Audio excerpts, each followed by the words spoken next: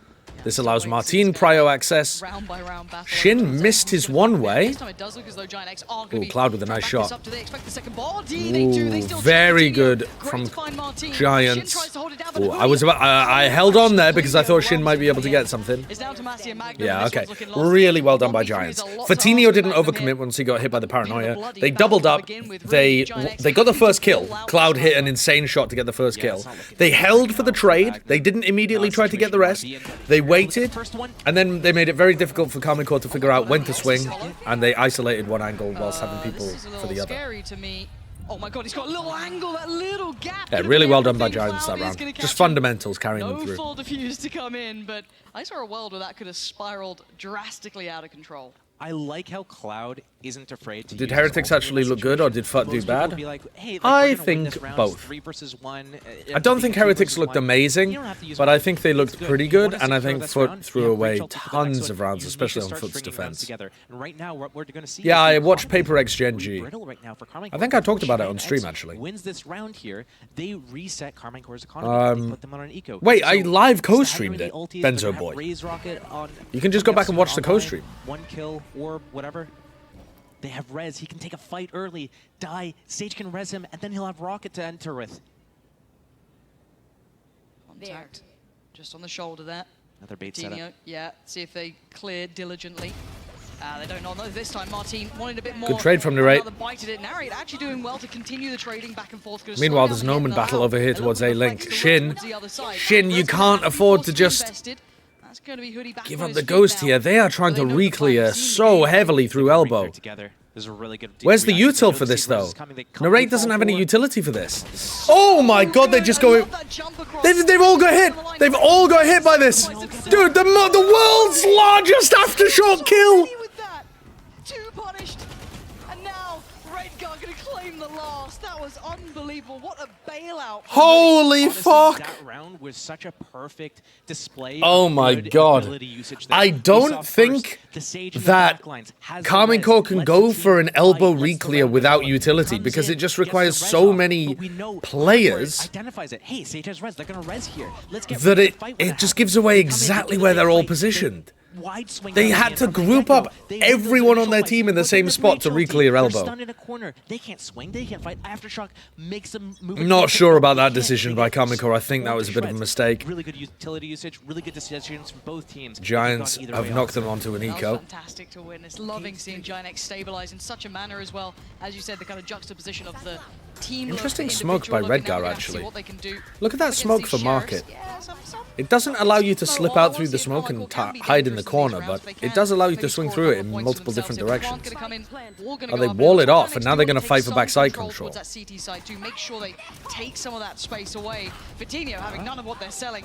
Why would you raise ult there? Why not use it as a counter raise ult for Martin? Karmine Corp actually looking to springboard off What the fuck is going on? Now Martin is just going to come in and get another pick. You can see the investments of the ult coming down. That's going to be This is rough, man. Oh, Redgar's got it. Oh, Redgar's got it.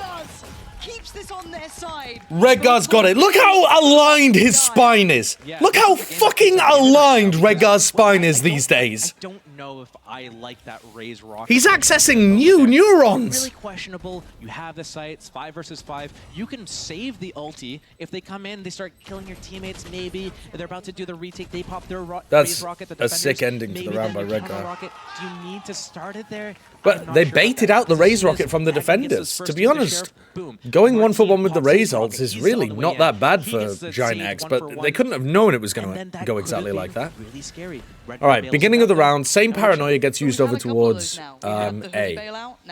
So, I think late round hitting A is a really good game plan for Giants. Because the utility that's being used early on here is like single-use util.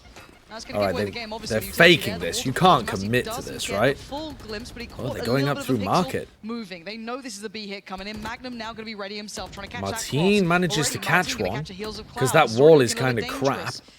Really trying to lead the way, clear the sight. Oh, beautiful snap back to attention. This is dangerous, but Nuki's got a sick lurk timing.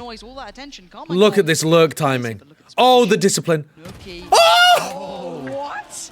Thomas, he just swings back in. I'm baffled if I'm Nookie, but it doesn't matter. The plant's now down. Even a fair on both sides. The ults are in, though. You can already see it. The pit put Here come the market players. Martin on the front line going to send away Fatinho. Oh, Hoodie really needs to swing there as Fatinho dies, but he got pushed away. This should be over. Unless Kamiko gets spammed through the smokes, and Martin almost does. No one biting. Oh, they lined up. Oh, for a moment there. These players are so weak. They're so weak. They're so fucking weak. Oh, the Giants got really nice and lucky with their spam through the smoke. They softened them up for the clutch. That's true. I mean, you can pick and choose from this roster. To be Thoughts fair, on the but pit far back every side? single time you think Carmine I gotta be honest with you, I ignored it because I don't have a clue what that is. is stepping up. I don't have a clue what that is. GiantX, they're the vision to kind of put that Sage wall deep into CT spawn to stop the rotations. And we saw what that did. It slowed down the rotations. They were worried about someone coming through middle and flanking. Yeah. They took their time through market, fighting that Boba, not letting Magnum take them all out again. And then they worked their way into the site. And then they got into the site. I think probably the spike smoke would have been better there as well, yeah, instead of smoking main. Caught. It's like, it's pretty unlucky. Goddamn. It's another one of those situations where it's like... Nookie did get unlucky, but you're the person also that's in the Kamiko work should have been spot, able to that's win in that the flank retake. spot. You need to wait for the round to develop. It's not your job to take the next step because people, especially with like the Sage wall being placed at top mid early in the round, they're going to expect something. Giants won that round without going late A. I still think late A is a really solid game plan so you here. have to wait. And when the defenders start moving in through Boba into sight, when they start moving in from God, market into Pipson sight, is that's popping your time off. to strike. You catch them in the back. If you go too early, then they're going to be potentially looking for you or clearing you out. So another situation where, yeah, it's like it's unlucky, but at the same time, it's also maybe a little bit too early. And my heart breaks a little for Carmine Core in this because I think Sentinels played better They've just hit the timeout here. in VCT so far than they played in Africa. Because yes, there's obviously things you can extrapolate. People just think because they won in Africa and they didn't win here, they're better in Africa. I don't think they are. Someone kind of almost I don't think so. Exceeding expectation, doing exceedingly well, which is fantastic. Obviously, for GiantX, you'll take it when you get it, but I mean, for the I think the Carmine Core side, competition's what are you just meant to say heavier. in those sort of timeouts? What are you meant to do? Is just like, okay, just don't get 1v4'd, I guess. Like, I don't know what you're meant to do in those scenarios. I wonder if they have to shift their focus. Here from comes the game breach shot. towards, like, That middle caught of onto game Magnum. and just change the setup a little bit. Because well, I mean, With how quick Fatinho was inside the trap wire there, they couldn't actually get the kill with the Sheriff. Nookie swings. Nice, aggressive, all playing together, making sure that their spacing's good. And they clean things up. It did cost them an ultimate, though. They had to use the breach ult on the anti-eco. At this point, yeah, it's going to be a formality. But, So round in yeah, the all end. right. GiantX going to take that cleanly. Now we see Kamiko And again. for Carmine Core, we've got to see what that timeout was for now coming into the next one. yeah, and it's just like with this composition, double controller and the Cypher, you're looking to kind of leverage that and play this like super defensive setup. But right now you're going against the Sage, just going to cut off rotations. The Yeah, Breach glad to is hear gonna it, Awesome completely Frame. just It was a destroy fun anybody interview. in sight. Fade comboing with that, with the Prowlers to clear positions out, the Eye to scan Okay. the site before they go in, and the Rocket to be really, or the Raze to be Let's really have a explosive look at Carmine Core, behind yeah. all of this utility. So So a right kill trip now, for like, backside maybe because the Giants shift have been of pushing focus, like, backside they're quite a always lot. doing these A fights, but Here they're never trying to really take testing A control. They've got past the paranoia. These guys, they don't That's have a the really sentinel. dangerous thing for Fatinho to do because Kamiko have been fighting elbow quite a lot, but he got away with it. He's got the They're just heal. playing so scared right now and trying to stay ahead of the fight and go head to I head. think don't they have should the be utility going for to do rehits, this. Giants. Can't I think they should be stop trying to this exit. rotate and then re-hitting. Last round, it was the hoodie showdown. They here need to after create that some Reds. pressure in mid. Whether or not they fully commit to this, I'm looking A for Redgar Redgar smoke in seeing mid, Redgar kind of taking break the a cam. wonder, showing some presence, keeping, a Redgar's little bit just of map smoke mid, control, man. so they can't Yeah, go there we those go. instantaneous stacks. They can't really. All right, so now he's pulling people away from A. This seems like a good timing once Redgar comes back to go for the A hit. And here they go. There's no smoke just yet. They smoke CT as a priority. Redgar's going to be the late retake. Sorry, the late thingy. Through for that flank, but they're worried about a flank here. And again, though, look at the counter. The late backstab is the word that I'm looking for. Redgar, you are the backstab, motherfucker. Don't commit off this. They're holding close to it, but Now, he doesn't know there's a trip there. This trip could end up booming At Redgar. this point, but we're going to see the utility still in play. The TP taking the cause of Wow, but the it's ready to teleport strike. just Martin goes down, completely 5 still stand for turned all of their GiantX. You heads. see Fatinho waiting as well. Redgar needs to break this trip. able to catch the cross as well, sit passively on the side. This is individual. This looks... I'm surprised Karmine Corp weren't able to get that. Shin and Magnum kind of, Shin and Narrate double-faced, and they still weren't able to kill Narrate. Sorry, what am I talking about? Fatinho. I'm mixing up the players on the teams. Karmine Corp double swung, Fatinho got one of them and managed to stay alive. Yeah, that was they look like a weird one. You know, a shell of their former selves, a shadow of their former selves. Because right now we're just, you know, we see them on defense of Split, and they're moving together so well, so fluid. And here it's just like the retake protocols on Split definitely look better than on this. I think their game plan is to maintain control of this area super heavily. So when they lose that area, it seems like they don't have as many good ideas of how to get back into the A site. Oh my god, they are just walking down. Redgar's died, spammed through the smoke. Hoodie's under a lot of pressure. They're going to try to react A, but that's into the trips. It might be a little too late in the day. Oh, Narrate, what a shot! What a shot! Crazy shooting from Narrate. Now, Magnum has to just not overflank, and they should have this round. It's like you know what you're talking about sometimes, Josh. It upsets me when it works out so well. But you were absolutely on the money. This presence in middle, trying to actually pressure throughout the map, has worked wonderfully. Now, can Nuki and Cloud do something? Potentially, but it's certainly an uphill battle. Plant going to come in. They have recovered weapons, though not many, to be fair. I don't see how Giants win this. They're stuffed in position. To be able to pick up the guns, stabilize, break the wall, and enter this retake. If Cloud thinks about Thomasy being there, maybe that round could have been winnable, but otherwise it is just done. It is over. Narrate has been phenomenal. The mid-push triggering out the fast A hit, and Narrate just hit outrageous shots. Tomasi fantastic in the end, but still, Karmine Corp collectively doing really what was needed earlier. Yeah, if they had done this a few rounds ago, it would have looked a little bit better. They do it here. They still have a chance to end the half 5-7. So it's not like the biggest deal in the world. They have the Raze Rocket going into this round. Yeah, that's a bit of a feed play by Redgar as well. We do see the Sage Res is in play again. We haven't really seen an op yet from either side. I wonder if that is going to be something that either team, like maybe going to the second half, is GiantX going to do that? Is it going to be the Sage? Is it going to be the Raze? But right now, yeah, there's so many options for both teams right now. I think Karmine Corp shouldn't do this play again, this 3-person A thing. They're going to get, I mean, they do have the Rocket. Yeah, I actually like it. I think 3-person A is going to be a good idea here because they can play soft. I don't like the fact that they used the Paranoia at the beginning again, but they can play soft here, and if Giants try to reclear towards A, they can hit them with the Rocket, with the Showstopper. I don't like Narrate over-pushing. Alright, Cloud dodged it, but Martin finished him off. Narrate gets another one. He's stuck in the corner, but Shin is there for help. Great shooting from Shin. This team is so skilled, man. This team is so fucking skilled. Go on, Karmine Corp. Go on. Yeah, I mean, 5-7 is God it's damn. not comfortable, but that recovery, especially those last 2 rounds, were so necessary for these guys to be able to have a chance closing out this game, closing out the series 2-0 even. But, like, I love the reactions that they had there. So I was like, oh, this A push, is this going to work out? Sick. But I think the second time that GiantX goes Is Sunset out known for middle being and breaks defense or that attack trip, sided it map? stimulates this action from Karmine Corp. They say, hey, we Most of the lost top middle, compositions so that people the run tripwires down, they tend to can favor go the into attack A, they can side, go to market, but it does because depend on what your we comp have is. to connect. But what they do is they connect from B and they connect from A. They re-clear mid together, and what that did is it meant that Karmine Corp went for the brilliant roster decision of just get 3 duelist players. Boom. Simply get 3 duelist players and 2 really skilled supportive players. Stick one of them on IGL, get a really good coach who's won a Masters tournament before, bada bing, and bada, boom. On this one. Still have the wall and the orb not placed from the Viper. It's going to be an explosive hit. Yeah, looks like Redgar's going to try and good timing on the Paranoia. Lil Bro gets assassinated. Nice position from Nuki. Redgar did a lot of distraction there for him. Now, this is the problem when you play on top, is that you create a one-way from mid. So, look, Magnum can see Nuki on top of that. That's something you've always got to be aware of when you play on top of that box.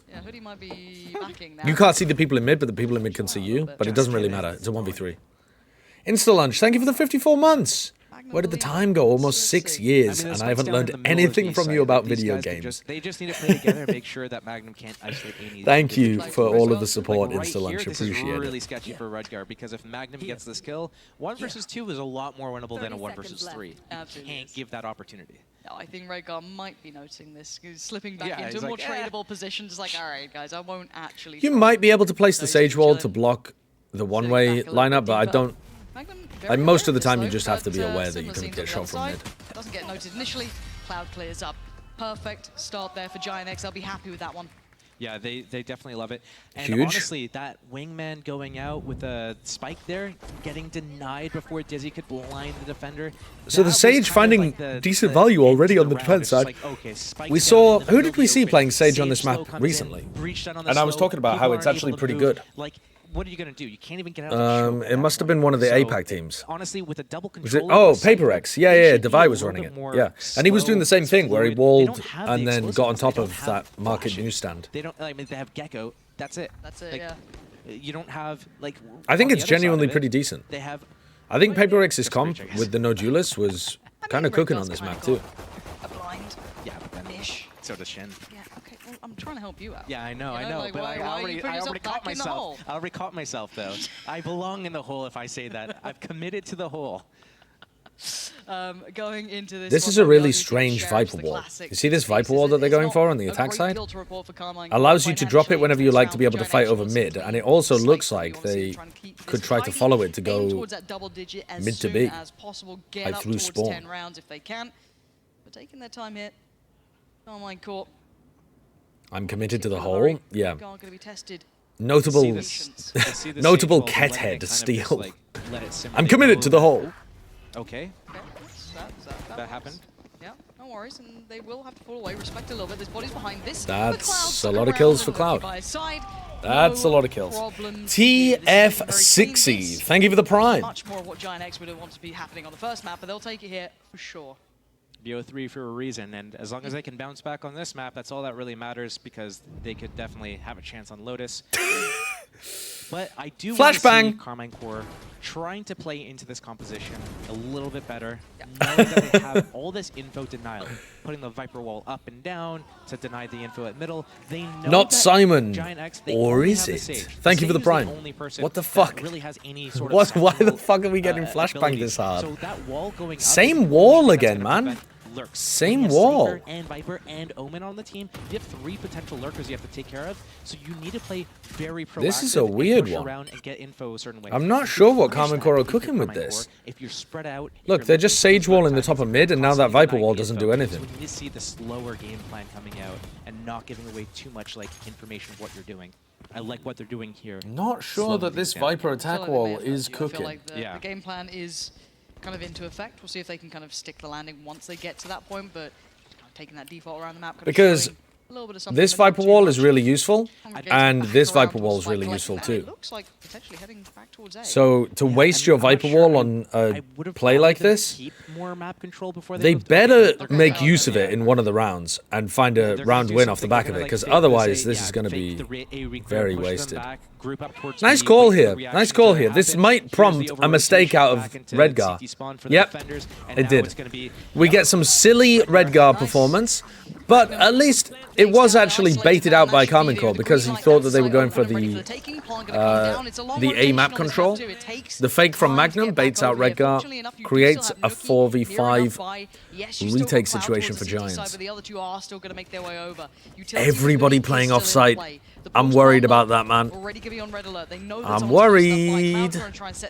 There's so much breach utility. They can smoke the site and... sorry, they can't smoke it, can they? But they can play in front of this with all of the util. Oh, they almost lined up. Nuki the one to make the most of it, and now it's a little uncomfortable. The defuse is starting. Hoodie's not going to be getting... Cloud! Holy Cloud! Holy fuck! Cloud just won a 1v2 and then a 1v1 in order to win the round for Giants. Cloud is a menace. definitely. Oh my god, he's so good. Getting so many multi-frags and great utility usage. I was actually thinking, wow, he's this round ADS'd. was actually really well played from Karmine Corp. They did everything. He's they needed to do. ADS'd. They slowly worked the map. Mr. Scientist Man, thank you for the prime. I think they played too many people off site in the post plan there, Karmine Corp. Went back into, they kept the control over B main. They went back to A. They did the fake reclear. They stimulated. They're thinking about it like, okay, there's no Omen, so there's no smoke on the spike, so we can all play off site.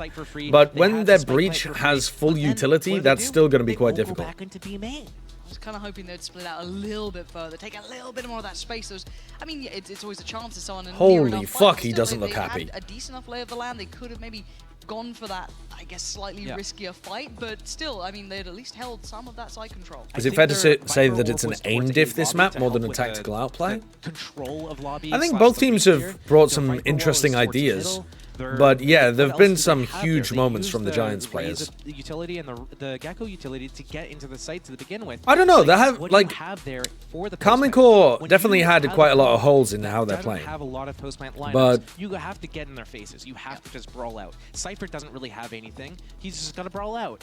Viper, you don't have your orb. Your mollies aren't going to do anything by themselves. You got to brawl out. So when you're in this composition, try to. I've got something stuck in my teeth and it's pissing me off. Into the market flank and getting the backstab. Yeah, I think that I don't think it's just an aim diff. I think that's too reductive. You did the Omen flash all the way through this line. Why does the Omen not walk through tiles and then get a backstab either through spawn or late through market? You have the opening into B site already. So we need to see them tighten up in those types of situations. Okay, this time they're going to use the Viper wall. The Sage didn't wall mid. So whether or not they can maybe implement something. So now they're going to drop the wall, try to take the fight with multiple people. Now they can put the wall up. Uphill struggle from that point onwards, but are they not going for it? Practice for the sake of getting those reps in and kind of showing that capability. Why not try it out now? They might lose the map without ever having used this Viper wall. Given is a little bit more mid pressure. Sage actually keeping the wall here. Going to use it either reactively or save it for the post plant. They know Sheriffs can't bust down a wall that All right, there we go. There's the rifles. wall to block market. Oh, there it is. That gets some good information. Here we go. They're actually trying to use the Viper wall. Cloud kills one after dodging the paranoia. He's so fucking good. He's making the Bulldog look like the best weapon in the game. He's so good. He's so fucking good, chat. He's so good. This isn't fair. This is like Agincourt. They had nothing and they got nothing. Cloud is using a fucking longbow. It's forbidden technology. It could be really valuable. They know that the Sage is playing around top mid / market area. They know the Omen is on the solo B site hold a lot of the time. They know there's a lot of effort towards this A lobby control. So it's going to be interesting to see if Karmine Corp can deny enough info, get enough He's space 20 and 9. and then utilize that big fish to open up the round. It can be if you want it to be. Appreciate that, thank you. It's better than Peel. I didn't come up with that. Right? I'm as much of a victim as you are. As it stands, Fatinho gets posted on the aggressive A line. Deeper A main control, A lobby control is. And without the Viper wall being used here, I mean, the Viper orb is pretty good for pushing him away. So I suppose they're not really missing that on the A side. But they're not pushing Fatinho off the angle just with that Viper orb. Sees nothing. Omen reacts, puts the smoke down on B. Still. And they're not threatening the B lurk either, which would have been incredible against a Cypherless comp. More aggressively. They have the Cypher trap. What's he going to do? He's going to wait for someone to try, like raise to push through and flank. They're going into a 4-man B main hit. They don't the wall's just been used from Nookie here as well, so this is fairly fresh. Well, that has to be a real big that means here. that these people are planning to flood in from CT. Nice, good paranoia. Nookie and Cloud need to start getting back in. Big flood, good work. The mosh pit actually does isolate Redgar a little bit. But by the time they try to capitalize, it's already over. This is all but over. Tomasi tries to make a last stand, but this is GiantX with a grip on this game. Yeah, I'm not sure. I think Karmine Corp is. I think they need that Viper. They need the Viper wall on B. Like good enough game plan or specifically what it is. But like, I don't hate the idea of it. The following the thrash in, trying to get in there, but no one's peeking with it, and Redgar's able to peek out. destroy the Thrash, have the smoke up on main, throw the Omen blind, It and have is like they're afraid of. It's like they're afraid of Cypher utility in the way that they're playing timidly on B. Made them worry about top mid. They haven't made them worry about A. Raze has full control over A. You need to do something to deny info. All right, where's the operator? So that you can actually Redgar opping down B like this. You don't have the comp for it. Yeah, it looks uncomfortable for Carmine Core here. And I think Steele's final sentence there is really important. You can't just do full site execs. You don't have the comp for it. Oh, hello. They're finally using the Viper Wall. They are finally using the Viper Wall. Put pressure A and slink through mid. Great plan from Carmine Core. The problem is, it's the only time that they've done it. Oh, he's going to get 2. Amazing stuff. Awesome. We finally see the value of the Viper Wall. There is still a problem. There is still a man here. And importantly, they created A pressure to keep 3 players towards A and slunk through it. But at the end of the day, look at the scoreline here. It's too little too late. And what Steele was saying was, this comp is not a hard exec comp. It's not a double initiator. It's not even a double duelist or whatever, right? It's not a let's run at them on site kind of composition. So what that means is you're supposed to be slowly taking map control with the double controllers. But if you have a Viper Wall here, every single round, you don't really have very much ability to take map control with the controllers. The Viper dying It's won them 1 round, when it could be giving them a better chance at winning many rounds. So I think...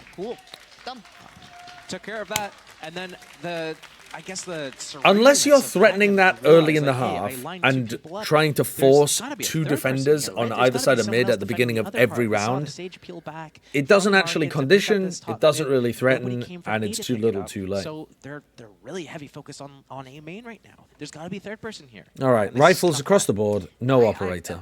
Again, this feels like a moment of reprise from probably the bigger issue is that that's not a repeat. Carmine Core could still make a bit of a run of this.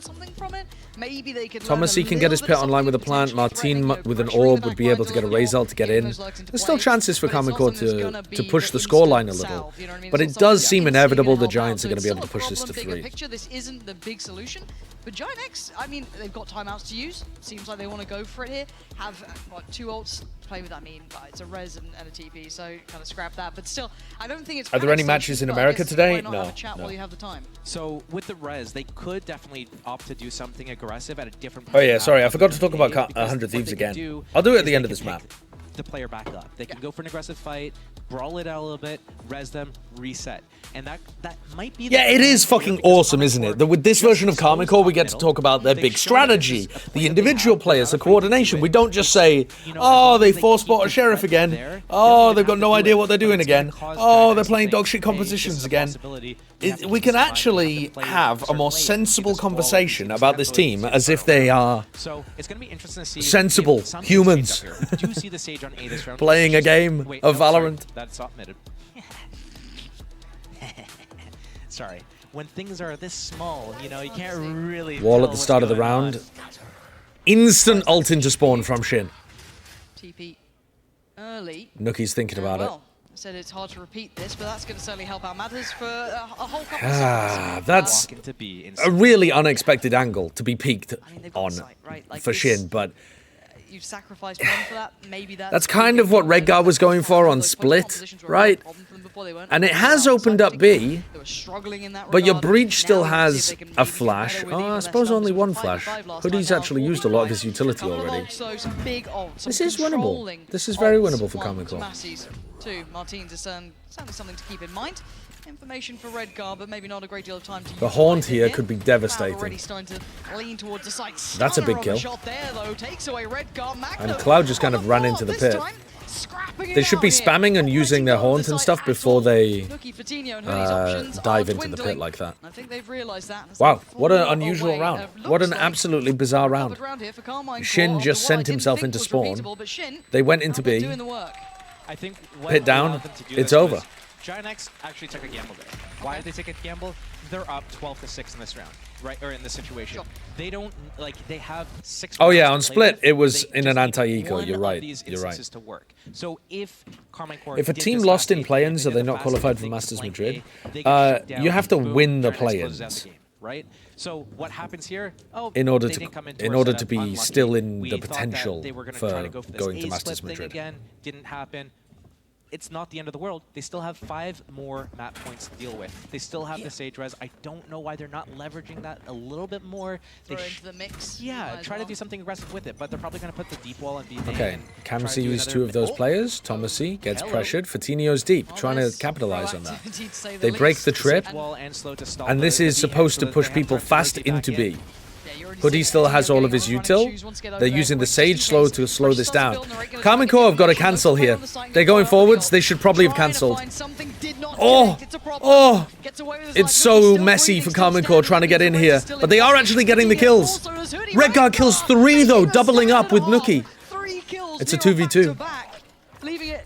The thing is, trying to react into B there is the correct play, but when you're reacting into a Sage who's got a wall and then slows in your face, you're not actually going to be able to react quickly, are you? So that's why I was saying it might be best to cancel and just go back and re-clear A. But alright, they ended up in a 2v2. Redguard doesn't have a smoke yet. When does he have a smoke online? He goes for the deep smoke instead of smoking the spike. To just stagger. Here's the first. Oh my god. Wait! Oh! Close. Close. I've got heart Close. palpitations at that one. There was a moment where it got a little too dicey, but there's still life in the Karmine Close. side, right? This is 3 in a row. Now, hey, they had a lot of rounds to play with, right? GiantX, you said it, they're not in a massive hurry. Wait, what are you talking about? Are you asking what the tiebreakers are? Oh, the play-ins tiebreaker will probably be the same as the usual tiebreakers, which is head-to-head, then...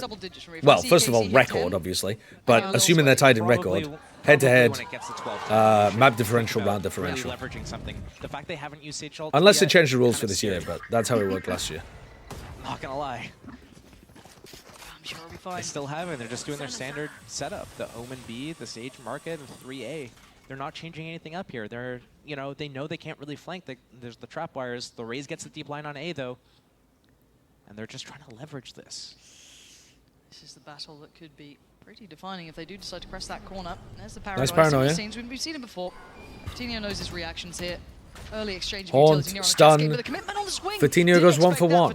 Goes around, Ooh, and Redguard spots them. They're already out. He's not going to realize that. Finally, Karmine Corp are actually abusing the lack of Cypher on B. Let's go, KC. Let's go. You've actually got chances to win this game now. Up 9, or not up, but no. They can use the breach flash to get in here and get the res off. Oh no. Recongregating around towards CT though. Flash, res, this gets difficult. Karmine Corp have got a swing to punish. Good swing to punish! Great understanding of what Giants were going for there. What a fucking sick call. Let's go, allez les bleus, allez. No, I think they do 1 light buy and then they buy out the next couple rounds. But honestly, like I thought, okay, 12-6. They're not afraid to do these gambles. Cool. They're doing like this 2 top mid, 3 on A. They're not afraid to. Okay. Just, like, take So now Redguard's getting abused over towards B. So having some kind of B aggressive setup would be a good idea here as an adjustment for Giants, I think. But Karmine Corp now, well, actually, I guess you don't want to do the adjustment in this round because you've got an eco round. But next round, this is going to get a really close game. This is going to become an extremely close game. The worry for Karmine Corp is that even as they win rounds, they're going to get close to big ultimates, right? So, oh my god, Redguard. He's been seen. Yeah. The camera must have. Yeah, right? something's been seen. Redguard is very. There's a follow-up maybe from Hoodie. Yeah, I think the camera's just around the corner. So like, definitely seen. Was someone going to cover him if the peak came from Redguard? I'm not sure. Are Karmine Corp actually doing good? Yes. Again, this is They're doing pretty fucking good. This is more than likely going to be 10 to 12, and as at least to my mind, that is when I do hit the panic. So again, slightly. this is worrying for Giants because Karmine Corp are making the comeback. The problem is, at some point here, Giants' ult cycle is going to come online with rifles. In fact, it might even be this next round. As it stands, Cloud's got his ready to go for when is required. This should take quite a... And that just might be the nail in the coffin for Karmine Corp. Does have a rifle as well. Does he get the chance to use it? No, he absolutely doesn't. Looking out. 1v3. All right, that's a shot. He can get half. You're going to make him sweat here, Nookie. They can work for their dinner. They got to get a move on. Nuki is going to make this one painful. Oh, they didn't go for it. Wait a second, there's no way. There is something There's about no this way. man that is always so dangerous. The time is running low. Magnum's patience is being tested. Oh. And he's done perfectly well in the end. Got a little bit scary there. Again, they survived. They survived. Damn. Fight another day. That's some 2 more nookie rounds. skill They have to on come show. back. They Almost do won have the the clutch flashback there. to narrate. It's gonna That be would have been interesting to see utterly if they do devastating this for Comical. 4-man B hit again. Look at the cam. That GiantX, they get the raise on the aggressive A line. That's so If they funny. set raise up on Right, this A-line, so this is where things... This is the most difficult round for Comical now. are you able to Because catch they're that? going There's the into an attacking round where the defenders have Nightfall, and they're about to get their Showstopper online as well. They're reading, hey, the last time they had the Thrash, they went B with it. Let's do this like aggressive B. Okay, love this. Redgar was getting abused over towards B. They don't have a Cypher, so I said they wanted to play B main aggressive, right? That's what they've gone for. They went for an eco round setup in the previous. Now that they have rifles, they're actually ready to like seasonate B main, that kind of stuff. And they've still got a decent setup over here. They got wall, they got slows to be able to fight over this area. Nuki can't get too aggro, but he really wants info. If Nuki gets punished, it's go, go, go time for Karman Core. So it's different. This is going to be surely. Nuki's gonna get punished here, surely. Nuki. Yeah. Too aggro with, like, Your team's all the it doesn't way make through B. sense. They have all the info here. Yeah, it just doesn't make sense. Info one mid. They broke the Sage wall. You know that they're towards A. They have to be there. There's no other place they could be. Yeah, this is scary. And this is the all go that button. information free flowing. Oh, they're gonna Nightfall immediately. I think that's a mistake again from Giants. There's no ability to follow up on that Nightfall. I think that's a massive error from Cloud. That's a huge ultimate that they've just thrown away. Smile a little bit here. Starting to feel out this game because you just got yourself a plant. Safe on the site. You got good control. They've repositioned. Some kills through smokes here could be everything. Redgar, Chad running in.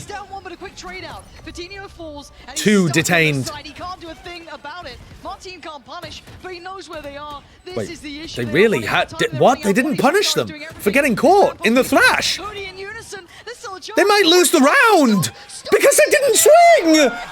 Everyone was detained, man. Wow, that was actually... They had like 3 seconds to swing before the nade. Yeah, you got me. I'm sticking this defuse. You're gonna multi-frag. So much respect there. No, Karman Core, no.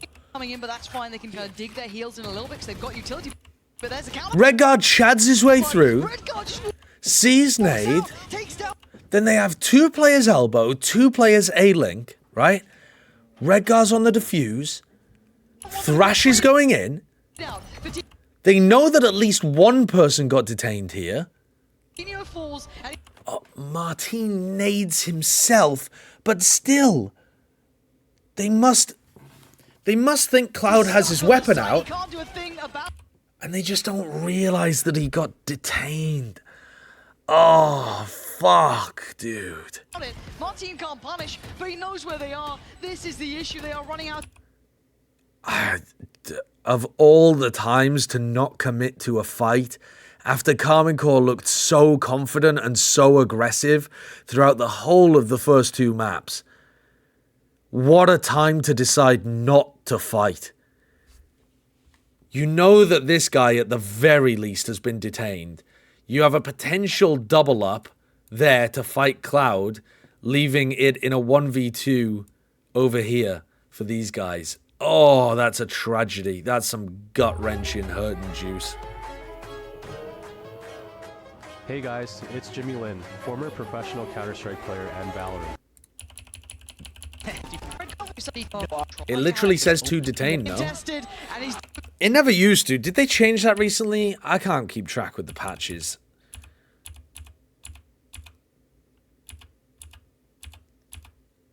As well, that's gonna be good control. No lurks. I don't think you get told. In a little bit because they've got utility, but there's a counter flood. Redgar just walks out, takes down one, but a quick trade out. Coutinho falls, and he's.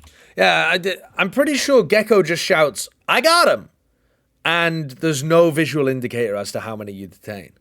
I might be wrong with that. I don't play Gecko a lot, but I don't think you get any indicator. Oh, I am a Gecko player? Yeah. He doesn't say how many. I mean, that would be a nice buff for Gecko, but No. Oh, tragic. You do for multiple, though? I don't think you do. I think you're gaslighting me, chat. Flood. Redguard just walks out, takes down one, but a quick trade out. Patino falls, and he's stuck on the... Well, I mean, we don't hear any audio cue, but I really think you guys are lying and gaslighting and girl keeping and gay bossing me.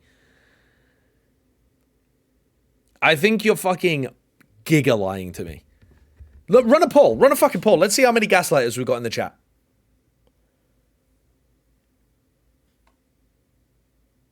Run a poll. Let's see how many fucking gaslighters we've got.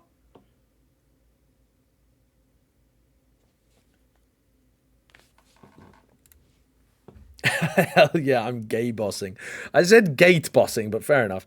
Arctic Walrus, thank you for the 12 months. Google his voice lines. Okay, let's have a look. Gecko voice line multiple thrash. Gecko ultimate voice lines all languages. Gecko... I mean, where am I even going to find this, man? Gecko voice lines.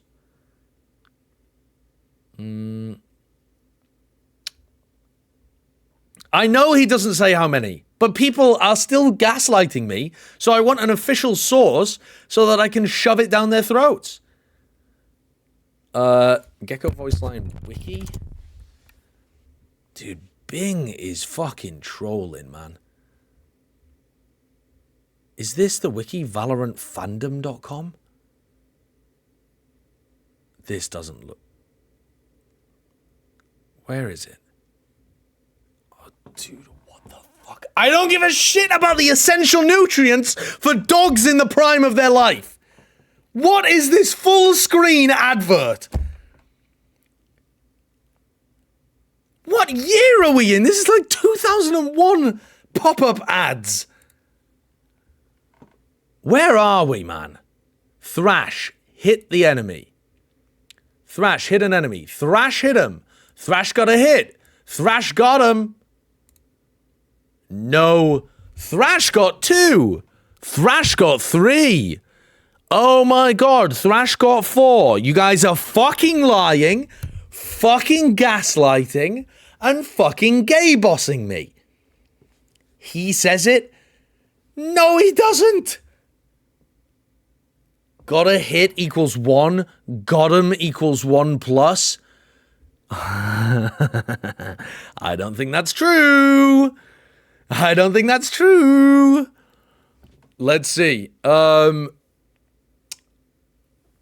How would we even... Dude, I'm launching Valorant. We're going to test this. We're going to fucking test this. We're going to test it. I think you're fucking lying to me. I'm so confident that you're fucking lying to me. And I just want to say, if you are, I'm never reading my chat again. I'm your host Yingsu, and I've got... I'm never reading my chat again if you're lying to me.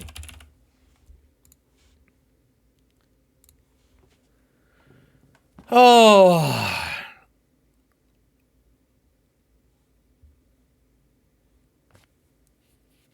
You and who in the server? I'll find people. Fuck, now I've got to go through logging in, getting my 2-factor authentication. Jesus Christ.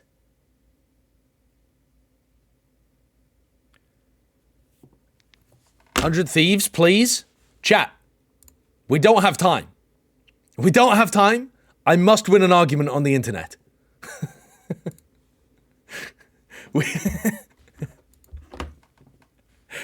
Oh, okay, you know what? I can't be arsed doing this. I don't even want to launch Valorant. I'm going to have to launch Valorant, then I'm going to have to fucking get in. Listen, if any of the rest of you are interested in testing it for me, I will watch the clip and I will shout you out on stream. What have I done here? I've the attacking side, GiantX, they tried to make up for that with... I'm not conceding the argument. I'm correct. It wasn't really working out well towards that market side. I felt like that wall continued to get just shot down. Chat does not win. They ended up switching things up in the end and made that comeback. Yeah, exactly. And not only that, they were using this, all right. You know, so deeper onto... Okay, let's talk about 100 Thieves then. All right? So my impression of 100 Thieves is that Boostio's got them headed in the right direction. They are willing to take fights. They're not trying to play to only get the trade out. They're happy to send it a little bit, be aggressive on defense, that kind of thing. One of the problems is that at the moment, the times that they're choosing to do the individual stuff are off by quite a lot. And I think a lot of that is coming down to Asuna. And I was of the opinion headed into this season that Asuna would be a good flex player with a lot of good comms and be very additive to the team. But as the meta has shaken out, it seems like they want Asuna to be on primary duelist for a lot of their map pool. And I don't think that's a good idea. I think that that team is still in a bit of a problem state where they don't have somebody who's comfortable playing attack side duelist. And it's the exact opposite problem to Cryo, where Cryo didn't understand how to take the timings on attack and wasn't aggressive enough at being able to find the openings unless it was part of a big set execute. Asuna's not waiting for his teammates to support him. There are so many moments where Asuna is like dragging the team forward, in my opinion. And basically you've got situations happening like this. Asuna goes forwards to take a timing and is positioned like here. The rest of his team's back here. Most top duelist players will try to stabilize here, let the rest of their team catch up to them, and then take the next, like, jump forwards. Do you see what I mean? So maybe they'll... We've seen it in this game. When they entry into split, for example, we saw them sometimes, you know, double blast back into a position, hold for a little moment, wait for the others to catch up, and then try to go again, either with another piece of utility or with a second player.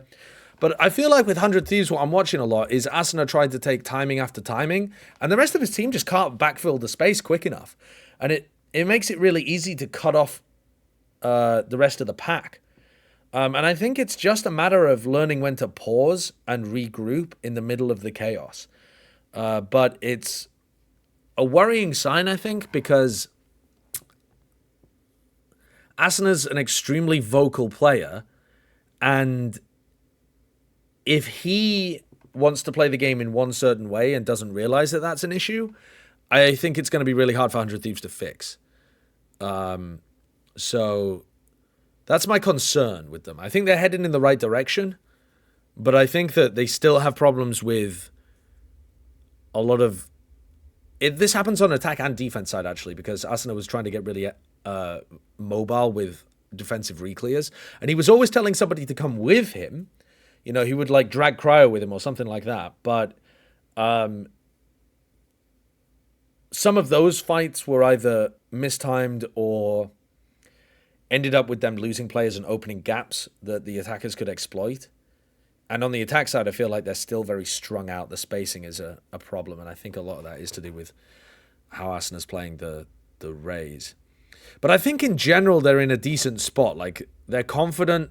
They've got some good executes. Boostio's calling some level of more elaborate stuff, not just hard exec kind of stuff like we saw against Leviathan. There was a bit more nuance to the way that he called the attack sides against Sen, I think. So, yeah, decent. All right, what's this? Evidence? Your Honor? Exhibit A. Gek, you have ult, just use it when you get out of my tap. way. Going again. Thrash got him. Thrash got him. Now, either non-gendered pronoun or plural. But it's not plural, so it can't be that he only says got him for when he hits multiple people. Huh. Was I right all along? Was I right all along?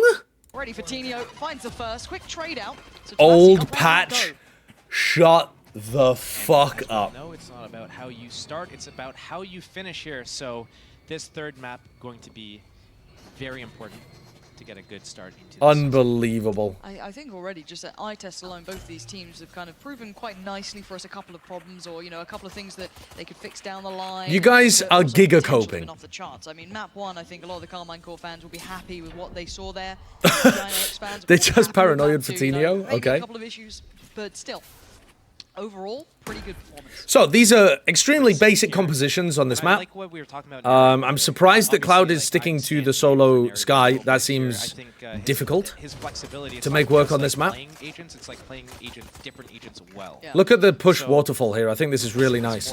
Fantastic Panic. Thank you for the 5 gifteds. Thank you, thank you. All right, I'm looking to see what springboards them forward. Looks like just the paranoia was sent through and they're going to go for the challenge already. A little bit of a trade down the side. Magnum there, he's still going to be on this one. Shin tips away from Tino found. It is clean from Carmine Core. Yeah, that was kind of interesting. Gunfight differential. Actual gunfight differential. What the fuck? It was clear to me. I think Giants had a nice position in the post, but neither team really. Yeah, goddamn. We saw GiantX. They're like, okay, we already have 2 people walking towards C. There's a big fight happening at B. Maybe there's an opening that we can take. It's 2-on-1. They get into the site. They get the plant, but it didn't look like Carmine Core had like a really good plan behind it. But then they come in for the retake. They have 1 coming late through waterfall area, 3 through spawn, and they come in and they just win their duels. I know, Fantastic Panic. I know. The basic stuff well. The people just won't believe me. Kind of like carrying them right now. Different Viper Wall here. Propel themselves forward in this round. I like this one. It's a cool Viper Wall from Thomasy. It does mean that you have to be over towards tree at the start of the round, though. So it kind of gives away where Viper's positioned. You're looking at 5 standing if possible. But I don't think that's too much of a problem. This game, it's still the standard we hold across the board here. I guess in theory, when you see that wall, you might be able to go for a C pop. If you're not worried about the snake bite on C, it gets a lot easier to hit. Good mental picture of what you're coming up against here. Why is he so red? I'm going for the atmospheric lighting effect. It's in contrast to my heart, which is blue. This is fact-finding for the bigger buy rounds. What color is it, chat? Carmine Core have bodies here. They've got a boatload of utility. I said, what color is it, chat? Yeah, Red Guard's gone a little bit closer, which is nice, but... Again, there we go! Blue! Blue! Blue! You want to see them trying to get those little bits of information. Testing out the timing, 40 seconds That's now. more like it. Clock going to start becoming a factor. Just classics, except the sheriff on the board. I caught somebody in the chat said rainbow for gay boss. It didn't work out. It was smart. They opened the door. They made all this pressure. They made this move towards hey, like we're over here. Very funny. I misspoke. I misspoke. Very funny. And now Carmine Core is like, well, we've already committed to this rotate. Like, what are we going to do here? We can't just rotate back to B or C. Okay. Let's just push into. Redgar is not inting. He's had a couple of rounds where he's inted, but generally he isn't. But at least they can get a kill or 2. Maybe they get a kill. They pick up a He's had both sides of it. and then they're able to use that. He's generally been calling a decent game, and he's had some rounds where he pops off, and he's had a few, I would say maybe 3 rounds where he's gone for the ultra feed. Let's see if that continues as we get into But 3 rounds is not that bad really for Redgar. This is still a bit of a bonus round though. We do have Bulldogs out, so 4 Bulldogs. It might have been more than 3, but it's not that many. So this is just, you tilt this towards GiantX, but Carmine Core getting proactive, and that's dangerous. Hoodie going to be That is an unexpected timing to go for that double face. They're going to try to react into C, but there's 3 players there. This is a really nice disguise from Carmine Core. Looking like they want to try and like really disguising how many people are here. Now they know there's 3 here. Now they know there's 3 players here. But they don't have the lurker alive anymore, so they don't have an ability to go back towards A. Giants are kind of stuck here. They've got a minute on the clock, so they can still go back and try to re-clear towards B or something. I think good pathing right now would be to go back, make sure that this sightline's safe, go back through here, pressure towards B, and then react C. I would have left somebody here. Viper wall maybe, or is it doesn't matter. They pushed up and cleared it. But all right, there's 40 seconds left. Redgar's come up with a game plan. Where are they going? At all, really, except for 1 round. Where the fuck are they going? Okay, so they're going to end B whilst faking A. They had to reclear all this space because they had no one obviously watching behind. So Redgar still has 1 smoke. 20 seconds or so now. By the time they pull people towards A. You already just had Who was it? They On the break other the side, Gary door. putting down the utility to This is a clear bit out, make sure no one's wonky, on but they're timeout. getting the job done. Shin could miss this up. Nope, Redgar with the pick. All right, are they going to flood? Yes, they flood with a piece of fade utility. Sick! Let's fucking go! Sick flood attempt, Carmen Call. That's coordinated. Let's go. Go back and re-clear A, but when they go A, they're trying to open the door. Hey, fake A, go B. But what is that actually doing? It's pulling all of the players from C to where? Towards B, because that's the first stop on the way back towards A is to stop at B. So we see the flood coming in. They're coming through Heaven. They're coming through Waterfall. They're just sprinting in. Once I think that spike is starting to the call to go and pressure B and NC would have been better there, but I think Carmen Call reacted to that really nicely. And we just do this brawl anyways. Really good. Incroyable. Right now, completely different defense than we saw last map. Yeah, I think we're starting to see the comfort of where their map pool's starting to lie. Obviously, this is the beauty of early season, right? You have no idea what the map was really going to look like from these teams. This looks a little bit better for Carmine Core. Obviously, Sunset was GiantX's choice, but regardless, Giants are going to double smoke this. What are they cooking? GiantX are going to be having to, What is that smoke that Redgar's gone for? Utility here and there, but very little to report. Wide of wide swings. Oh, wait, this is dangerous. As well. They're not going down without a fight. And the UI's not going down. It's 2v3. But you know what? That's fine. We'll catch up. There it is. Nookie and Hoodie, the last two alive, but maybe they could get a little bit. Why is of damage Barracks as so well. fucked today? Oh, he just headshot Magnum through the wall. For the puzzle for Carmine Corp. And options and opportunities later on, potentially for GiantX, maybe for Nookie there. A lockdown on the horizon could be lovely. Ooh, Magnum still with an aggressive position, even though he's on 7 health. Very comfortably. Shouldn't be winnable now for Hoodie. Now with 38 seconds, this should be very difficult. Yeah, this is going to be... Why is Barracks fucked? Yeah, I know. First kill on Magnum could be a thing, but the high-low setup... Dude, I've got some funny stories for you, Bala. Wait, he's still alive. I thought for sure that I don't know was whether Gunner. you've heard them already, though. He's down to 7 health. I thought for sure one bullet was going to do with the Sheriff. But yeah, I mean, all you can really hope for from Hoodie here is maybe a kill, maybe take away something. You've heard nothing? Okay, good. Something. It'll be entertaining for you. One ulti orb. But, Share? Ah, yes. Let me just talk publicly about everything that's been happening behind the scenes. Let me simply leak everything. I'm in an unbelievable bubble for the last 4 months. I haven't spoken to a soul. That's kind of nice, honestly. I think that's fucking cool. Just vibing. Where's the co in co-stream? It's me. I'm a company. Sideshow and Co. But Carmine Corp being very dynamic on their setups here. Limited liability company. You give me money, I give you co-stream. This is really cool, and we're going to see all these coming in place soon too. Yeah, bit of variety, take that map space. My days of leaking are over, chat. They are over. Down range and hoping for connection, but nothing really there. They've already peeled away from that. Oh, Thomasy. Wow! This Viper Wall is cooking! And then the haunt off the back as well! Calming cookers! They've got very little space. They're stuck in no man's land. They don't know much Holy shit! lines, really. They just have to try and face forward or walk back. And then the spam on the ult orb as well. Off the tap of the orb. You can see Holy fuck. to punish Coutinho. Holy fuck. That could be, but I don't think it's going to actually connect as well as he had hoped. It's not. And now they're starting to struggle here, starting to clutch at straws, trying to find any options available. But Carmine Corp already starting to surround this. They aren't putting everything out here. It looks like the swing comes in. It's a 1-for-1. But that's Spike, and that's another issue. Oh. Good trades from Fatinho. He's actually made this winnable in a 1v2, and he has ult as well. I mean, popping the ult here would be a good idea. Just to be able to get in. I mean, pop the ult and plant is what I think I would like to see from him. He's got to know both players nearby. Pop the ult. Pop the ult as a reaction to it, man. 20 seconds now, time ticking. Paint Shell there to try and find some safety. Pops the ult, he's getting paranoid. There we go. Oh, wait. Shin's read it. Shin's read it! Not at all. Shin played it very What a fucking read, man. What a read. And Carmine Corp is just steamrolling right now. They have so much confidence. You can see it in all the individual decisions that they're making. Absolute cinema. The starter round plan for the 3 people B. That is such a sick setup. I think that Viper Wall's good anyway, just in general, because it gives you slightly more ability to fight like aggressive over B control. But the fact that you could hold tree with snake bites if you wanted, or you could just hide in the corner and allow your opponents to make a mistake of not clearing it, That's cooking. We're down 5-0. We're not really playing into our confidence. God damn. Master Chef Eng rustling up a storm out here. A storm. A little bit bad. We're just bleeding out here.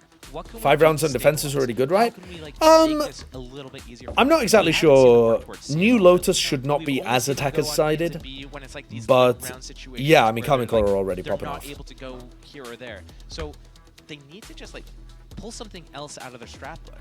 They have to have more depth in this, right?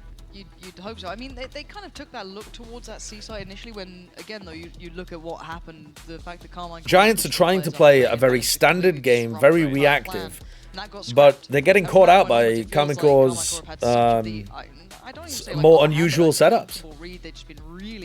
I think Redgar's really struggling to get a read on what's going on in this game. We didn't even see the end goal of potentially Developing Puma, thank you for the 7 months. Which team did Eng coach before? Well, he was coaching TSM, I think, last season.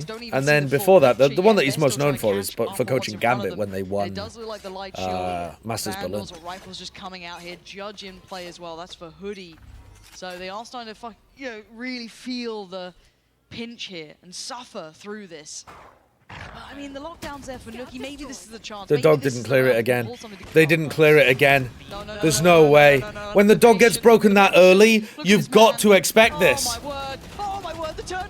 He got 2. How did he get the headshot on Redgar? This is devastating. This round's already in tatters. Like, not 2 rounds? What? I mean, back-to-back rounds. Losing the round because your dog doesn't check something. Devastating.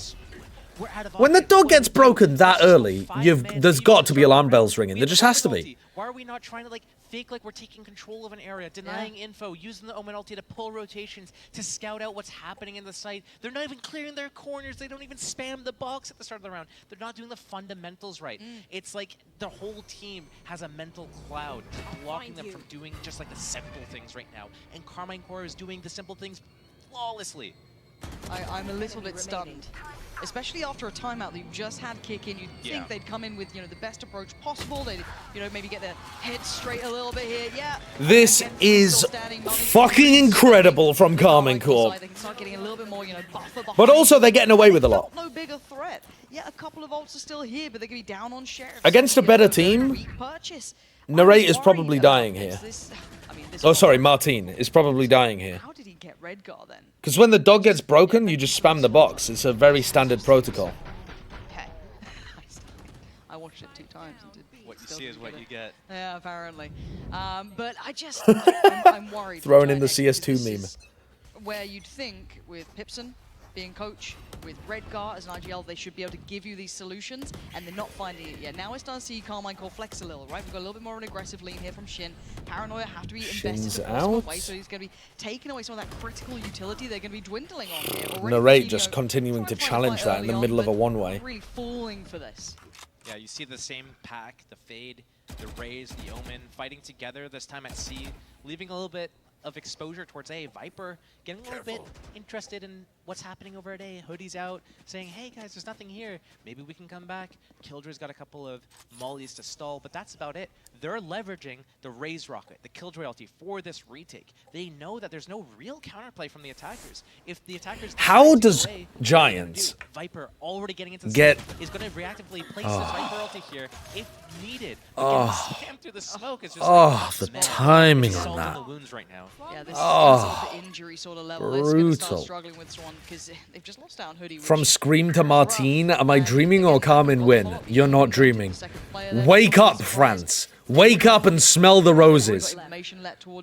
Wake up and smell les escargots. Because we're gonna escar fucking go to playoffs with this Karmine Core team. So this is when you're running low. It's blue, baby. It's blue the whole way.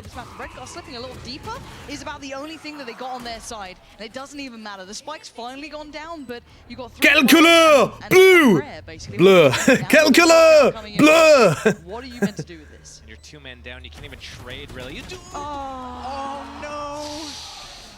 You hate to see that. It's just like, everything's over, and then it's just like, it's even more over at that point. It's like, what do you... I'm just gonna be kind to the Giants fans. It's sad. Like, what... I think we'll watch the next 5 minutes without any... I mean, it's the revenge. Without any of the gameplay, just to be kind to the Giants fans. I realized being a Carmine Core fan was rough. It was a really rough season for them. I think we saw glimmers of hope throughout it, but I mean, they gutted it from the inside out, right? They completely rebuilt this roster. Oh, I'm having to watch a replay. Giants fans, you don't want to watch that. You don't want to watch that. And they got themselves a squad. Already seeing this is fantastic for them. 7-0, this is a big confidence booster against one of the probably more established rosters still in this league. Okay, so this round, they've put down the same Viper wall, but Thomasy isn't playing inside tree. To put on the mantelpiece, but we go back in, buy back in place. Couple of ults in play here for GiantX. There's no need to take these kind of risks, Shin. There's no need. Whatever. Whatever. Carmine Core are getting away with anything they want right now. Anything they want. What are we going to do to get ourselves our first round on the Mental in the bin now for Giants? Yeah. God, there's a pit for Hoodie to try to scale through as well. As part of a fake with the Sky ulti, once they get the information, they can hunt down the Viper with the Sky cabbages. Okay. That wasn't very good from Thomasy. That's reasonable things, isn't He it? should have waited for longer there with his rifle out before he started to move forwards, even if he wanted to re-clear tree. We've had in a moment here. They can get themselves a little bit more situated, right? The post plant can be a little bit more comfortable, but we're going to start seeing those ults being lent upon. Nuki almost just trying to hinder, slow down, keep them back. You can see the temptation. Yeah, Cloud's really chomping at that bit. He's like, but what if I get the timing right? I can get 3. Guys, think about what I could do here. And the timing could be right. Depends Cloud's on got Shin. Cloud is now a big problem. Ray's ult for Tinio. Nice. Giants are getting one. Doing any sort of damage, leaving it all on Magnum in a 1v3. Okay. There we go. Response made for GiantX. At Desfears. At Desfears. Any Brazilians in the chat? Why is the 7-1 so inevitable?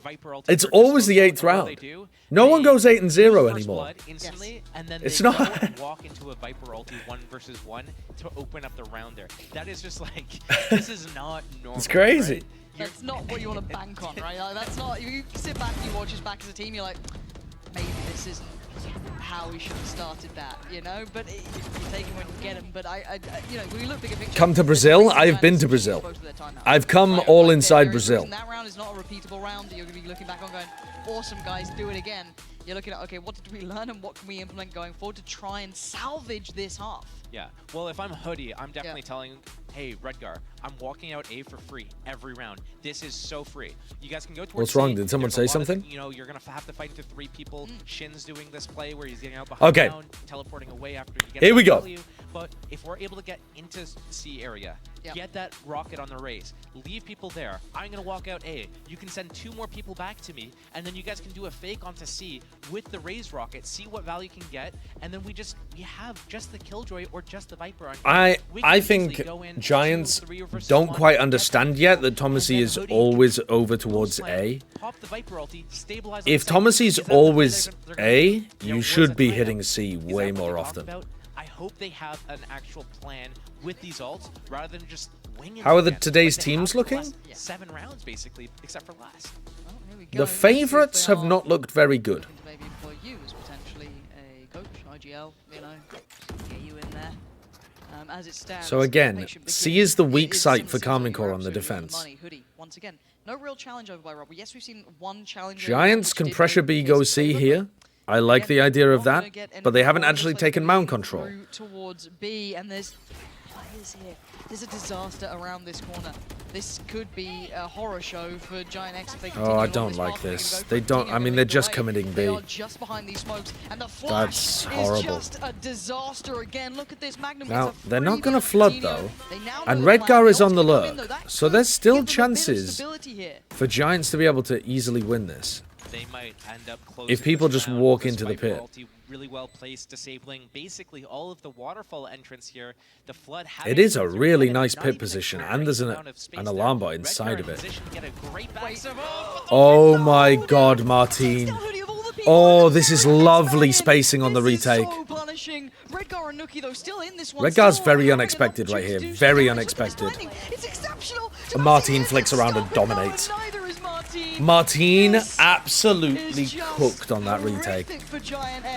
He found the positioning of the Viper, jumped on his head, got him with the blap blap. Holy shit. Holy shit. Expression at the start of it was just horrific. It was a bad idea for the round, committing on the B exec. Come back to B, group with the team. I see the vision getting into B. Get that flank, get the Viper.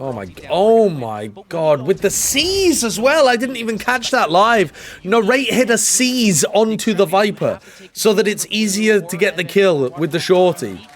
Yo, Carmen Core are fucking cooking. They have Redguard on the flank, but they had no info C. They didn't even have info B. They could walk into a 3-man trap again. You know, Martin could be there behind the box again. Did they even clear it? And now, a little bit of a... I want to see the difference here. Again, we do have this similar look to an extent, at least coming out from Carmichael. They've set this... Please open the B to C door to clear Mound and hit C one time, Giants. One time. Look at this. They have so much of the map for free. They know this. They can instantly put bodies towards B, towards A. They can just... They're just sending it A. At least this time they have a good plan to deal with Thomasy. And Magnum does go down. Wow. These guys are so skilled on Carmen Core, it's fucking crazy. Back down to a 3v3. The plant will come in uncontested as it stands, as Hoodie basically using himself as the bodyguard, right? I'll put my They've got a bit of a double face here.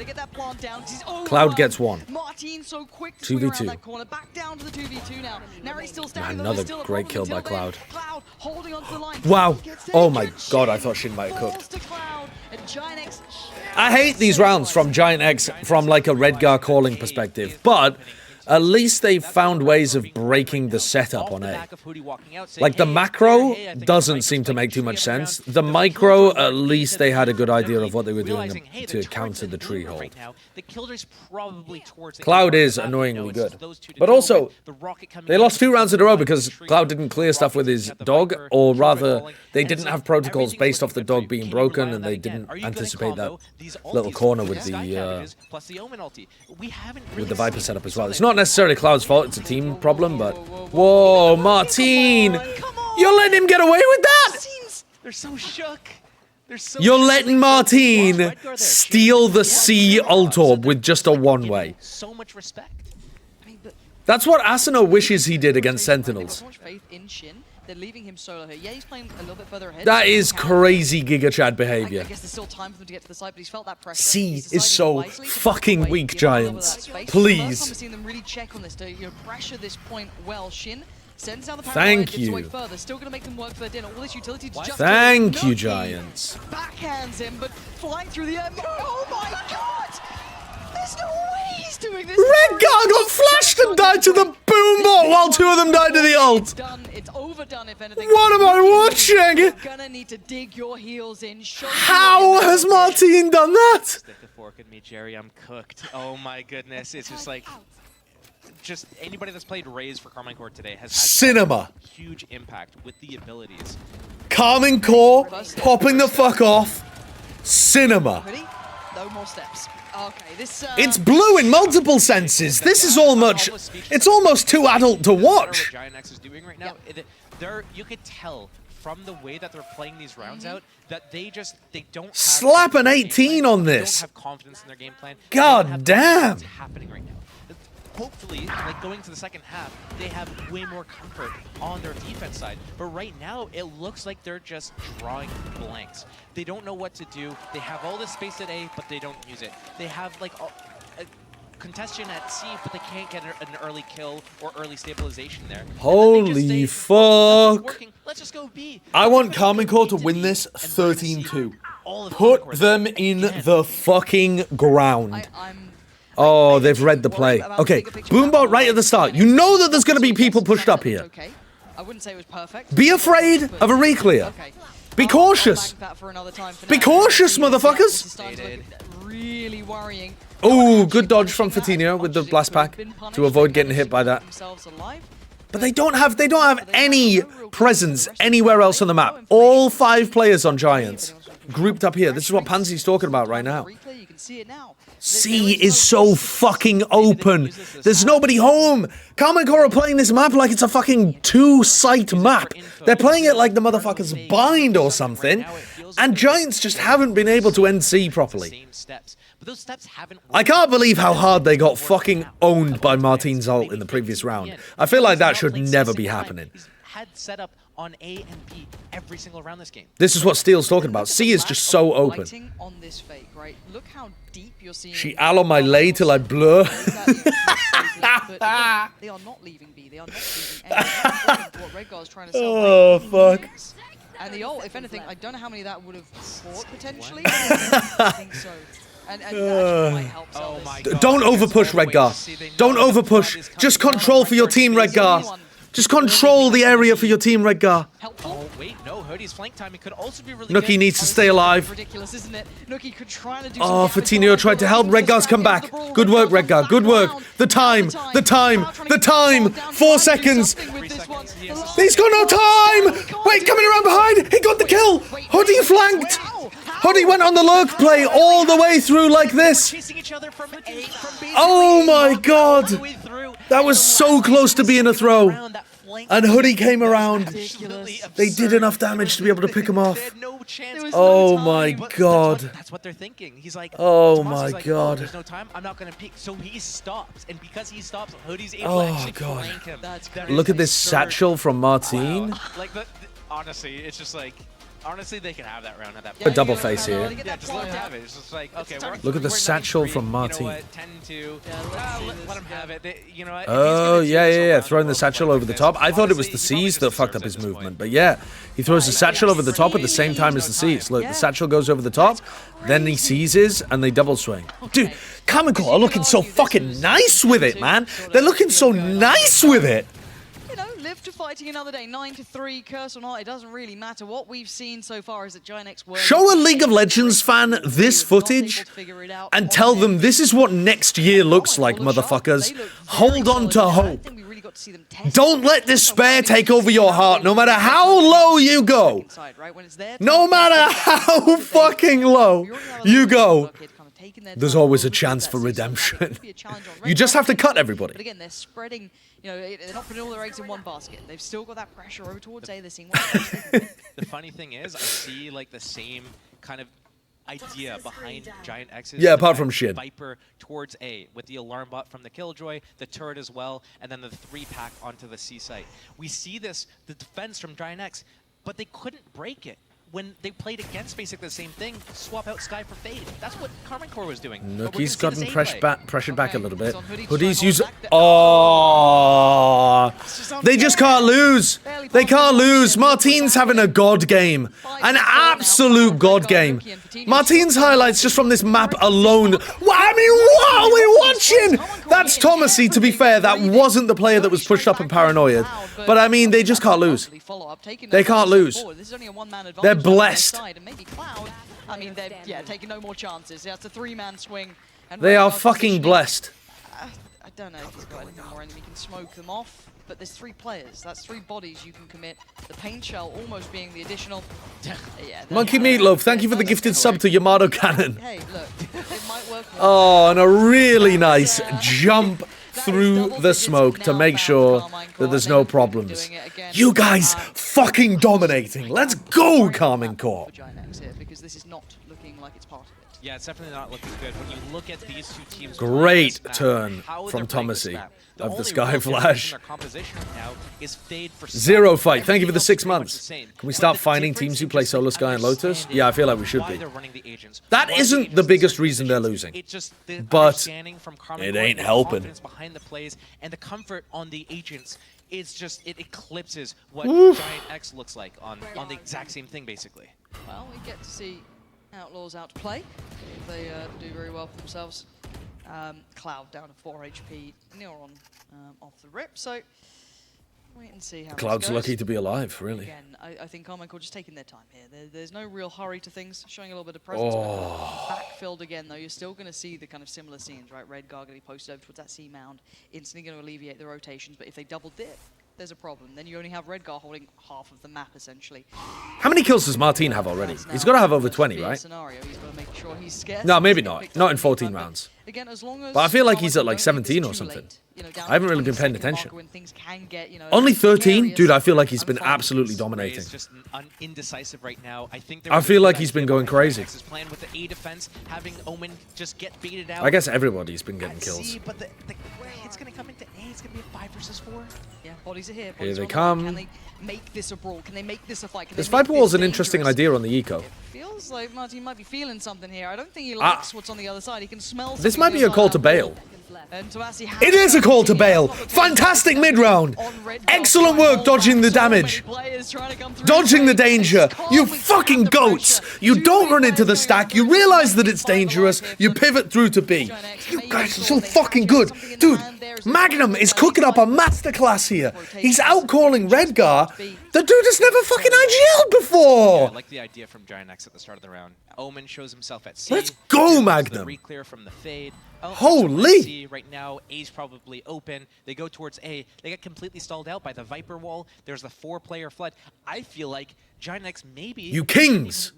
You rookie fucking kings! There, and they probably...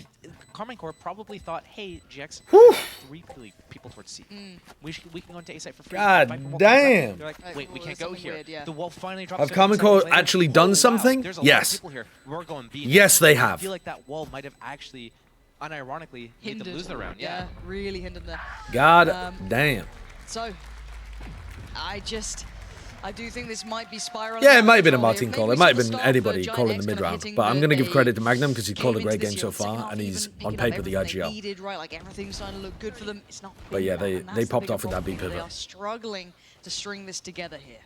And one of the things to note this round is we still have Magnum with the Outlaw, and we have 4 players with light shields. It's over, Giants. So it's gonna be It's very over. interesting here. The Killjoy about to have really good potential impact here with this Outlaw. We could see This is going to put Giants in such a rough position as well, because this group is not super easy. Well, with this, instantly peeking, getting under this one way with it because they kind of off. Don't even have to hit the head. Yeah, this is huge. This is huge. Here we go. Does he actually get what he wants? Redgar denies it. The one way. Okay, that's fine. Tomasi's still got one. You know, there's still a chance. He is nowhere near here, by the way. Now, Tomasi's gone walkabouts. They are 11-3 up. So deep on A. I was like, which Viper is that? Why is that? But, I mean... Alright, breaking the alarm bot on the other side of things. That's going to pull people away from C. What the hell's going on? They've just seen a huge... Going back over to C here would be fine as well. If you wanted to take some space towards B, open door. Looks like they're going to end A, though. This guy's coming to re-clear, find out what's going on. They saw Huge Thomas C. rotation out of C to come in and defend this A site. I wonder, is Carmine Corp... The only way that this could be a comeback is if Carmine Corp just get overconfident and do some crazy shit on their attack side. They should be fine. Let the round simmer a little bit. They've got the opportunity to do it as well, break right? the It's door. like they've got every chance to do this because these rotations, these positions, these kind of contact points have come through from... Nuki with a great timing on that. that's stunning. Great Okay, Nuki, skill by denies. Nuki. No rotation, no Alright, so this B-side. bonus, You stay not back really there. doing That's anything. it. That's all you get given. But Carmine Only Corp gonna still have add a insult to 7-round injury, but advantage. This one's looking kind of wrapped up here. Tomasi not getting what he wanted. Position, duly noted. Lovely. That's the Nuki you want to be seeing, that kind of... I guess a rock, the backbone of a team. We haven't seen that sort of level yet. I mean, it's very early days, but still, I'd love to see that starting to come through here for GiantX. And when you're down a man like that for Carmine Corp, I feel like you have all that space towards A. You can do so much more with it. So I wonder if that's one of those rounds they go back and review. Could they have, in that 4 versus 5, walked into CT? Could they have taken that fight there? Could they have rotated a player back into B main or into C lobby so that they could do some sort of C split by going through B? Could they have kind of rocked the boat a little bit? Comical break the timer. door, go towards B. I find make it these seem like it's graphics a gonna be little B difficult ending, to and then go back pass to what's A. happening. Could they have done But these things? I've They got probably the... had opportunity I to, understand now. But I feel Comic like Code they timeout. just like let that round slip. Yeah, it was their bonus. Yeah, they had a couple outlaws. This is a but, very like, early force timeout, that by the way. One way at C, that was a little bit questionable. But then. But I think this is a good time for the coaches to give them a specific strategy. Yeah. Let the round develop a little bit more. You don't have to like make this round. What we're seeing is So that both GiantX teams are getting putting Killjoy Viper setups over towards A, a little bit and that more just makes space taking to B breathe. control at the start of the round and then opening door C Such a powerful a strategy. whole lot of things. They didn't have depth on their attack side. Maybe they have depth on their defense though. We don't know. We have to see this first. Yeah, they should. They should really add like a little lower third here that just says the score and the timeout. Always nice to hear Stevie. I don't know why they're not You're doing an that. EMEA fan. You'll remember Stevie from. Fantastic Panic. Thank you for the gifted sub to the Rogue. Nice guy. I met him. Yeah. Yeah. Yeah. He was nice. He was nice. guy, Yeah. Yeah. Dresses really well as well. It just like puts all of us to shame. It's atrocious. But again. Okay, we're back in the digress game. here, and we go back into this one. So They let's see if there's smoke been a little bit of a correction to from dodge a midfield. kind Maybe of they just wanna really flash keep this play fine-tuned and coach give them from some Carmen safe Court. space to play inside. That's a really interesting idea from Carmen Core. Slipped away. So this is And now they're going into a C exec. There's only Nookie here. You can't really hard anchor as a solo Killjoy on this site anymore. Good teleport from Shin, I think, as well, because that's going to set up some potential double faces. Nookie gets caught. Shin gets it. Narrate is through as well. It's over. It's over. It's cost them their lives. Yes, Cloud succeeds. But they're in a 2v4. There's so much more to do here. And Carmen Core didn't even get towards getting the spike down. This was just halfway. Darth Stig, thanks for the 2 months. Really, this is so precarious. These positions, they're so uncomfortable. Really nice round by Carmen Core. GiantX is cooked and they know it too. There's not really much that they could do here. They prepped just in case there was some kind Waiting of for a potential flank. They have no info. It's what's happening. mound They're aggressive waiting defense. for Carmen Core to They didn't make even a need mistake, overextend, offer up an isolated duel. Yep, Okay, here it is. there it There's is. an opening. But can Hoodie keep his life? Can anything happen for him? No. And Cloud couldn't trade it. So again, this is when the numbers come into play. But I like this timing from Cloud. I like what he's trying to do here. A chance given.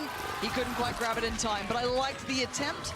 Wasn't to be. Carmine Core really happy to let that round sit for a little while. Simmer in that position. And that's where the They almost offered up a series of 1v1s He there. flashes. Had enough I elapse there. Maybe I can see what Carmen Core were going for, tapping and trying to bait out the peaks, but it's actually quite difficult to find spots where you as a post player are kind of guaranteed to be able to double face them. Here, not really an option. What?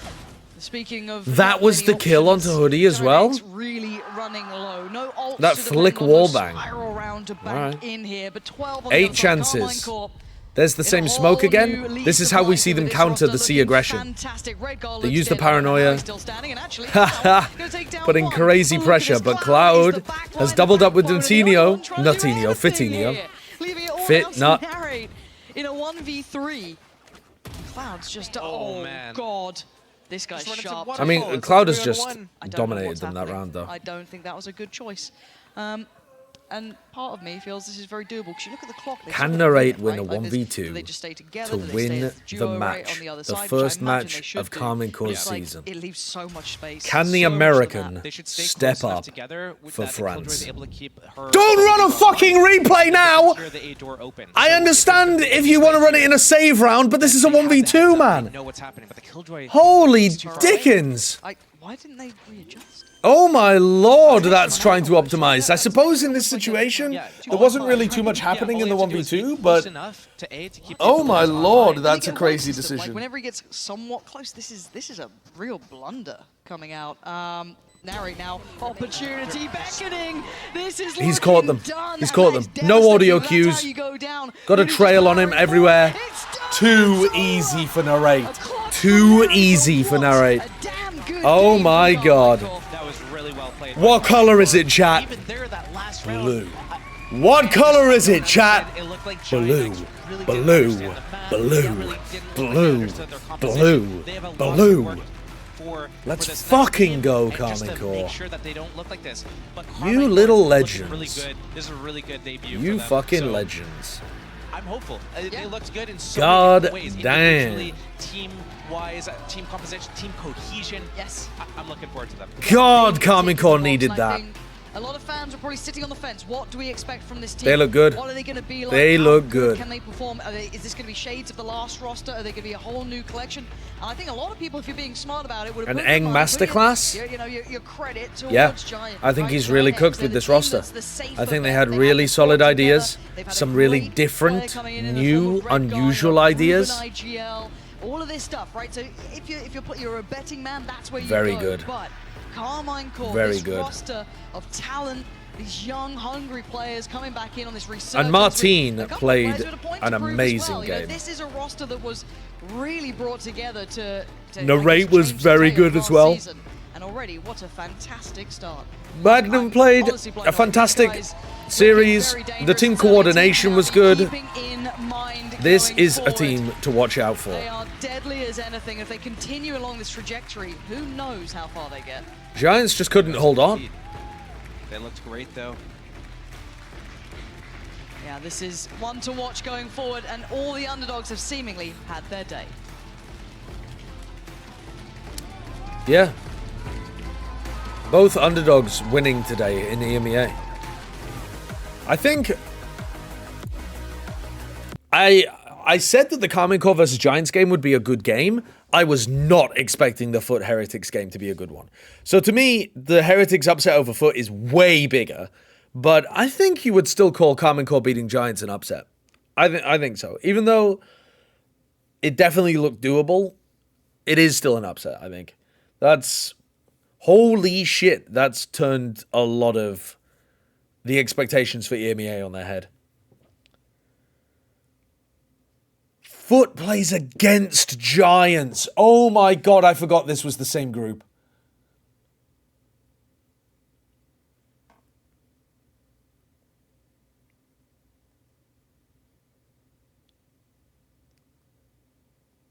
Holy shit. Two teams that made it to champs last year for EMEA. And they're both playing against each other in an elimination match to begin.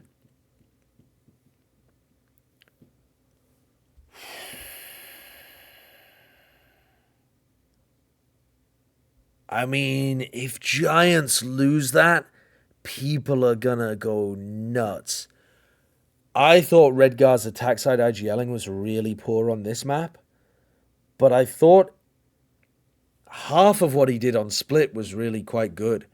I thought the slower paced work in the map was really nice on Split, but then some of the rounds they kind of tossed with some unusual, goofy old ideas. And the post plants didn't look very good either. I mean, Karmine Corp's just fundamental game was so much higher. Oh, I've got a fucking YouTube advert playing. Get that out of here.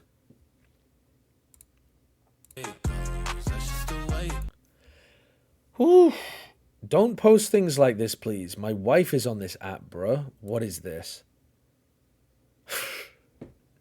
That doesn't even look like me, man. That's just a bald guy with a mustache.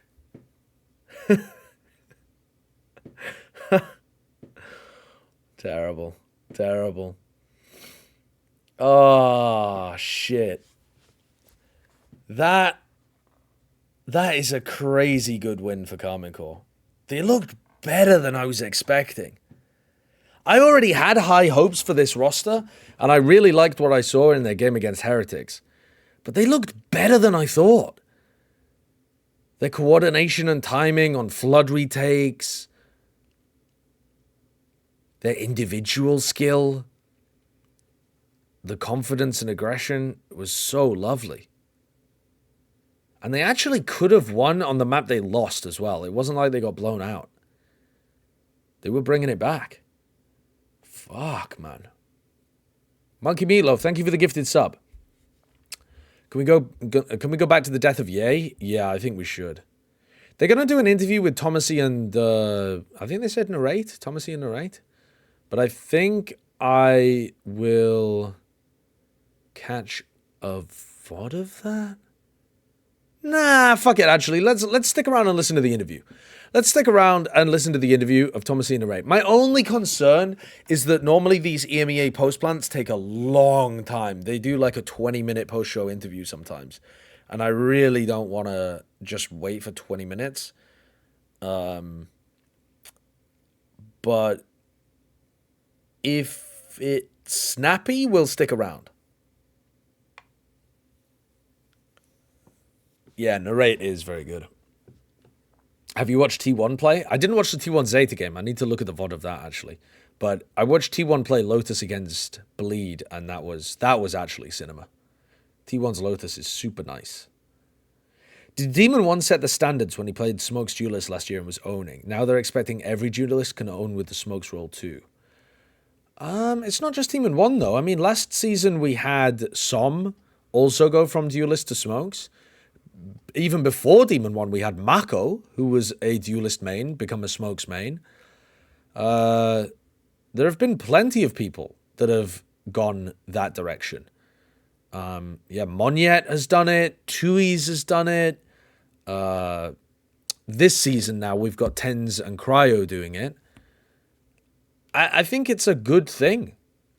I think Sentinel and Smokes are the easiest roles for Duelists to transition into and still have massive impact out of their rifling whilst keeping the game somewhat simple and not asking too much of them. To the first post plant of the year of 2024, and I am honored to be joined by two amazing players from Carmine called Tomazi and Narey, and Ash is going to be with me here as well, but we got to address it before we get into it. Ash is very, very excited about this because she was vouching for you all week. She was like, Narey is going to own, he's going to be amazing. So yeah, this is a moment. I like it.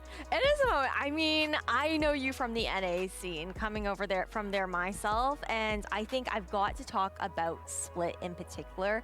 That map, you guys were down, what, 1-4, and there was that moment where you had that 4K. There was the two-piece with the showstopper, into the picks with a great paranoia, and I've got to know, when it came down to that play, I mean, we know that your prowess as an individual player, you have exceptional mechanics, and that was no surprise coming into VCT EMEA, but the ability to play this camera is an Elgato wavelength. It's not my camera. It's part of the streaming setup here. Yeah, you always like this? Yeah. I would say, like, when you first play an event, like, you definitely have, like, kind of jitters, like, at the start. And I kind of felt that, like, at the beginning, just because, obviously, I've never played on a stage like this before. Yeah. So, like, we lose a couple rounds, but I think we're all, like, super focused. And yeah, I just found a good time to make a play. And I can't actually remember the round that Ash is talking about. Comms, but we all collapsed on the vents. Like we oh, that round where Redguard teleported into spawn. Perfect. So I just did it, and they all got stuck in vents. We had the bomb in like the 2v2. Oh, that really was the turning point of Split, wasn't it? I mean, let's talk that was about the this, Redguard. Both of you, first time here on a big stage like this, into VCT EMEA, and I remember I said this to you, Tomazi, after Ascension when you were I was like, I will be very surprised if we don't see you in VCT next year. So how does it feel for the both of you to actually be here and to win a game? I can start. First, thank you for inviting me. I mean, I can talk for both. Thank you so much. I think for me, it's a feeling that when you, as a kid, when you start playing the games, you just want to be here. Like, you look to the proper players and you just want to play here. So for me, playing here, it's a dream that I achieved. So now I'm just here to give everything. And for me, the most important thing is like always have fun and never give up. Was that fun? Insanely fun. Yeah. And what about That's you an also? insanely good way to get the season started in terms of morale, getting the first win under the belt of these players. That, like, obviously it's super awesome to be on a stage like this, like ever since I was a kid, you know, like playing like even other games. I definitely I saw people on this stage and I was like, I want to be there 100%. And obviously being here is really different than like just like imagining being here. It's definitely more like nerve-wracking and stuff. But I think, yeah, it's really exciting. That's for sure. Yeah, it's really exciting to watch them. God, that play from Martine was so fucking good. And seeing your run through Challengers NA last year, obviously, Mad Lions is a bit tough. You still somehow... Do they come in English? No, they come in French. They're just doing the interview in English. Team. And I've got to know, like, that was your first year of competition within Valorant. Did you expect that you were going to be able to hit the tier 1 scene this early on? They come in Esperanto. Honestly, I didn't really expect to. That's global esports chat.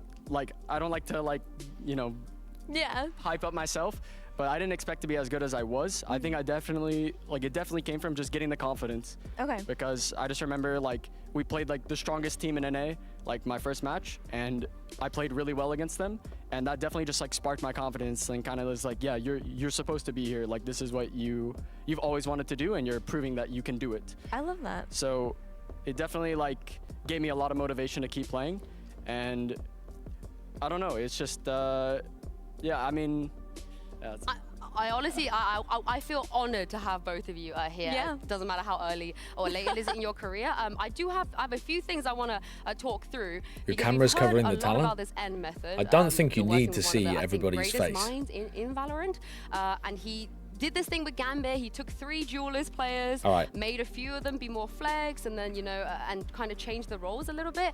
How does it work with you guys? So who gets to play duelist? We saw you today play. We saw Martin. Is that better? Not sure when you're gonna get a go, Tomasi. But what's the protocol? You like rock paper scissors, like who wins? Flip I the think coin. Eng methods. It's for the esports scene. I think it's really different and common. Really different. And when we play duelist, I'm not like playing duelist at all because I think Eng agrees. Basically, when you change to Sentinel, if you get again the habits of being a duelist, like for example me, I'm really aggressive player as a duelist, like really aggressive. So if I get the habits, maybe when I come back to Sentinel, it'll be harder to get used again. So we have Marshall, we have 3 duelists, right? And Marshall is insane duelist, so yeah. And I'm comfortable on Sentinel, so yeah.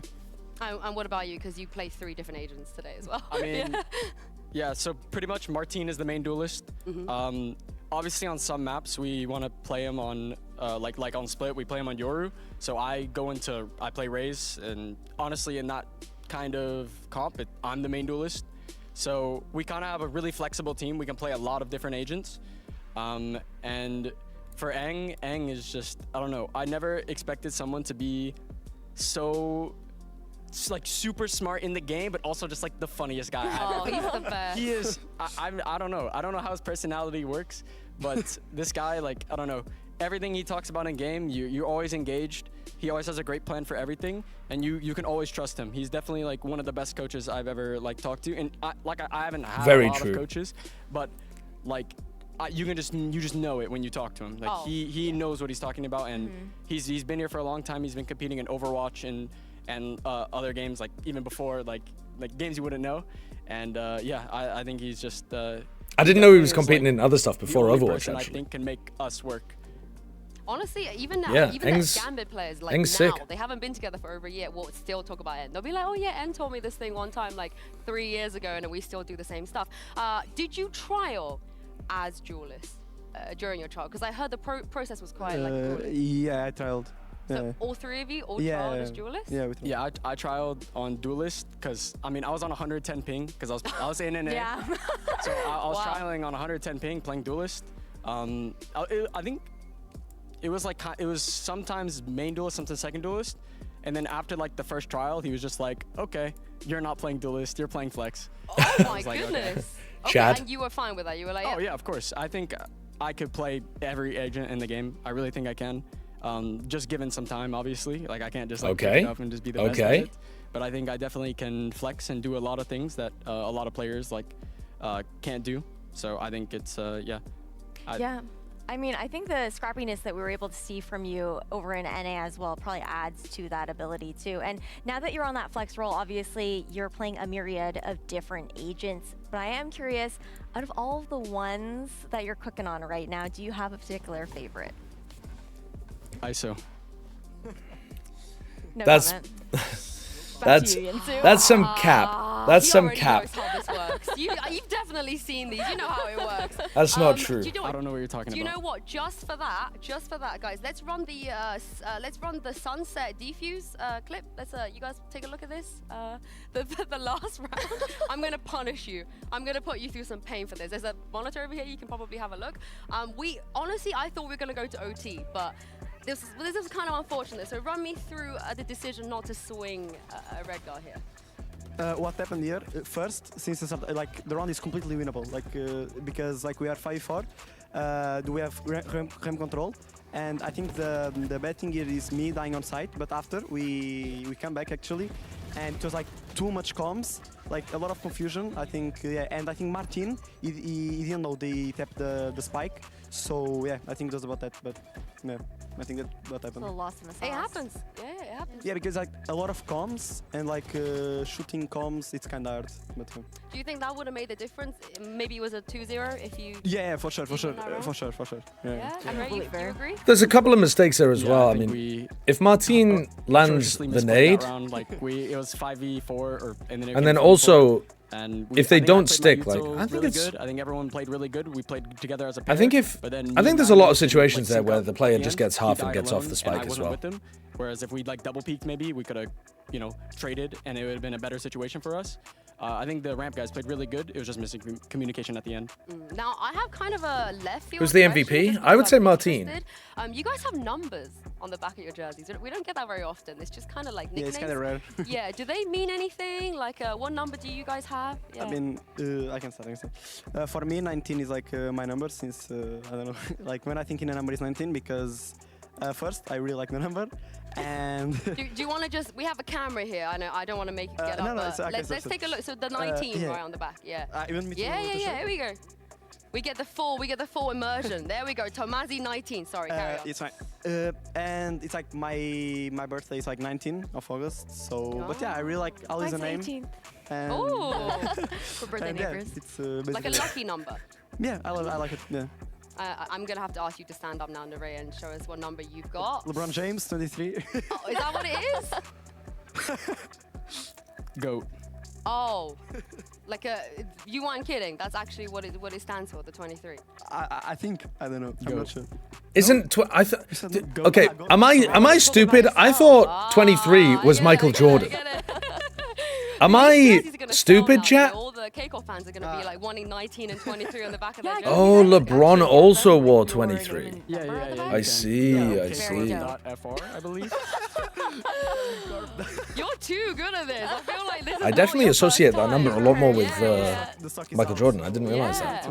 Yeah, I mean, you both also mentioned, this is like a dream you've had playing on a stage like this, in the big boy league. Are there any players or teams? That's just because you're old, Eggman. Yeah. No, it's because I don't follow the NBA very closely. Hopefully. Obviously, we still have like matches to play, but if we qualify to one of the international events, I want to play NRG really badly. Why? No reason. No comment. No comment? Can I Is that because NRG was going to pick up Nerea? No. The media training is crazy at Carmichael, apparently. For me, personal, I really want to play against Loud and Fnatic, both teams. First, because I really respect Loud as a team, and I have like a lot of respect for Sadak. And yeah, Fnatic because it's Fnatic. I really respect Bolster too, and yeah, it's like the kings of Europe. So yeah, I want to play against them. Are there any teams you feel like could give you a hard time in this league, or do you think you're gonna have a even matchup against everybody?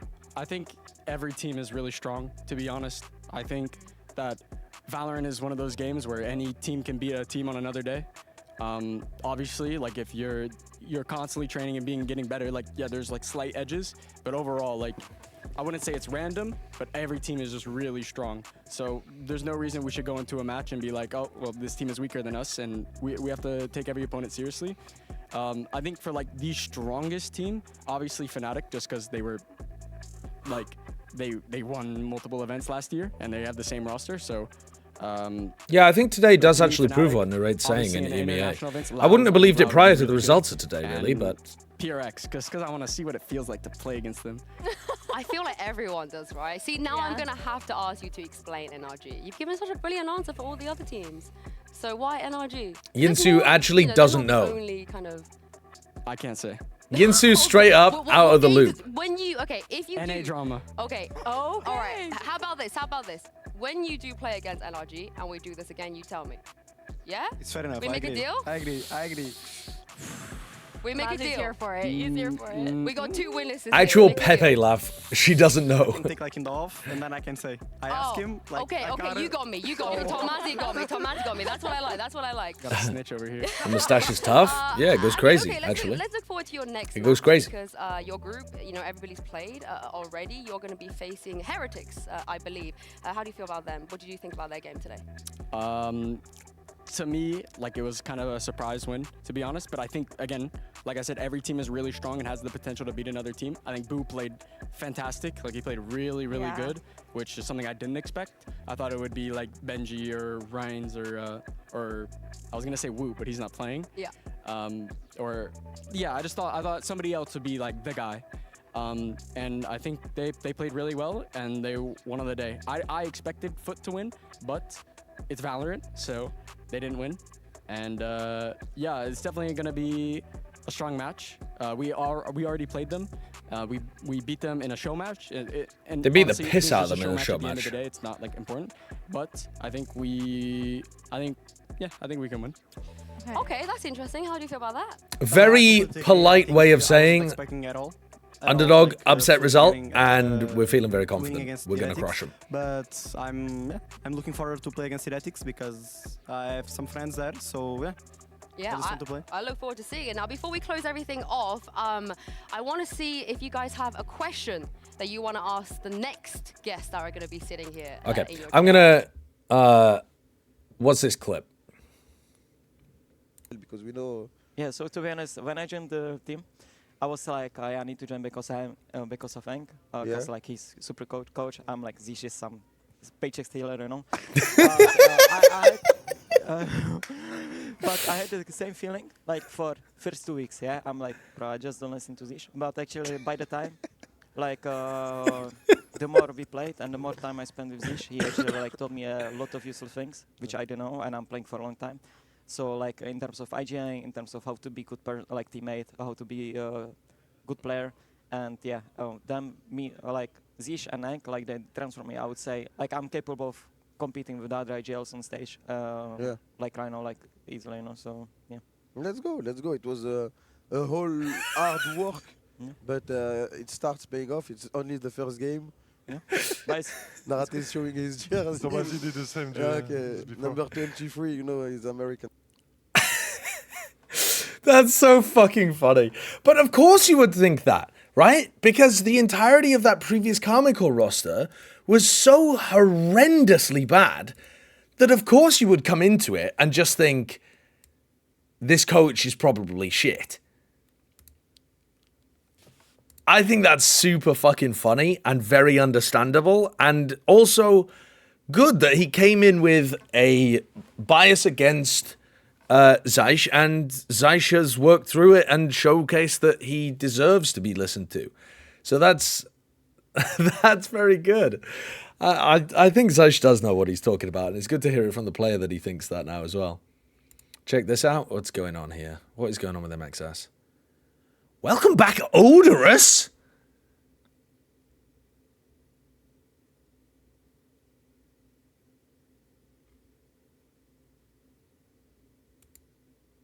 What is going on in the MXS camp?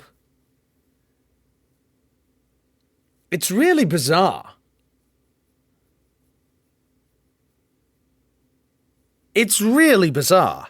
So does this mean that it fell through with automatic?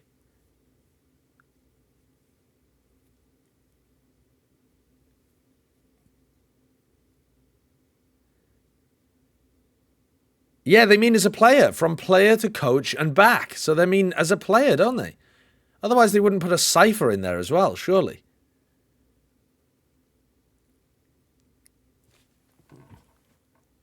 This is strange. I don't know what's going on here.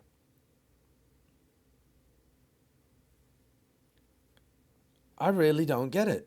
There doesn't seem to be a vision. I suppose it could be the kind of situation where they thought they were going to get somebody else in, so they kicked Thief, and then the person that they were going to get in ended up not joining the team, so now they've had to make a second decision. Do you know what I mean? Like if you've already thought, right, we're getting this guy in, so Thief, sorry, we're going to have to say goodbye. And then the person you thought was coming in, skit, disappears, and now you're left in the lurch and you have to make a second decision. Could be something like that. Nah, Ludwig isn't the team manager. I don't know who is actually running the squad, to be honest with you. I think it's mostly player run, but I could be wrong with that. I think the original decision to retool the roster and go with like the Vic Mata route was player driven. That's unusual, though. That is unusual. Isn't it, Mac? I'm not sure how much say the coach has in the roster for MXS. Don't really know. I don't really know.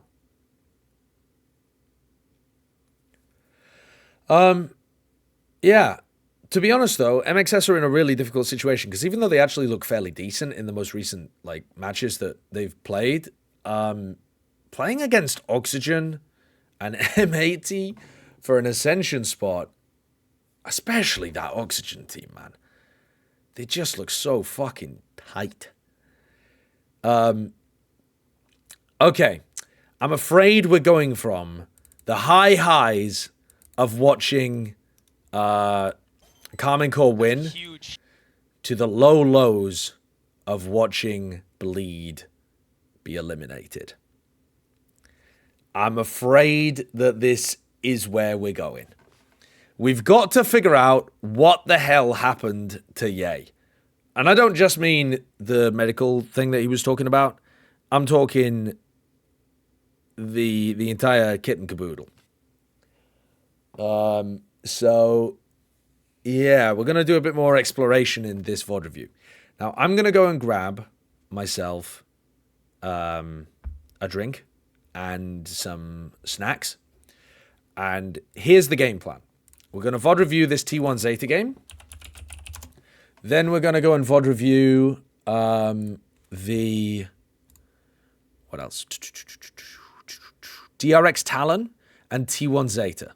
Sorry, not T1 Zeta. We're going to VOD review Bleed Global, then T1 Zeta, then DRX Talon. Don't really give too much of a shit about watching that. I do need to think about Burnout a little bit. And what else did I not watch? I didn't watch Genji RRQ, but we're getting that coming up again tonight anyway.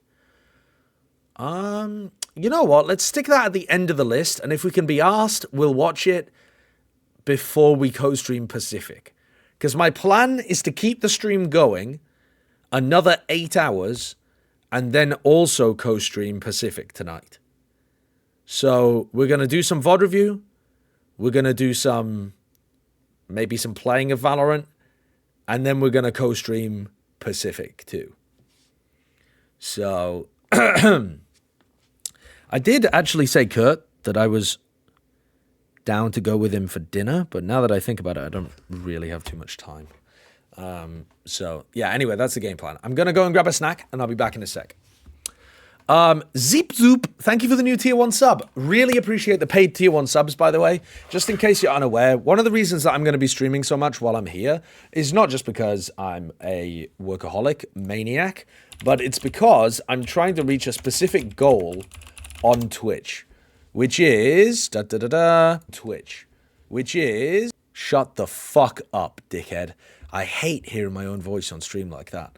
Right, which is this. Partner Plus and paid subs or tier 2 or tier 3 subs are the only thing that matters. Gifteds and primes don't make any difference for this, but that's what I'm aiming for. This is the goal. I can't track it on stream because none of them have a fucking tracker for that. So yeah, that's the goal for the end of this month.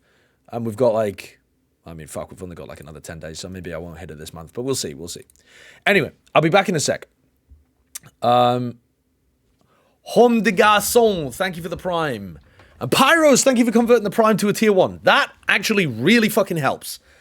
Right, I'll be back in a sec, though.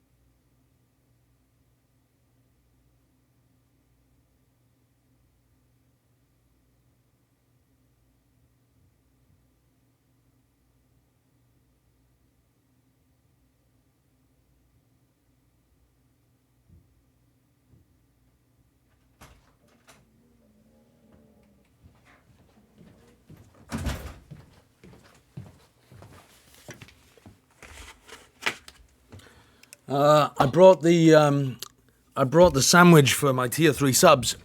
Oh, Zion the prize! Yo, thank you for the tier 3. Thank you for the 40 months. Thank you for the tier 3 sub. Here's your sandwich. Here's your sandwich. You want it? There you are. You want a sandwich? There's your sandwich. There you go. You don't want it? I mean, you can have it if you want, but otherwise I'll eat it, I guess. I'll eat it, I guess. In Samsara, thank you for the prime. AGM, thanks for the sub as well. And thank you, appreciate that very much, iLinks, turning the prime into a tier 1. Is bro eating bread and spinach only? No, it's an artichoke sandwich with Dijon and something else in it. Mmm. Mmm, mmm, mmm.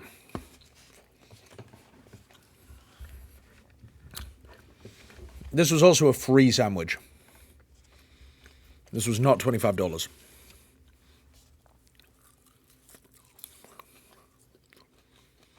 Sweetly Sarcastic, thank you for converting the Prime sub to a tier 1 as well. Let's fucking go. Thank you, chap.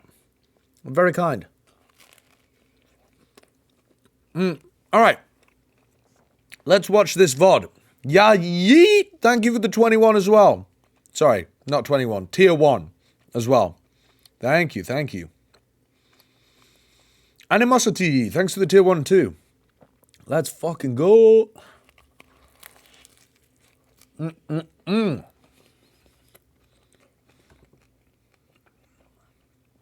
Yo, you're popping off. Slime Traps, thanks for the 2 months. Tom.Tom, thanks for the prime as well. Hot take.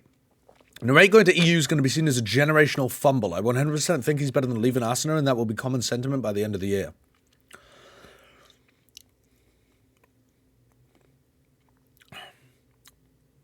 I don't appreciate the Leaf slander, because Leaf was fucking incredible last year. But honestly, I can't argue against it based on what we've seen so far this year. Leaf really did not turn up in that opening game. And it's possible he doesn't turn up the whole time he's on G2. So I could see that hot take potentially coming true for Renegade. Black Balloons, thank you for the tier 1. Goblin God, you are the #1 fucking Leaf hater. It's crazy. He literally had the 3rd highest ACS in the regular season. It was like Leaf, who was it? It was Aspas, Zekken, Leaf last season. He went nuts. You've gaslit yourself.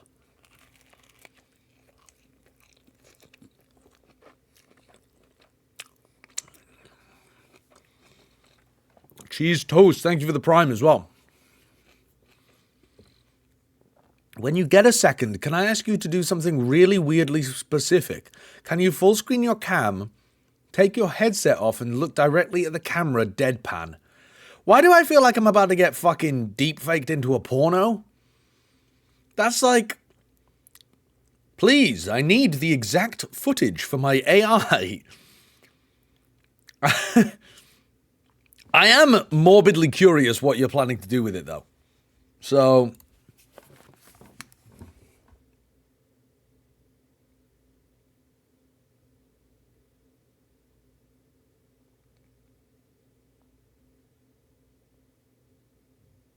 is that it?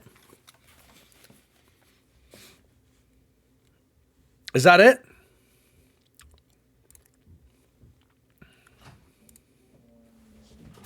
Hello, monsieur. Are you still streaming? Yeah, I'm still streaming. I got another thingy.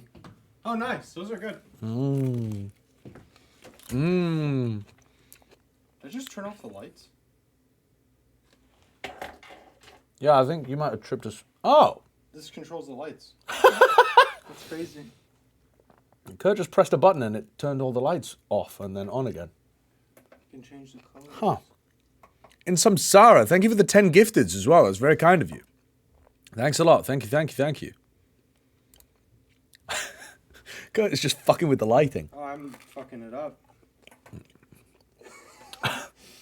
Kurt can't figure out how to turn it back on. Oh my god, I don't want that. What have you done, man? What have you done? You've started a fucking rave in the streamer room. There we go. That's a little bit better.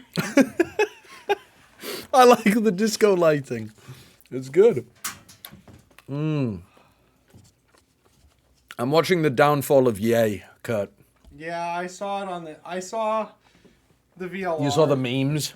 Saw the VLR. Saw God, there were so many posts on Reddit about it.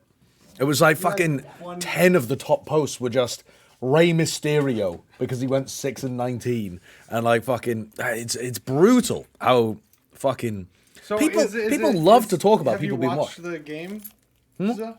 Have you watched his games? I'm halfway through the first map. Oh, okay. Well, you can't make a clear judgment. No, Then. Okay. not really, not really. Yeah, and he tweeted afterwards that he was having like his vision was going blurry during the game as well. I don't know exactly what, but like I'm speculating, but like maybe some kind of migraine or something. Yeah. But he tweeted afterwards that he was literally like, you know, his whole vision was going blurry, and people are just clowning on him. Yeah. Why? It's the internet, and I mean, yeah. Why do people love A Fall from Grace so much? Why do people love when people at the top fall? Josh, guess where you are? Am I at the top? Is this foreshadowing? When it comes out in like a year from now that I'm a deeply terrible person, Yeah. I've been running Platchat as an abusive sweatshop. Yep. Yeah, he's paying me to be nice right now. Yeah. How the mighty fall. I always knew that Sideshow guy was a dickhead.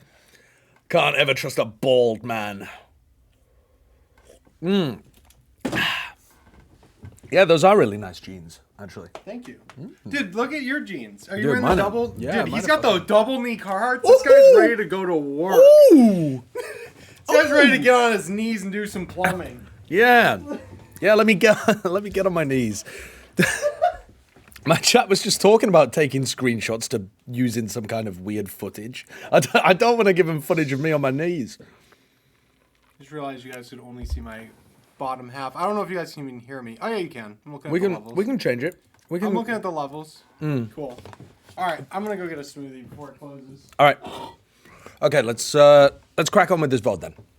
So we already watched. For anyone who wasn't here when we did the first half of this map, my impression is that it is, first of all, a terrible idea to run Yay on the not just flex role, but like ultra flex role, where he's got to play Viper, Neon, Jet, Sky,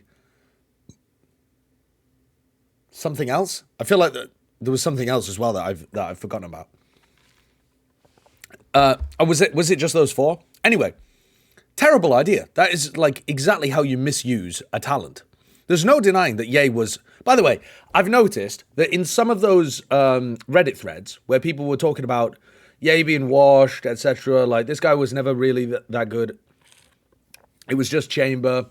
I've noticed that people like to downplay Ye's peak. Even if Ye sucks forever, he will always be hands down the greatest player of 2022.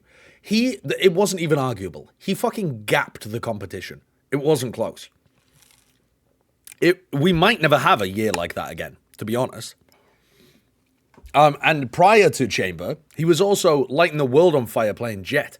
Before the Chamber was ever in the meta, he was literally picked up onto the Envy team because he looked like a fucking monster Jet and AWP player. So, anyway, his performance in this game so far on Viper, I think the phrase I would use to describe it is hung out to dry. Bleed's defensive rotations have been awful. He's been playing mostly like this kind of position, although he's sometimes been playing Market with an orb here to try to defend. They weren't really hard-hitting Market, and when they did hard-hit A, he didn't have a teammate to float over and help him, so he was just having to fall off site every time. Or that one round where he tried to pit at the front because his team told him to set up the pit aggressively, and Crazy Guy just threw a recon and fucked off, and Ye was pushed out of his pit in the first 3 seconds. It's terrible. And obviously, Ye should have the brains to know that these kind of things aren't working when they set them up in practice. He should be, I mean, as the most experienced player on Bleed, he should be trying to help these setups to improve a little bit. But I mean, you can't expect him to, you know, run the entire strat book just because he's been a top player before. Here's one thing you need to do before you buy anything online. Don't spend... Get an ad blocker. That's one thing to do before buying anything online. Get an ad blocker so I don't have to listen to this. Another dime on Amazon until you... Holy fuck, shut up. Make those aggressive forced buys. We're going to see that for Bleed here. Okay. And of course, the best weapon against that, which I think the game plans in general have been really poor from Bleed too. Just a bit of a weird so far in this map. Global Esports hasn't really called any timeouts yet. You're a content creator, get YouTube Premium? I have it. It's just that this isn't my normal PC, so I didn't log in on YouTube. They're pushing up so slowly. When you got players like Blaze King, Polvi on the other side, the slight micro time. Barthez, we finally won in Valorant. Let's fucking go, Carmine Core Cap. The C in Carmine Core stands for cooking. They were fucking cooking. Bleed just doesn't quite expect it. So it's a bit of revenge for Blaze King as well, right? Because this... I'm going to skip this round because this is just a pure eco. Alright, so same kind of opening to the round. Bounce recon into mid. Taking mid with a recon and a smoke. Bleeder running this Viper wall over towards A. Very standard Viper setup that Ye is using here to try to push people off the aggressive angles. This is very similar to what G2 was doing, for example, when they played Sunset. Playing at such a pace that I feel like Bleed can't really read them in this situation, even if Bleed has that capability to be able to do so. Yeah, I know it's kind of like feels really slow at times. Now, Ye's utility has actually not stopped this Omen from just getting on the aggressive angle. Because Lightning Fast is just put down this one way and deciding to hold it. And anytime Ye's orb goes up, Lightning Fast is just walking in front of it and disrespecting it. And usually this is where you want to be throwing like a Prowler, let's say, with the Viper utility to properly push this player back. But when you have the Sova as your solo initiator, you only have one piece of drone utility, and it's really high value, and they didn't use it for this thing. So they're going to have to deal with Lightning Fast even when they come back over here. What am I drinking? A, like, horchata milkshake thing. I'm not exactly sure. They might have heard something to where it's liquid calories. About it, so rotations coming right, crazy guy spotted. Lightning Fast gets the ping on the minimap, backs up. Toxic screen at the very least is a tell. So now Bleed starting to work their way forwards. Ye holding the left side, Darion clearing the right, and they're contacting all the way up. Blaze King as well with a hunt for info. So let's pause just here. So at some point then, you're looking for what the explosion is. So you're expecting this explosion to include a recon dart, to include a boombot once Darion actually gets in, for it to be smoked off, for there to be some kind of like paranoia play as well. So Scary's set up for the paranoia right now. And then I don't know where the recon's going to come through on this A site hit, but it needs to be explosive. And Global have already got the read that this is happening. They've got 4 players ready to defend. Yeah. I was actually so this is a good read from Global. I think that C's missed, didn't it? Because it's been giving away so much positioning right now. Look at Darion just dodging into. Let me just have a look. Where did the paranoia go there from the attackers? Much. Yeah. I was actually just about to point that out. How much statistic do we have and how effective? Oh, it was just really early. They paranoia recon dart before Darion's ready to go. So ideally you want the first phase of this, I think, to be just posting up on the angles, and then the second phase is paranoia recon and blast pack. Because look, by the time Darion's in, Lightning Fast has already dealt with the recon dart, he's already recovered from the paranoia, and he can just take this fight. So much positioning right now. Look at but still, they should be able to get this trade out onto Lightning Fast, and they're in on the site in a 3v2. So this is going okay at the moment for Bleed. Oh, that is a huge mosh pit. Oh, you got to break the dizzy. You got to break the dizzy. Yay, just frantically spraying it down. Polvi picks himself up. A Spectre okay. Pushes up, but not the world's most terrible round for Bleed. A lot of these games that we're watching, people forgetting to break the dizzy. That they can control the site safe enough. But again, that's just how Bleed operates. Everything so far in this entire map has been safe for both sides. Polvi, though, pushed very far forward. Okay, they know that Polvi is really far forwards here, so what do they do about that? Leeway to pick up that orb and back away into A. They're going to try to clear him off. To push up. Maybe Insane behavior from Polvi. Insane behavior. Jiggling a little bit too much. With an outlaw as well. Capitalizing. And it's as easy as that now. They drone, they smoke, Paranoia's good, small blast pack entry. Ye with a lurk kill is pretty decent, but now Ye's got to be worried about the other people. And he's not. He thinks that there's only one, doesn't realize Blaze King's there. So not amazing awareness from Ye in that position. He goes 1 for 1, which isn't fantastic as a lurk player. It seems really strange to have Ye in a lurk role, though. Alright, 1v1. And Blaze King's able to take it. As Blaze King approaches from behind, apart from that, has to save. Not a terrible round again from Bleed, but considering that they were in a pretty straight-up 5v4, Ye's lack of awareness to just get one and not be punished is a backbreaker, because it just allows Global to commit super heavily to the fight. And Blaze King got on a really fast lurk because of it. So, a really fast, like, I don't know about you, flank Ezra, retake this because of map it. is starting to look like it's almost over. I feel like I was. Yeah, I read Ye's tweet. Never Yeah. say never, as is of course by my favorite movie, Karate Kid with Justin Bieber and Jaden Smith. Anyways. And Justin Bieber. And Justin Bieber again. Yeah. Durian though. That's a Sick shot on mid. interesting opening from Darion, but I don't think it's going to go anywhere. Let's skip forwards a bit. Wait a second. What's going on here? 2v4. Strongest recontact at all. You can find something maybe for Ye here. Okay, never. Very good shots from Ye. 2v2. Ye does something like this, and this makes it somewhat doable. You're absolutely right. El Diablo heating things up, right? Can they exercise him out of the sight? As the Nightfall used very haphazardly. No follow-up just to scare them, but the pin making it very difficult for them to push over. What is happening here? Egoist! Blaze King was one shot there too. That's unfortunate. That's unfortunate.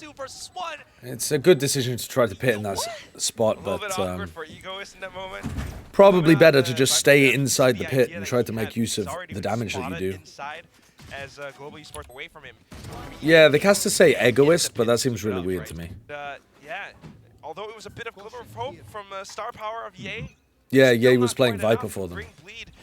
I don't remember Ye being a lurking chamber, like, pretty much at all. You're talking about a game versus Liquid, but I can't remember that. Oh, hold on. Polvi's in trouble here.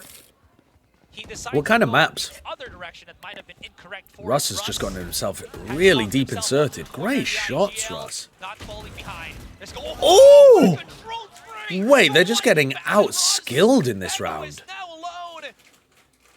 It's a cute idea to get Russ inserted, but the actual aim on display, ridiculous there from Russ and Lightning Fast in this round.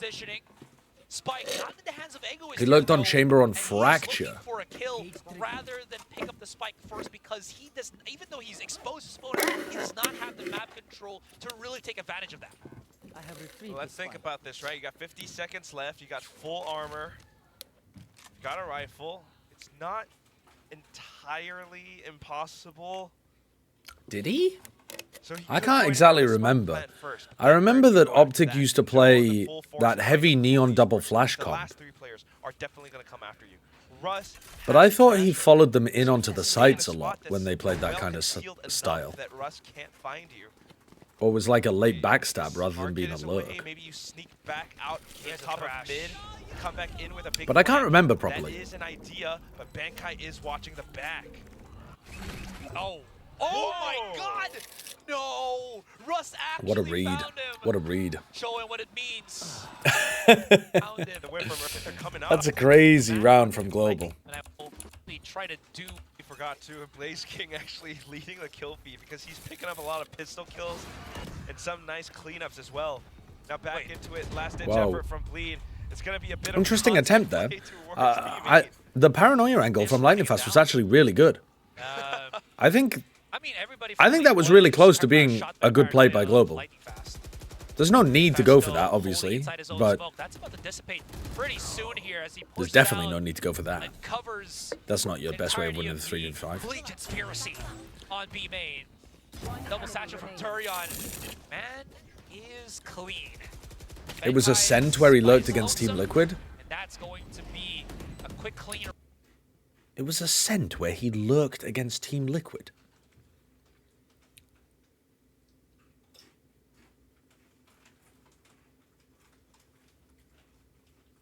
The lurking jet. Round for Bleed here. Not the end of the world just yet. They got 5 rounds. If they can survive it, they can push into overtime. But of course, GE always fighting. Always, always. Chamber. Think about how that round turns out. I mean, it's What the fuck was their composition on Ascent? I got the VLR link if you want. Yeah. I don't remember that game at all. Was that when they played... Oh, that was the triple initiator.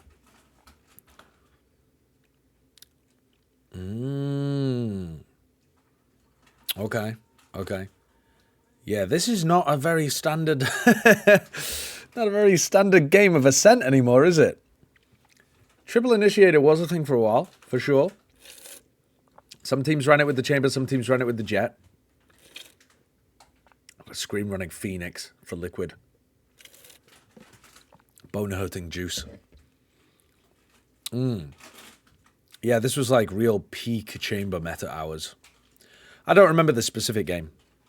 But I believe you that Ye was lurking. I mean, it makes some level of sense with this composition because the initiators are going to create so much pressure on the opposite side of the map. from a timeout, And you expect the Chamber to be following the initiator utility, so I could imagine why that was very effective to have him play lurk there. Them to go for such a fight.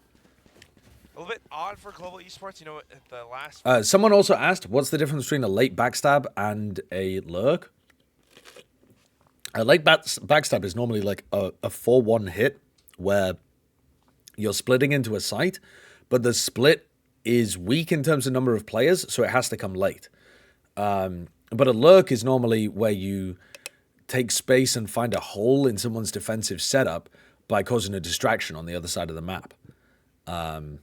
So you're not trying to just go for a... I mean, if we use Sunset as an example, right? If you push 4 people this way and one person comes late behind like this, that person is a late backstabber, but they're not a lurker.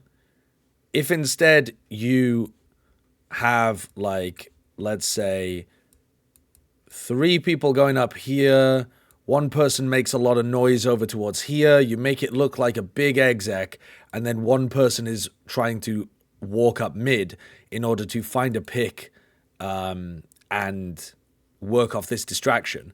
They're not really contributing to the site hit. They're not trying to take space. They're not trying to guard the rest of the other people's backs. They're just trying to find kills based off the distraction of the others. That's a lurk. Cinema? What do you mean? What the fuck is this snake cinema emote? What is this? Final rounds to really go in for a play such as that, but whatever it is, it puts Bleed out on... As promised, I have not deep-faked you into a porno, but have returned with the results of my endeavors.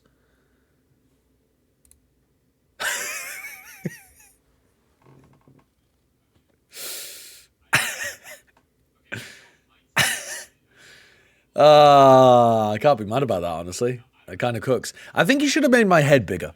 But overall, I'll give that one a 7 or 8 out of 10. 7 or 8 out of 10. That would make a great thumbnail image, actually, at a larger resolution. Yeah, it really would. Top. And resets their economy, too. Durian. All right, so Bleeder in. Ultimates here, Quack. Very much so everything. That is wild. Sure, They must have thought that Global were going to... If you look at the numbers here, this is crazy, actually. Everybody could have bought light armor rifle. So Bleed expected Global to be buying in this round. So they've used their ults. Whereas in reality, Global have not bought anything, and Bleed have just been baited into using ults on an anti-eco. Is he gonna stab him? He still gets the kill. He knifed and right-clicked him and killed Crazy Guy. Oh no. Oh no. The alternate fire. Tap burst. I think Darion's had a lot of overheating on Duelist on the defense. I think his timing and like I think Darion's game IQ is not super high. Wacky all across the board. But he's he's all right. With Darion and that commit with a showstopper into elbow, it kind of throws things in for a bit of a loop, and then maybe, you know, some position. I'm not sure whether Ye would be better as a full-time duelist for the team, because I don't know what Ye's other duelists look like apart from Jet, because he didn't play at the top when they were meta. Able to kind of come in and put themselves in a position to shoot things down. And yeah, I think it's like game sense IQ. I'm not saying he's a stupid person. I'm saying his like game intelligence is low. You got Polvi on an op now, though, and I want to see what the idea is behind this. It is to get kills with the sniper. That is the idea. Good kill from Crazy Guy. Nice shutdown on Polvi, who's been pretty over-aggressive in B main ever since Global got up to 12. They're trying to just close it out early. Yeah, what a read from Bleed. Now that is a nice freeze in the round. Clean on the take. They just waited a couple of seconds. Able to get one. Blaze King trying to hold it back from the side. Blaze King goes 1 for 1. These floods have been pretty decent. Good double face from Scary and Crazy Guy, and Scary finishes things off. Alright, Global need to tighten this shit up. They're going to end up throwing this map away unless they stop feeding in B main. You're not allowed to fight B main anymore. Yeah, it's just a slow op peak. And then a slow single player reclear. These plays are not, they're not it. Starting things out not too great, but then now starting to get an idea for how Global Esports wants to play. I mean, going for that aggressive peek up on B. Yeah, I would describe that as as being pretty accurate. He just likes to over push things, but on offense and defense from Darion. But he's very skilled. No sound done. So Bleed doesn't All know right, this. Global are pushing mid. Coming in, but all of the members of Bleed are just stacked outside B. No info from Bleed. They're just committing to a B round. Or Bleed just decides to go B. There will be no resistance whatsoever here. Good scaling on the right side, because that's the area that got cleared off by the recon dart. Darion now realizes that the site is clear. So what's your post-plant idea here, Bleed? A big retake. Bleed might not be able to hold off against it. So now Polvi back into his market. Ooh, Darion just tries to face on his own. He's just put his team at a disadvantage, made it much more difficult for Egoist to break all of that utility, because Darion isn't there to support his back, and Ye's playing fucking Viper lineups. Ye and Scary, controllers a miss. They will try to do their darndest to stop the defuse from coming in, but it will not be denied. Ye's on the last legs. No one's still defusing it right now. Wait! Okay, there we go. They just try to spray through the Viper space. Just, again, it's almost pointless analyzing the way that Ye is playing, because the rounds are either won or lost before he has impact, because he's on such a low impact role. And he isn't being supported in the spots where he would be playing a high impact role. Like, for example, when they hit his site and he's playing defense, he doesn't have the support to actually hard anchor. So, like, this round, for example, yeah, he runs away and plays lineups. Is that a bad idea? I don't like it when people play like that. I think that it makes much more sense to try to fight B main with the rest of your team and then back off and play lineups later on if it makes sense. But it wouldn't have made a difference. If Ye had just been stood in B main, it wouldn't have made a damn bit of difference. Darion tried to take a fight way too early. That put Egoist on his own in backside, and they cleared him out with utility super easily. The dominoes just fall one by one when you play like this. You have to play coordinated and play with each other. Otherwise, you're just running around like headless chicken. It'll get you the win in Ascension. It won't get you the win in Tier 1. Very sad beginning for Bleed in this map. Let's have a look at the next.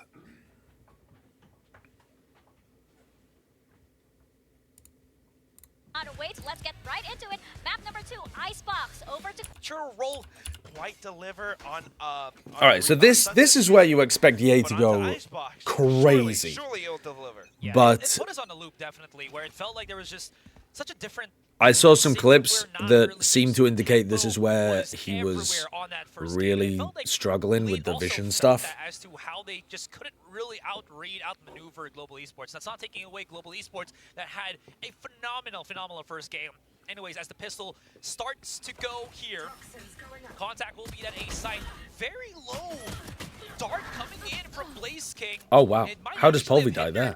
A lot more of the information gathering that was being hoped for here by Global Benkai's on the now lurk down mid. their way up into the push here. Benkai And should get caught, or at least just pushed away. Lightning Fast is trying to capitalize off the back of this. Lightning Fast has been really impressive. I didn't think he'd be this good.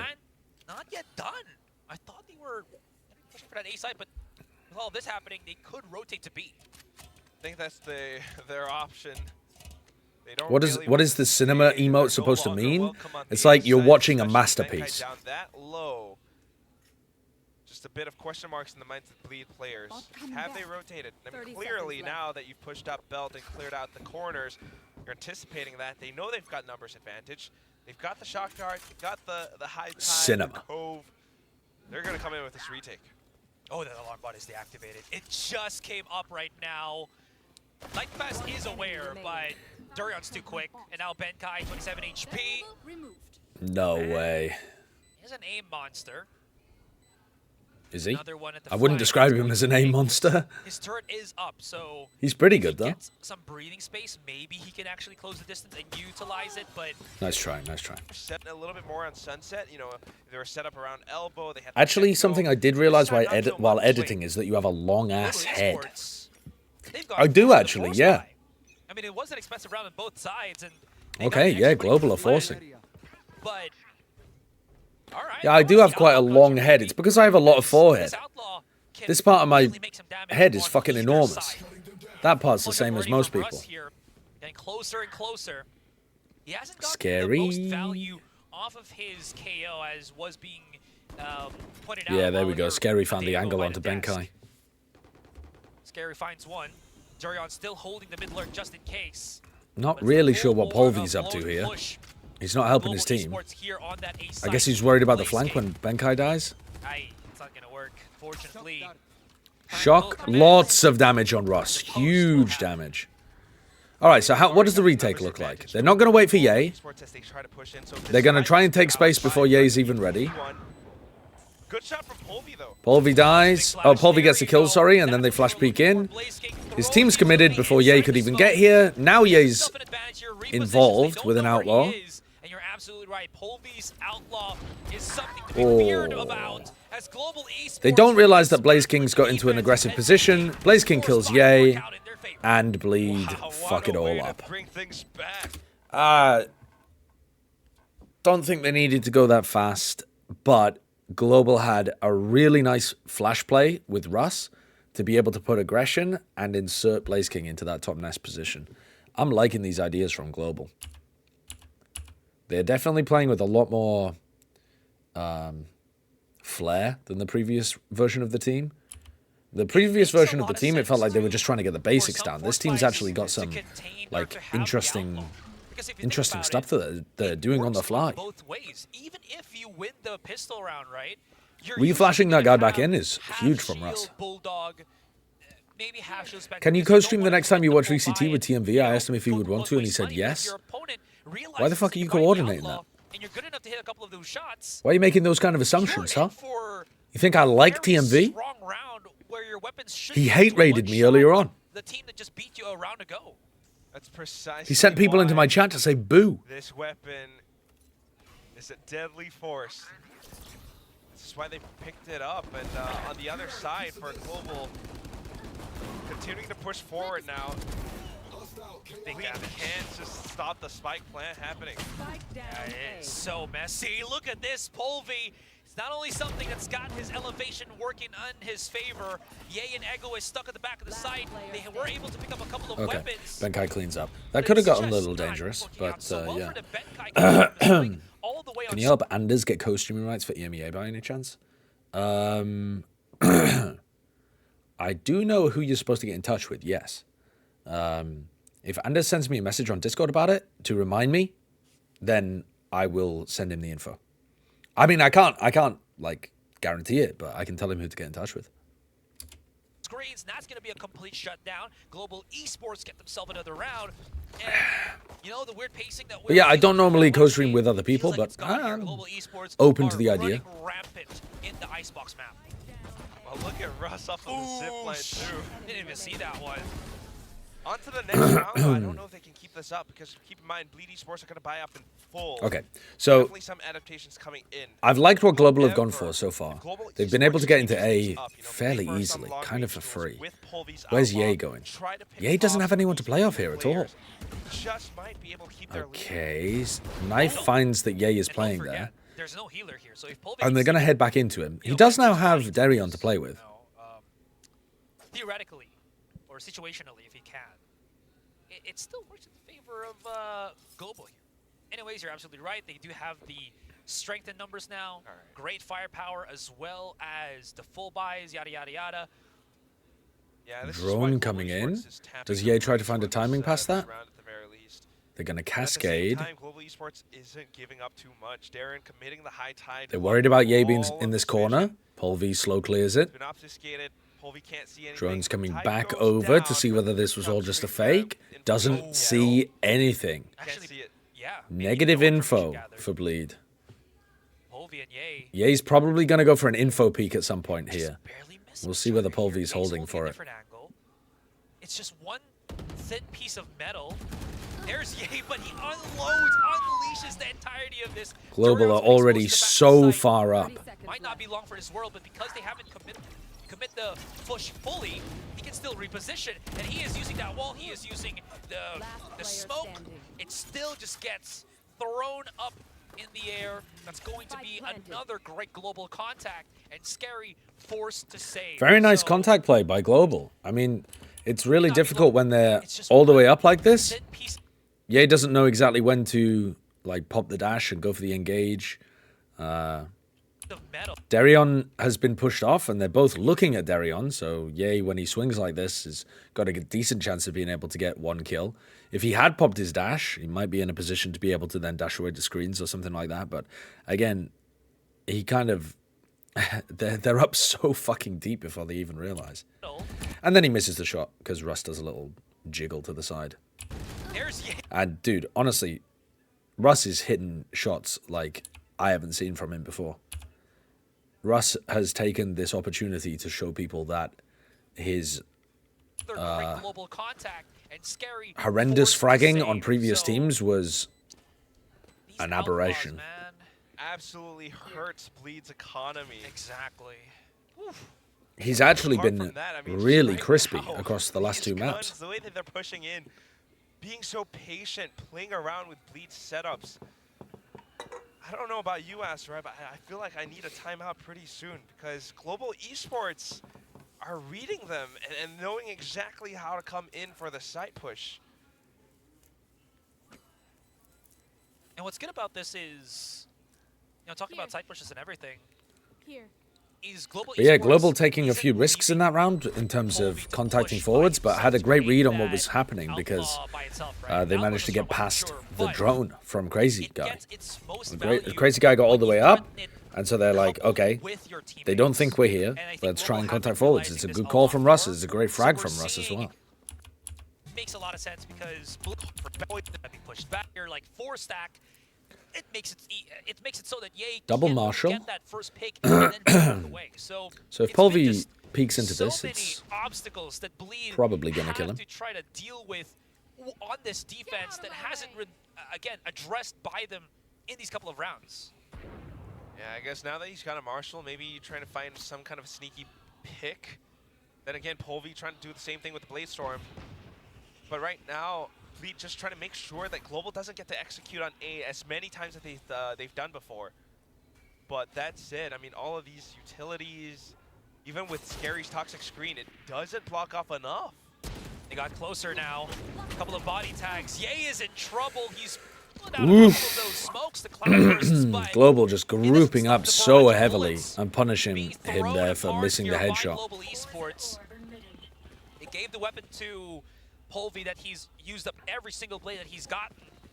The rest of Global now pushing all the way onto B, where no lick.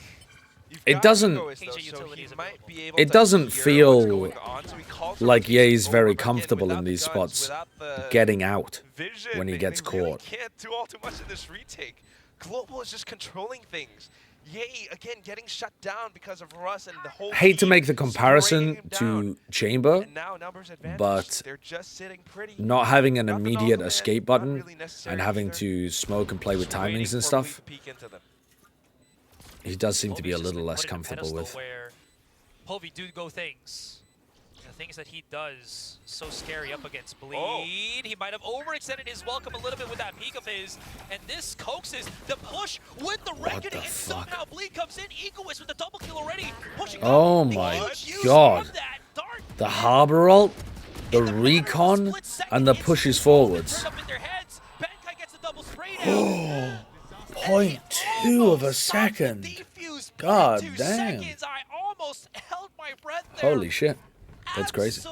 Yeah, the Harbor ult was enormous. So, one of the other things as well is, when Optic used to play this map, and Ye would dominate, even though the rest of his team often didn't quite get the job done, he used to play such a variety of positions. He'd be like trying to op down here after being set up down the tube push. He'd be playing from like the belt position like this, playing back here, playing on, well, not on top of yellow necessarily, but playing these like op sight lines down here, getting flashed back in and stuff. So far in the defense, he's just been playing very similar spots. Can't stop the incoming onslaught. It was And now he's picked up the op and he's going A, but he's gone for an early peek. Nobody breaking the recon for him. Good stuff. Thank you, Bleed. And a huge mishap on Polvi. He swung out to like 3 They're already in. from Bleed. Dude, they're already in. The global esports players are they've walked in. They've literally walked in. Great decision making by Darian then. And a huge mishap on Polvi. He swung out to like 3 people. Now, this duel is crazy. The fact that Blaze King wins that is just nuts. But also, they've just people walked in. Like, he was going to die anyway. Like, what the hell are the rest of Bleed up to here? And as soon as they picked up the guns, yes, Bankai, try as he might, can't stop the incoming onslaught. It was because of the Cove too. It absorbed enough of the damage. I don't understand. That they were able to defuse. Darion doesn't throw any utility. Doesn't break the dart. Crazy Guy doesn't throw any utility either. No recon. No push-up. Great decision making by Darian then. And a huge mishap on Polvi. He swung out to like 3 people from Bleed checking him out. Their Sova's just stood on top of here. Like, what? How are they visualizing this working? Like, when they visualize how this round is going to go, the, like, perfect play, what, Ye, the recon doesn't happen. Ye doesn't get knifed. He jumps up, ops one person, backs off. That triggers a swing on Belt. Darion hits him with a headshot. They both fall back. And then Global just run into the site anyway. And Crazy Guy kills them from the high ground. Is that what they think is going to happen? That's so incredibly far away from the reality of how any team is going to approach this. Which was a big, big no-no.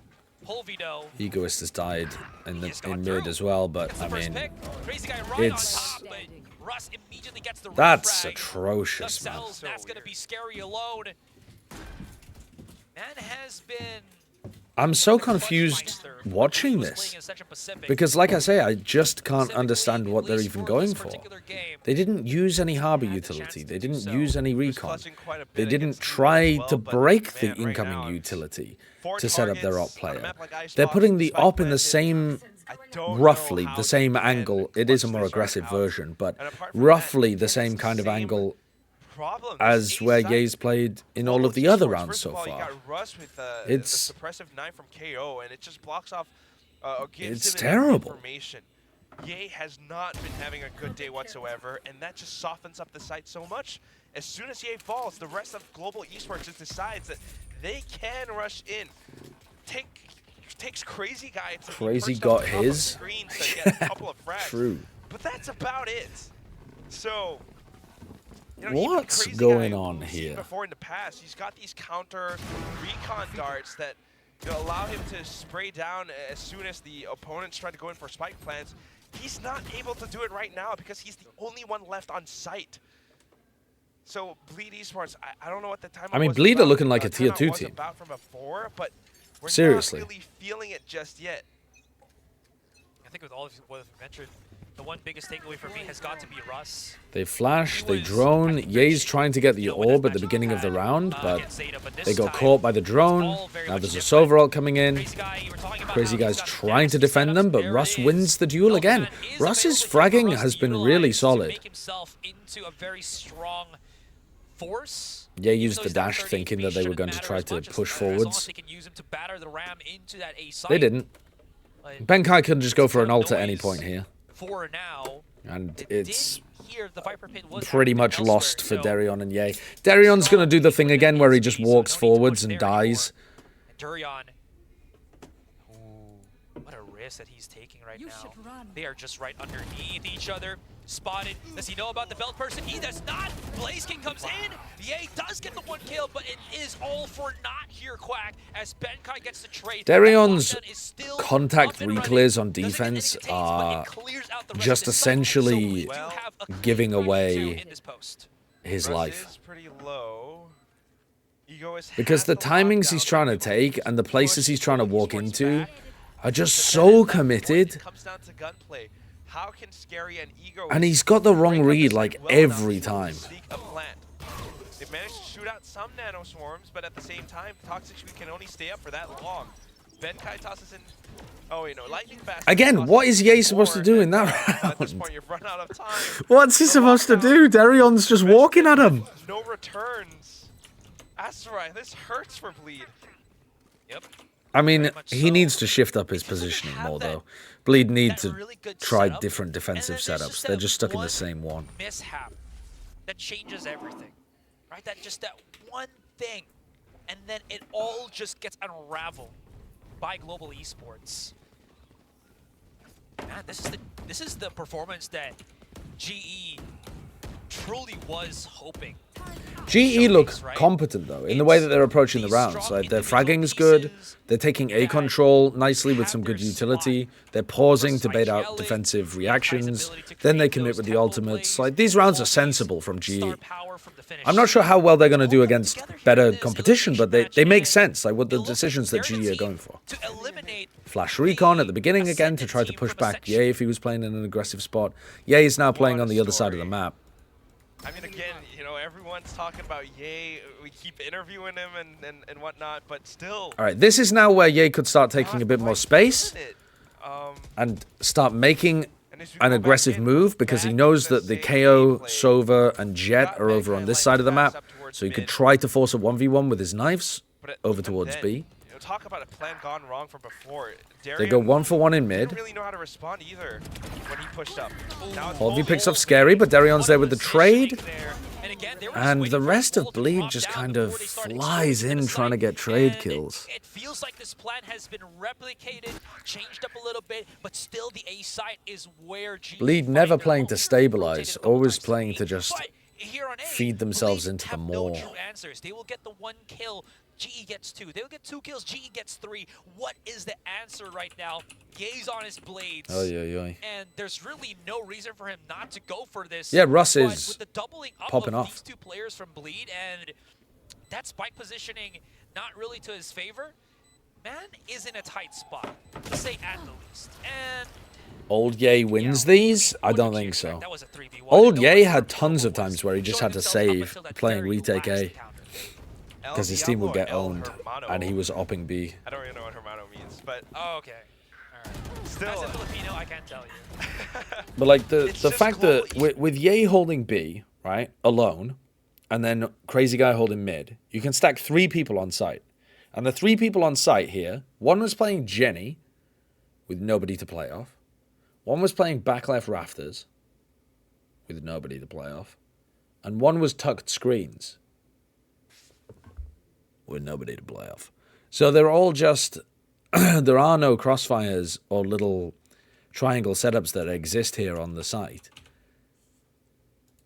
Darion swung to try to trade out Polvi, but then he's just isolated towards Jenny. And then when Darion dies, they just kind of like, look, this baits out the wide swing from Egoist as he desperately tries to trade the kill. But Russ didn't even have to take the fight. There was no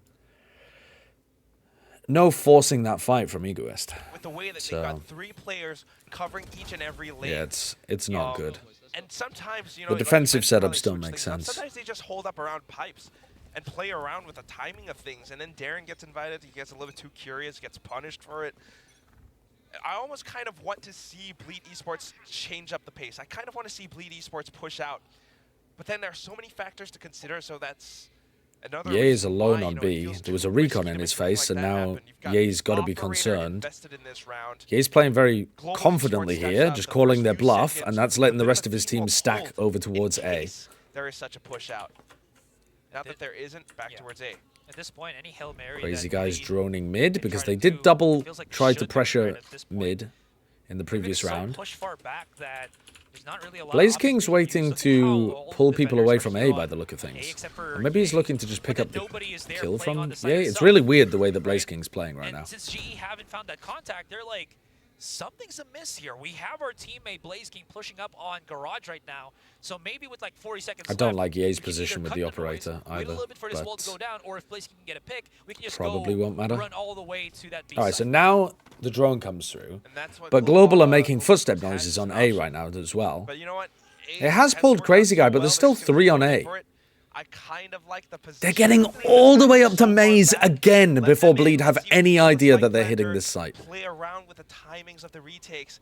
Make sure that Global Esports can't really feel too comfortable, even if they have won this site so many times before. They're running down this And there's the Viper very, commitment. very much. Nano Swarms could provide some Polvi swings through. Bad swing by Polvi, in my opinion. They could have just played inside the pit. 5 seconds left. Here's Blaze King. I mean, Blaze King's not in a good spot either, and he's given away his position. He should be able to get caught here. You know where he is. Darion with a fairly nice trade there. Ye is walking out rafters, while the other 2 have to try to get inside the pit. Makes it very difficult for them to push up, but they found lightning fast. That pit's going down. Interesting idea there from Russ. He's trying to set up a flash peek play. I think just playing inside the pit probably would have been better, though. And Russ is also doing the same with the fragment. Wow. They're buying as much time as they can. Russ pushes up. All right. It's denied. Spike. Nice from Bleed. Ooh, I don't know. It's close. It is very close, but I think they've got it. And it's barely just defused there by Bleed. So, .95. yeah, I think Polvi makes a pretty big mistake there in terms of swinging through to screens. He can just hold that Viper wall and wait for the Viper ult to come down. Just a second. I mean, this is very... And also, I think probably Lightning Fast would have been better off just staying inside of his ultimate, but you could see what Russ was trying to set up there with a flash peek out the back of it. But I just don't think that was the right play. The Viper pit is so powerful. The post-plant lineups, you got the Nano Swarms, you got the Fragment. Bit of a gimme for Bleed. But that said, This is the fucking round, isn't it? This is the round where Ye wasn't able to react. And then get some frags in. Right? That's what they really need. softening up those defenses as soon as the spike goes down. Now, Global wants to change up the plan. Ye is positioned for this. Surely he delivers. Blaziken can use his... Oh, no! Ye! You can actually see on the webcam here. I was just staring down there. He's looking at the minimap. Look, he's looking constantly at the minimap. Look, you got the fragment. just pay attention to his webcam. But that said, even with a Viper's Pit up, Bleed at the very least. To me, listen, I don't want to be an armchair psychologist or whatever, but this looks like a player that doesn't trust their team. That's constantly looking at what the defensive setup looks like on the other side of the map because they don't trust the fact that the rest of their team is going to be able to hold on even when they're stacking it. In theory, Ye's value is large, even if nobody comes B, because they should be able to heavily stack A and have a good chance of fighting it. But yeah, look at the way that he's looking at the minimap. Back. And then get some frags in. Right? Looks at the minimap again. Back. A minimap again while he's coming to his team. Minimap again for a significant period of time. Now back. And remember, the webcams are not perfectly synced, by the way. Webcam here. Back. And I think that's when it happened.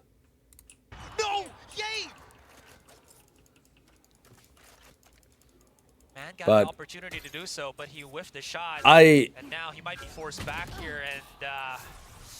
And I mean, I'm sure he was having vision problems. I'm not disputing that he was. What I'm saying is he's also looking at the minimap constantly for a Jet AWPer.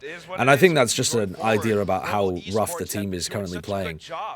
Whether it's bits of timing or just the sudden peaks out. Yeah, not using the dash there. Again, another situation where he doesn't look that comfortable getting out, but I think he's probably just, you know, on tilt a little bit, to be honest with you.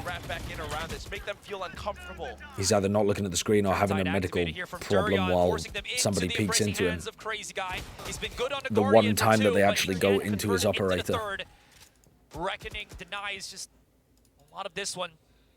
Durian is so close to the rest of them, but they haven't planted anything just yet. So yeah, he's yeah. Again, we're just working off a webcam here, but it really looks like he's trying to help out the other side of the map and losing focus. Once again, find the opening, not this time on A, but on B.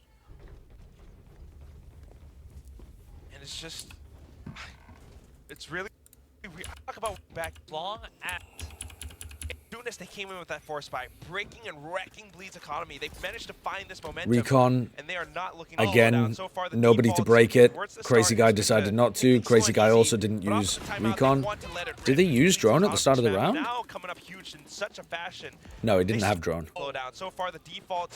So no Recon break. Take things slow and easy. But off at the timeout, they want to let it rip. Does a little bit of damage and plays Crazy Guy in, so decent team play there for Bleed at least, but a very unusual bait and switch play. That was a huge, huge one. They realized that Crazy Guy is consistent as ever, even through all of these mishaps that Bleed have put themselves into, and they utilize. So this is now looking like one of the best rounds for Bleed. Esports is a huge benefit here for Bleed. The rest of Bleed, or excuse me, Global, now rotating elsewhere on the map. I don't know if these movements are felt. Egoist is definitely in position, you know, now deciding to really kind of reinforce the mid ground, although it's not really been a lane that Global has explored before.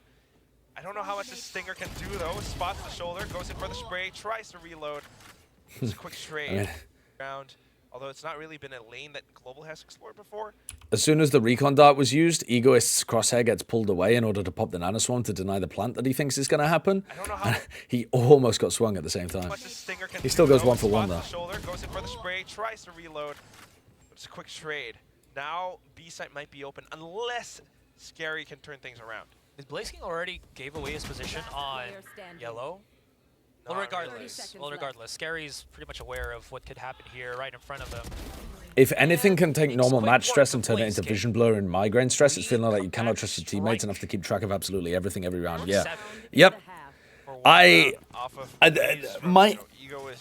actual experience playing in Ascendant ranked in EU. Getting distracted by what the hell my teammates are doing and then feeding myself because I'm not just focusing on my own game and then getting stressed out about that. Make that happen. No? I got 2. That he did. Okay. He's a mathematician. The op coming through again. This time, Recon used early from Crazy Guy. All right, let's see what happens here. Null Command's been activated already. There's the utilization. He gets one, but doesn't pop the dash, right? The dash timings do look really off. All right. Because Crazy Guy throws out a recon, breaks the drone at the start of the round. Oh no, he does dash. He does pop the dash. My bad. Activated already. He just doesn't actually... Oh, he got suppressed. What am I talking about? There's the utilization. What am I talking about? No escape here for Of course EA, he's suppressed. as he only gets the shutdown on the one. Lightning fast in the rest of Global Esports as they just keep getting kill after kill after kill. Leaves Scary to his devices. How tragic is that though, chat? That's the first time that Crazy Guy's actually like broken Sova utility and reconned at the start of the round. And they just KO ult and run him down. And unfortunately, Lightning Fast is just too quick for him dude. to deal, leaving us with a 4-8 as we end the first half. Quick pushes again. I mean, same thing from Global Esports. Earlier on, it kind of got halted because of Crazy Guy and, maybe a bit of luck, maybe a bit of skill and knowing how to fake them out. But this time, as Global Esports push in a lot tighter, shoulders. After seeing Bleed's performance, why were so many analysts, including Pacific, so high on them? And then the null command to really I don't think anyone was outrageously high on them, were they? Gets the one, but that is it. And then It depends what you mean by being high on them. They just weren't really quite in position to gun them down. They tried to go in for some of these fights, but then just ultimately lost out in full. Global Esports. Some people had them top 3. No, that's crazy. No, that's crazy. You can't have Bleed top 3 when PaperX, T1, and DRX are in the region. Surely.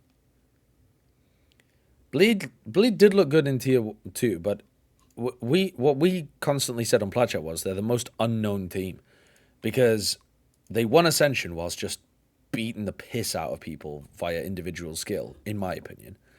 And they've made plenty of roster changes heading into tier 1, completely changing the identity of the team and the roles and stuff. It's just impossible to know how good they would be. If they didn't have... It just feels like he isn't comfortable in this region. The reason why he was so good in Optic was because he actually trusted Optic's players with everything he had. I don't think he enjoys playing here. Well, I don't think that has anything to do with APAC though necessarily. That's just playing on less coordinated team.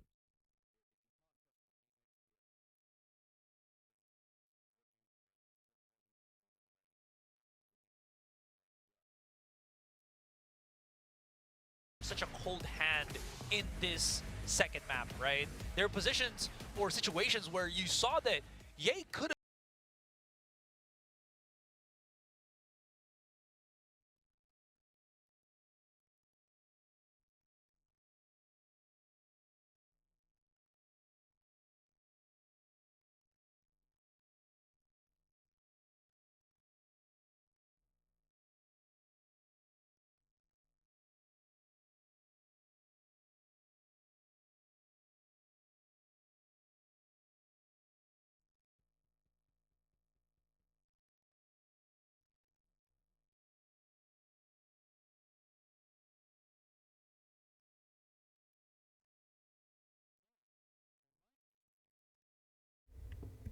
Oh my god, dude.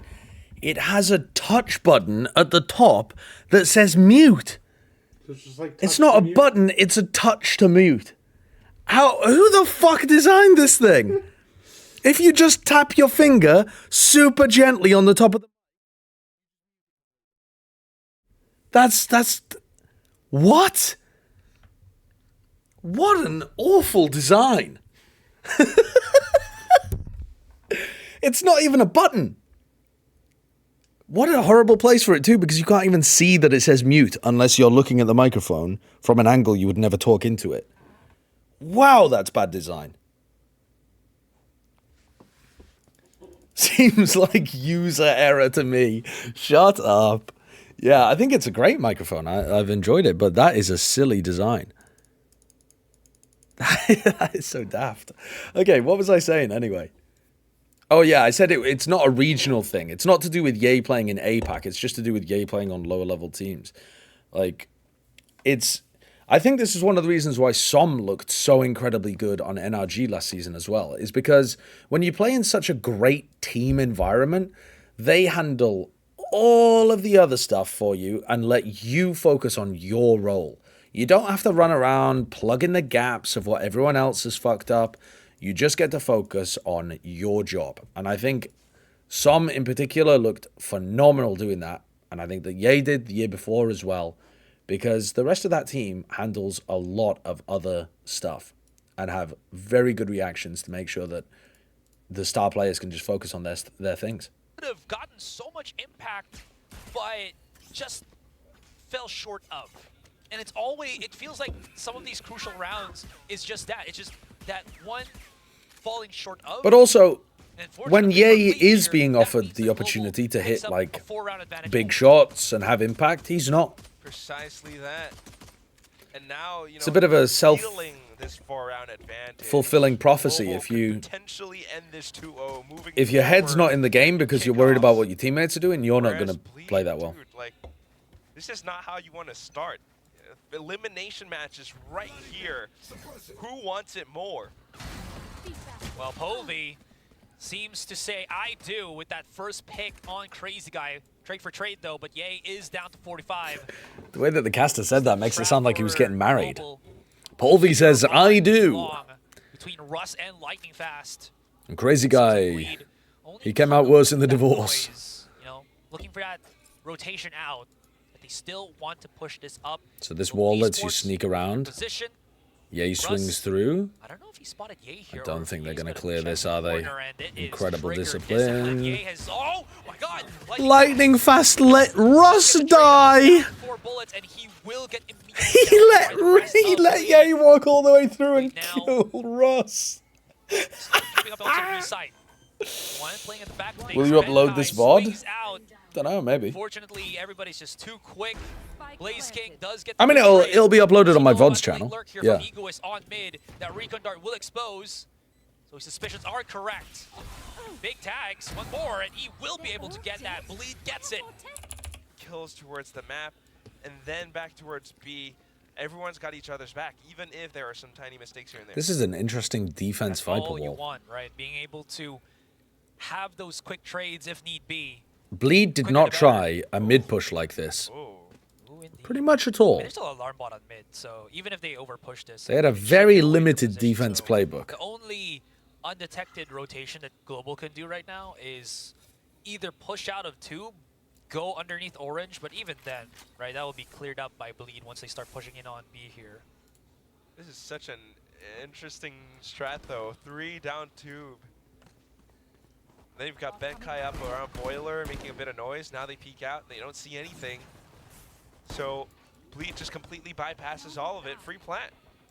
Egoists does get over well. Good triple face with the classics. The rest of the flankers, a fair amount, so they will be able to clear up a weapon. Bleed have got really nice post-ban control, though. I love this from Global. They're just like, yeah, they're gonna expect us on B. Don't think there's any reason for Ye to push into Snowman here. Body system, you know, it's not us as buddies. It's us. He's going to hear a lot of these players. Push up into the side as a 4-man. Look at this. They're just going to Benkai dies. Crazy Guy should be fine to get kills here. So should Ye. All they got to do is set their easy stuff. Easy cleanup. Eliminate. And boy, will they. Russ down to 4. I mean, if you could keep them inside this event horizon radius, this could be a good thrifty round for Global as the rest of Bleed are just running for dear life. Who will die? You've lost 3 guns. You can't really do all too much in this one. Polvy now on the operator. No armor whatsoever though, so full on glass cannon. This could either be a really good pickup for Bleed if Polvy dies, or, you know, Global gets to hold on to it and make some damage happen on another day. So quite a similar defensive setup to what Bleed was using. Is sitting on a reckoning, by the way. But let's see how they play this situation. Activates it straight up. Well, Bleed made it much more obvious what their timing was, and they started their exec from a lot further back.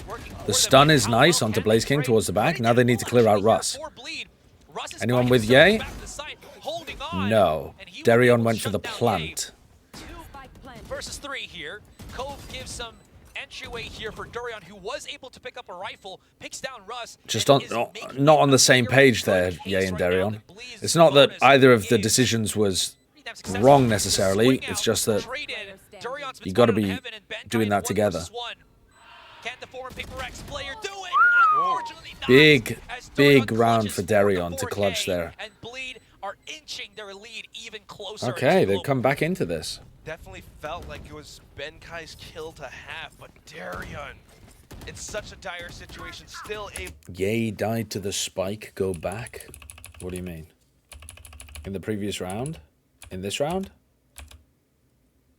Is set their crosshair. Thrifty round for Global as the rest of Bleed are just running for dear life. Who will die? Oh yeah, I did miss that. So I feel like that's still a win here for Global.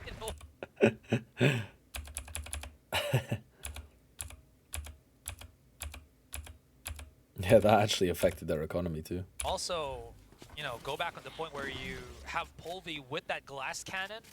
Expensive rounds. That's really going to merit the hard save here from Global.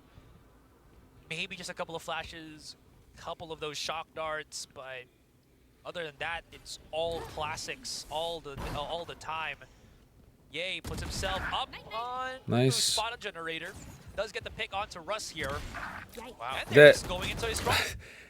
Again though, this harbor wall, I don't think is where Darion wants to be shooting that, because it's allowing them. Oh, maybe it is where he wants to be shooting it. I'm not sure. Normally teams would be trying to put it on the rafter itself so that Ye can fight this and kill people who go through the wall. Now Ye's actually got a really nice sight line above the wall, but it also means that people can path behind it and then swing out to punish him. And it just looks really exposed here, Ye's position versus this harbor wall. I'm not sure whether this is intentional from Bleed, so that Ye has a better angle here. If it is, he should have somebody at the bottom too, which he doesn't. He does take a bit of damage, but that's the way that Bleed are trying to push into the sides as well is only Ye and Darion go forwards, and then Darion gets the plant. So Ye is the only person forwards. I mean, look at the positioning of Scary and Egoist, and then look at the positioning of Crazy Guy. I mean, the separation between...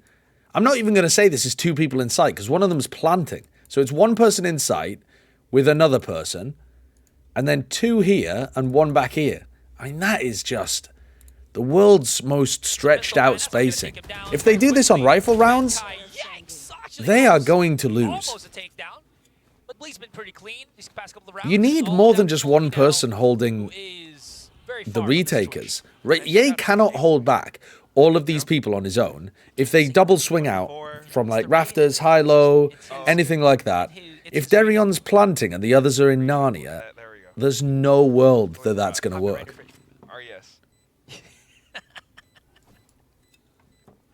I mean, at the very least, still want to go for that round loss bonus, but on the... to get his groove back. All right, another timeout. Let's have a look. All right, Bleed are going towards B this time. I would assume they're going to use the harbor roll.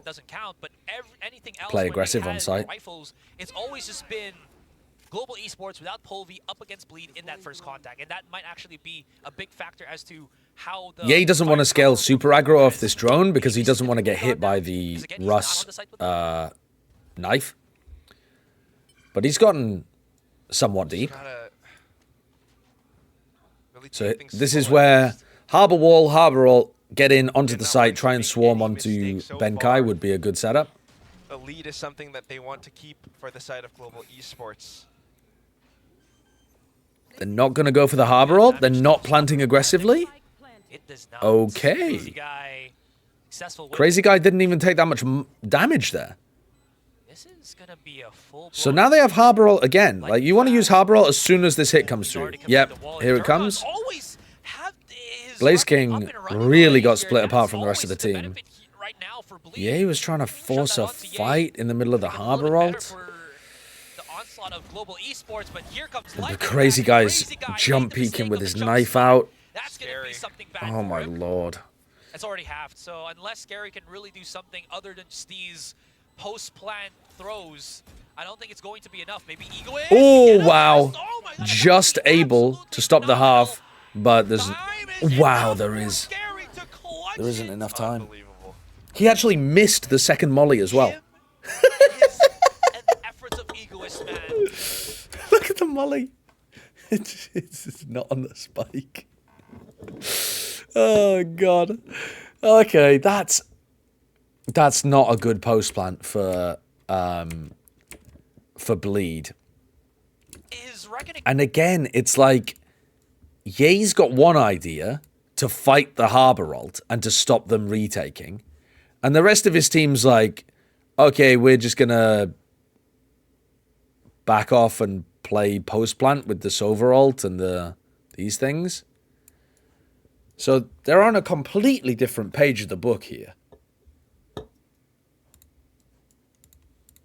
Up and running already here, and that's always to the benefit right now for Bleed. Shut that on to Ye. Gonna make it a little bit better for It's pretty the bizarre. onslaught of global esports, but here comes Lightning Flash. It's from Bleed. This team's got a... This team looks like it has a comms problem. I don't know whether it's a language barrier. Probably isn't, but I think it's just more of a, like, calling what you want to do. I mean, from global esports. So both teams are kind of doing the same thing back to each other. We saw that Nanostorm plus Russ's Fragment from before. Now it's going to be Scary's Snake Fight. As we move on into the next, it's going to be... It might just be Ye running around do whatever he wants, but at the same time, the decisions that Ye's making make sense if somebody does stuff with him. You know what I mean? It's not like Ye's running around feeding. There was a Harbor ult there designed to try and stop them from retaking, so he's trying to apply some forward pressure. It makes sense, but it's just so not aligned with what they're up to. Polvi nearly just ran into the back of them. They just stuck the defuse. They just stuck the fucking defuse. No utilities activated just yet. There's a lockdown. There's the use on the Hunter's Fury. The lockdown's getting broken, and they've just stuck the defuse. What the fuck? What the fuck? Look at all of the space that Bleed has on the site. They control all of this area. I'm going to leave the yellow box on the screen, right? They control all of this if they want to. I'm going to leave the yellow box on the screen. Going for yet another plant. They give up all of their potential site control instantly. They give up all of their yellow control. All 5 of their players are bunched in this area now. What? Why?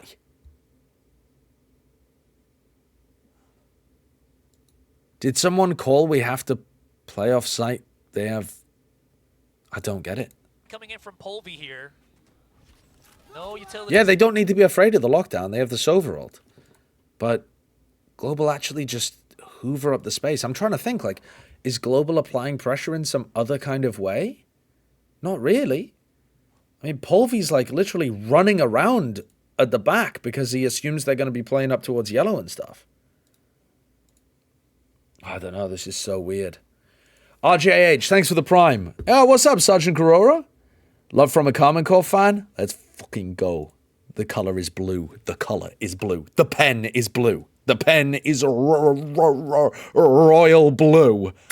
It's activated just yet. Here comes the flank. There's the use on the These rounds are absolutely cooked. Break down that Killjoy ultimate. Once this wall drops down, all hell will break loose, and who will come out on top? It's actually going to be Global with the deep. I gotta be honest with you, chat. This looks like the worst play that we've seen globally. Through all of the confusion from the rest of the players sacrificing their lives for the greater cause, and that's going to be... If we did a global power rankings at the end of this first week, Bleed are at risk of being at the very bottom. Actually, I haven't watched DFM. I didn't watch the DFM secret game, so I shouldn't say that. But of the games that I've watched, this looks really weak. These global esports players just managed to sneak in along with the lockdown. Polvi trying to buy as much time and attention away from the spike DFM are not as bad. possible too, coming off the flank. It's just was enough for Global Esports to sneak around Yeah, back. I didn't watch that game yet. Replay, so we can see who actually just defused it. Because I was also just looking at the fight first in front of us. It got a whole lot chaotic, man. So they cascade recon to push people back over towards B. Not sure if we mentioned this, but coming into this round, Global Esports, they almost got the whole enchilada. And by that, I mean 4 ultimates in their pockets. Very strong to think about it, because if Egoist uses his lockdown, Hunter's Fury from Blaze. Oh, it is supposed to be Egoist. Why were they saying Egoist? Because you don't want any extra space giving abilities to be used by Bleed. Alright, so this looks like they're going to set up a fake off the back of the lockdown being used. That'll probably pull Crazy Guy over, and they're going to try and walk in on B. So Benkai could fuck this up by going for a peek and spotting somebody or getting a kill. Or these guys could fuck this up by going for some like flash play where they punish the lockdown. And it looks like they're set up for the lockdown as well. It looks like they're planning to snakebite vulnerable, actually. Sorry, snakebite Molly. Because if you KO nade and you Molly, you do enough damage to be able to break the lockdown. I think they've got a lineup for this, right? At the very least, I mean, No, maybe not. Thinking about it compositionally speaking, I want to see Darren doing more. Oh, they brutalized Darion, but Egoist kills both of them. Then Blaze King kills Egoist, but the lockdown still goes off, and it's a fake, and they go B. Wow, these rounds are cooked. Pretty interesting, though. Trying to use that lockdown to distract them and bait the rotations over, the Hunter's Fury as well. And as the Sova stays stuck in that animation, yeah, the rest of Bleed, this tiny little squad approaches B. Polvy's coming in. He's using that Sova drone as a drone to give him a little bit of that inside yellow, but it does absolutely nothing. He wanted that firepower alongside with Blaze King if it could have been done. It's not, so... I thought we were going to see an interesting setup there and, you know, look at whether Ye and Scary were going to coordinate a double peak or something like that, but they just jiggled and took individual fights and won, so not too much interesting stuff to look at, but this interaction was very interesting. I can't believe Egoist killed both of them and then died to a Sova ult. I really thought both of those guys were going to set up for some kind of bounce lineup here that was going to break the lockdown. But one of the problems with the lockdown is you don't know whether it's on the high ground or the low ground, just based on a minimap. Maybe you do when you're that close to it. You don't when you're in a Sova. Looking for, man. Quick, concise, very sure of the plays that they Yo, what's up? Mamba is out. You watched the replay of the watch party? I was kind of rooting for Giants at some points as well. I like that team, but it's very fun to watch Comical win, especially when they're looking so good like that. Thanks to Egoist's one lockdown. What a game this has been. So, I mean, back into it, it's just going to be... How do you remain professional when you cast and both teams are just absolute dog shit? I don't think I've had a game like that in a long time. Sometimes you laugh, sometimes you moan, sometimes you try to offer suggestions for what might be done better or examples of what other teams do. Put a thorn in the sides of Bleed. Sometimes you revel in the chaos. I don't know. Making sure they can spot out Pipe here, get that control. How far will Polvy actually push on B long with this operator? He does have Benkai right beside him. Look at this double up. Scary and Egoist on the punish. They should be able to see that. Yeah. What a read. Do they read that Benkai is also here? If he comes around the corner here, if he pushes the same angle that Polvy did, there's still two players of Bleed coming in. Alright, the turret's still active. Here comes the drone. They see Darion. They've got a double up. Nice. Okay, so they punish the contact reclear. And to be honest with you, I don't know why you would necessarily want to go for a contact reclear there, because Benkai is all the way pushed up to here. Like, if it was B, Benkai would know. So either they're walking through mid, or they're all waiting here. Those are the only two options. So just contacting into them on A seems like you have a death wish in a round like this. For the moment. it does not seem like a sensible way to play the defense. Wave and the moon really pushing and pulling with gravity. Blaze King trying to play off of some of these timings on the peaks, but it's not quite going to be enough. You're looking extra bald today? That's because you've got a top-down POV.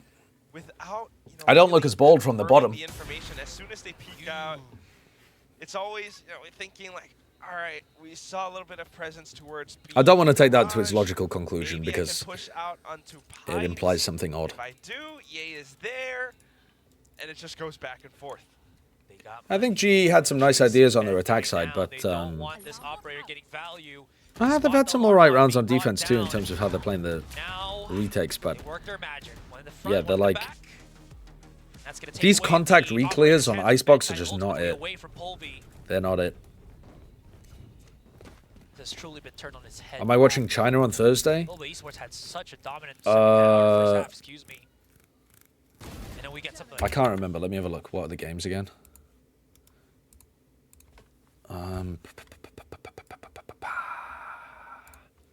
China, Trace Tyloo, FPX Nova, JD Titan. Okay, JD Titan might be pretty good.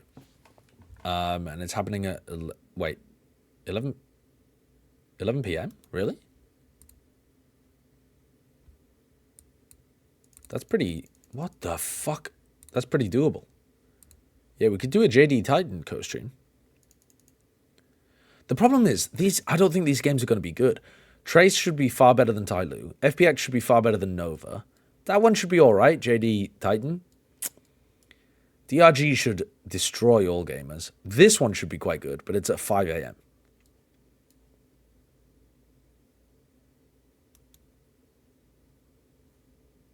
So I don't know. I don't know is the answer to that. Yeah, JDG. There you go. JDG. JD Gaming. They're part of a sports brand from the UK. Do you think a fix would be for Ye to play Senti or Jet?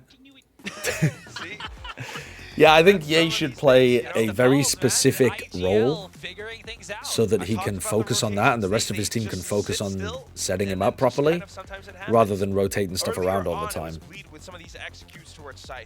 And I think, considering they have Darion on the team,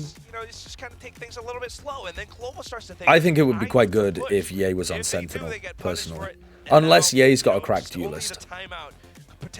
But I thought his Neon was just like, bleh. It wasn't amazing. Some of that execution. So Perhaps Coach Spin might have spotted something out. Don't know, really. Don't know. I think this team's got a lot of problems to fix. Win or lose, they still will get that map 3. But, I mean, this has been a grueling grind for both teams.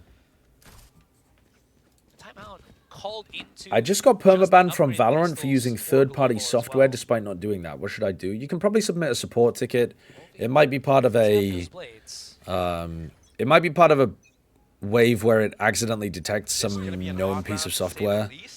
You know? Fair enough. I don't know. I've never been through that situation, TaylorMay, so I don't really know. Although it is not too many rounds that Global needs to push this into an overtime. I'm in bronze. It's alright, Taylor. You can tell me. You trying to get out of bronze? You install some cheats to try and get out of bronze?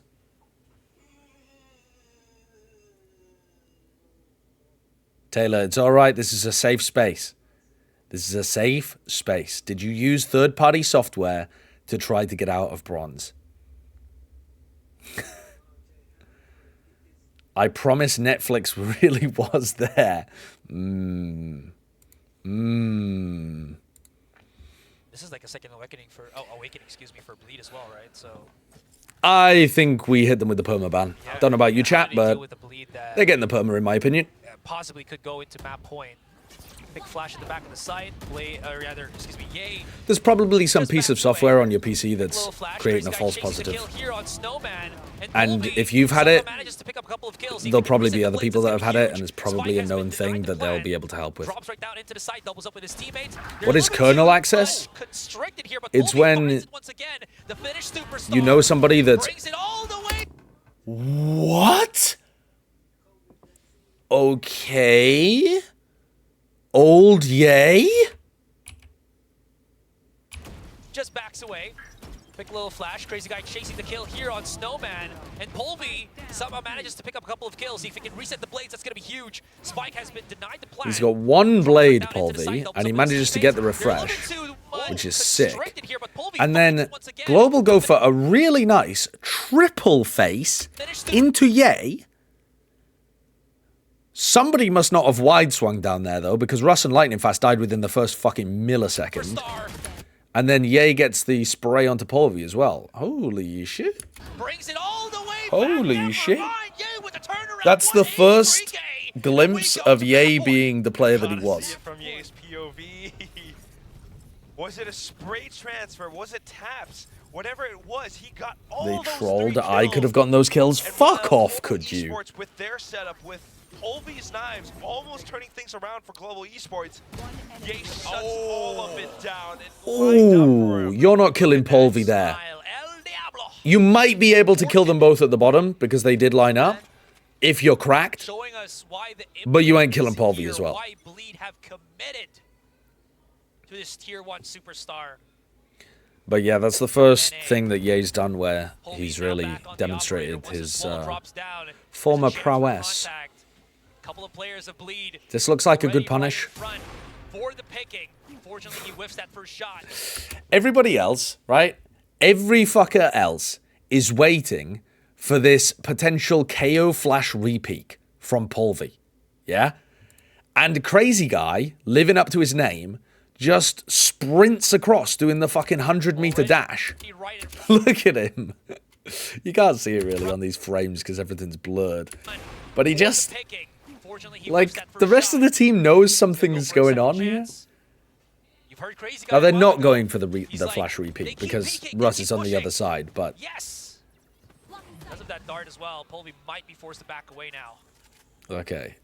So I think they've heard the jet leave. They are still holding for this, though. Harbor ult, trying to take space on site. They should be able to get Cove down. Now, how do they play the post?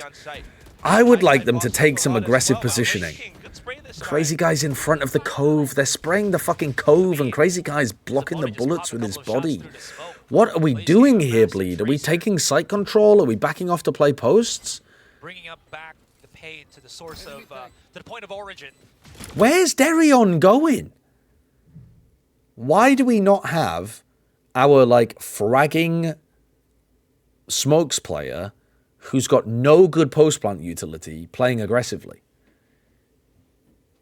I can understand why Scary wants to bait. An Egoist should have some nanoswarms on the spike, although I don't think he actually does in this instance. But like, why are we doing this again where Ye's the only person pushed up? Ye's gonna have to get a couple of impact kills here, or else Yeah, Ye is not hitting on a rifling level, though, particularly. And look, they've just defused already. Oh my god, bro. These post plants here, they're murdering me. They're murdering me. This time, and Global Esports holding on to the knife's edge. They're murdering me. Fight for another day. And like you mentioned, man, they are close to pushing this into overtime, and they still have that one map advantage. Yeah, just rushing in to get that spike defused. Very interesting. And, I mean, the null command was expended for that retake as well. So you gotta think, although it is a few more rounds left, and the Reckoning was used, you've got Yang has the Blade Storm available, you've got a couple more bits of utility on the side of Bleed Esports. Global Esports has to, you know, walk around a tightrope right now. Egoist with that lockdown. Okay, there it is, picked up. So Ye's controlling the A push. They go over, they grab the orb, and now they're coming back to Ye with the lockdown. So this is where, do Lightning Fast and Russ have setups for this? I feel like it should be so possible. Unless Lightning Fast or Russ can really fend Here we go, here we go, here we go. No, it's the knife. Oh well, he's still got the lockdown off though. Nade, but nothing else to sync up with it. Lockdown does clear up most of the site itself, and I think Bleed was able to spot. That didn't look like it was close enough to the middle to do damage. I thought the... Alright, what am I getting wrong here, chat? I thought the lockdown had to be like right in the middle of the KO nade. Do you actually just have a bit more flexibility with it? Oh, you can't see? Oh yeah, my bad. I thought the KO nade had to be like perfectly on the lockdown to kill it. Is it just within the center? Like within the middle part of it? Why would Steel get reprimanded for his casting? What do you think he said that was disrespectful?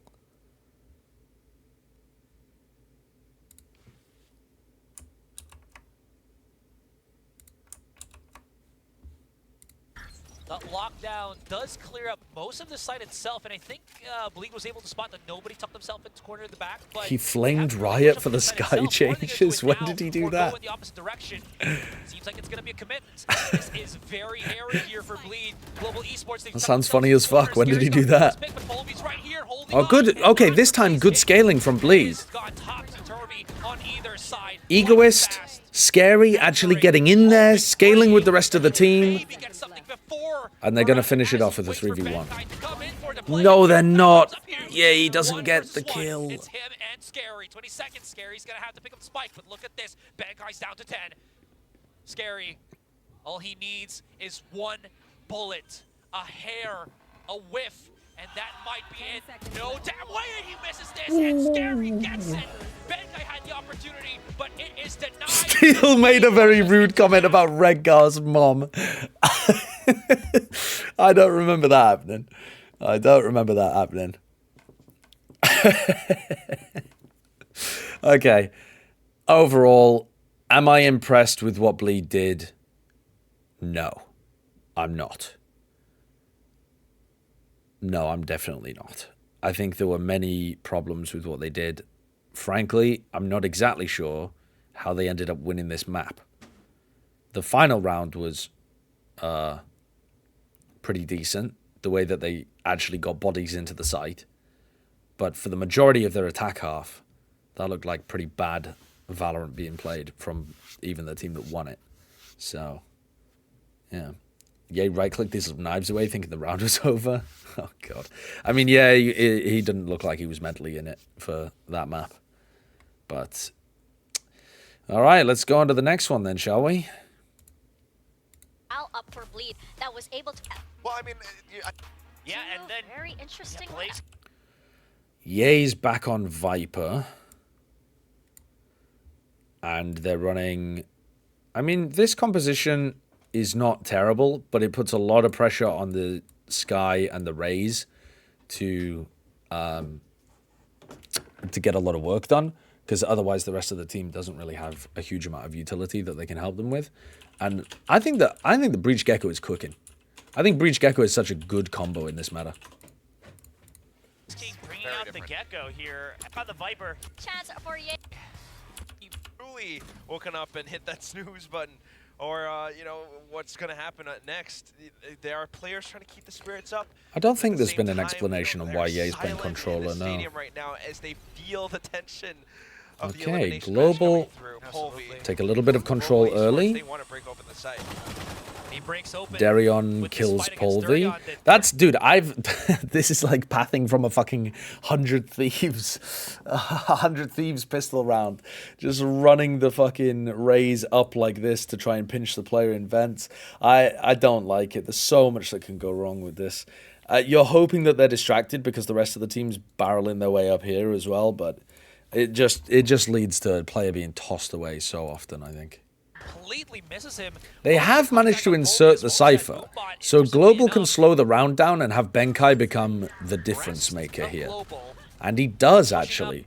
He catches Crazy Guy, they clear Darion, and suddenly they've recovered this. Yo, Benkai again. Now Blitzking's got to chill. Oh, look at little bro.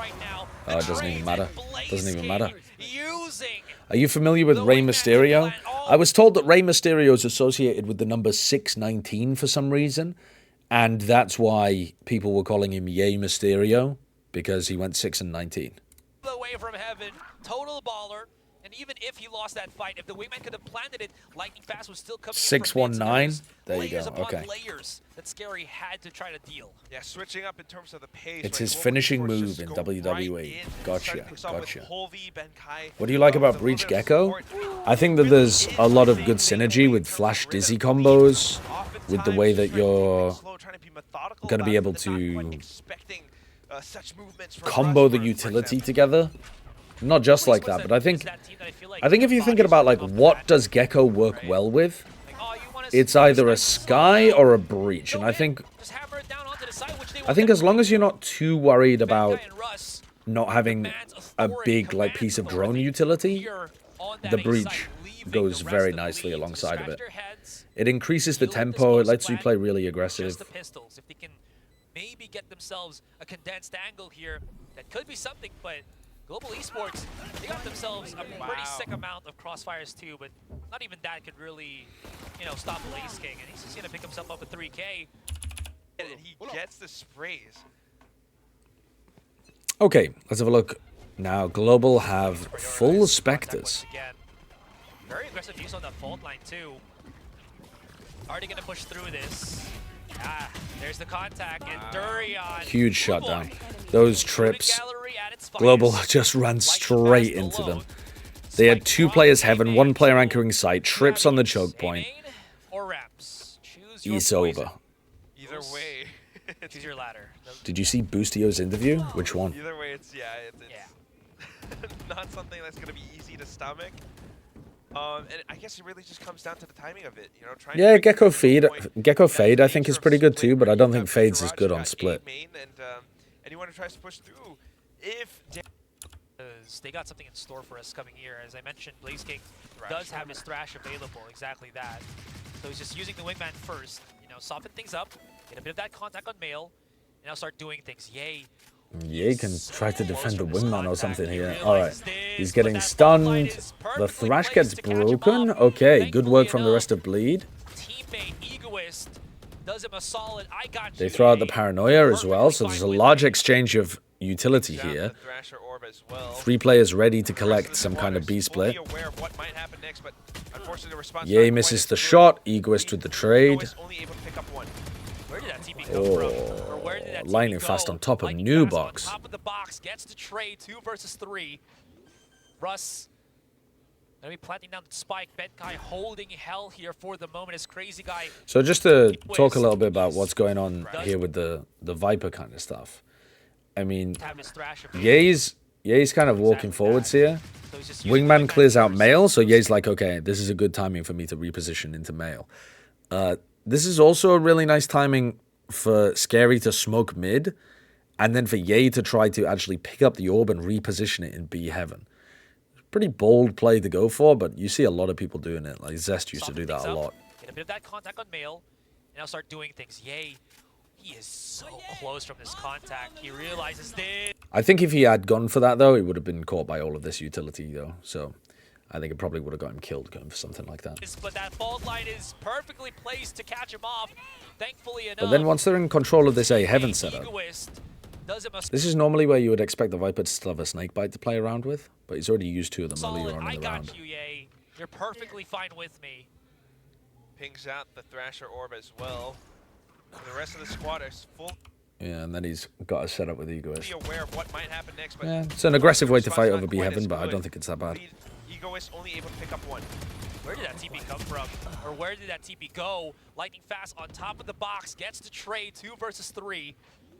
Russ gonna be planting down the spike. Benkai holding hell here for the moment as Crazy Guy creeps in. It's very so committed, slowly. though.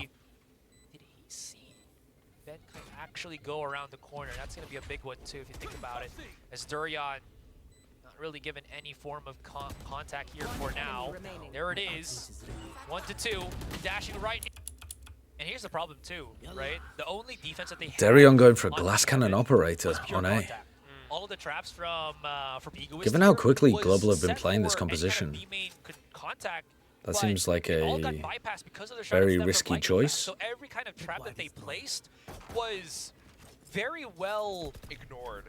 Thank you. The dogs help set Darion up on an aggressive angle, but now that means that Darion's not going to be there to use his Raze ult as well. Anywhere else around the map. So I really don't like the idea of Darion up in this round. He probably did, but like, who gets who first? That's the question. On that rope contact, if ever there was any rope contact. Are they trying to paranoia off Ye's contact here? Straight up marching his way here on Or off the cam contact? He's got a chance to peek this. Yeah, there's the blind. The blind doesn't actually hit. He just charges through the smoke. Oh, brother. Dude, look at this. So this is the setup here. In fact, we need to wind it back a little further too. Alright, so here, right, they have a cam setup that watches both of these angles. Yeah. And off the cam, we have a paranoia that goes like this. And then Ye is supposed to swing. And in theory, Egoist could get on an angle to swing as well because he's playing on top of like rafters kind of area. And Egoist is out of his cam right now. Hit with a breach flash. So he misses the timing for Polvi walking out. So he's not on the cam. They've got a trap set up off cam contact, and the Cypher's not in cam. So then they cross through. Polvi is now in a position where they think nobody can be, because Egoist was supposed to be on cam. The cam, he shoots like the little cam dart into here to see if he can get a tag onto somebody. Dizzy comes out as well. This, for Scary, is like, all right, now let's run the trap. The paranoia doesn't hit onto Polvi as well. Because again, this is supposed to be off cam contact, so it's aimed at this choke point. It's not aimed at clearing the entirety of B Heaven or anything. Ye then follows up on this, because the whole point is to maintain Heaven control. So he's like, I'm going to believe my team. They got the setup. You set him up, I'll knock him down, Chief. He's not going to do that just... And he just runs in and gets sprayed down by a player who is most assuredly not blind. Yeah, he just charges through the smoke. Meanwhile, Egoist is now in cam. So Egoist wasn't in the camera at the beginning to give contact for the trap play. But then after they throw the paranoia, and you're supposed to be following up, he's in the cam. This is just the comedy of errors. It's tragic. Oh, and Polvi's. Thank you very much. That I know exactly. Yeah, okay. Neural theft to combat that. 1-for-1 trade though. Crazy Guy does find another. But with all of the neural theft activations, it could actually be turned ups in their heads, and Russ just backs away. And actually, Bleed have managed to hold on to it with Scary and Egoist. That's Global Esports running it all the way through the A site, but the counter neural theft does give all the information that Bleed needs to know. Rotation's over. Darion.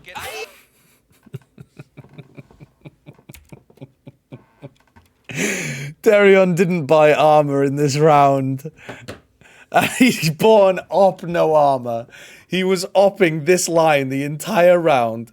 He over-rotates, then tries to ult through Heaven, and dies to a long-range phantom headshot. With the rocket. I think he might have been able to get the rocket off if he'd bought armor. It's a great shot from Polvi, though. The big connection of ability is there to shut you down. Oh, God. Just raw talent, raw firepower. You know, he's the one with the show. Do you think if Demon 1 was put in Ye's position, he'd have been able to bring Bleed to more wins?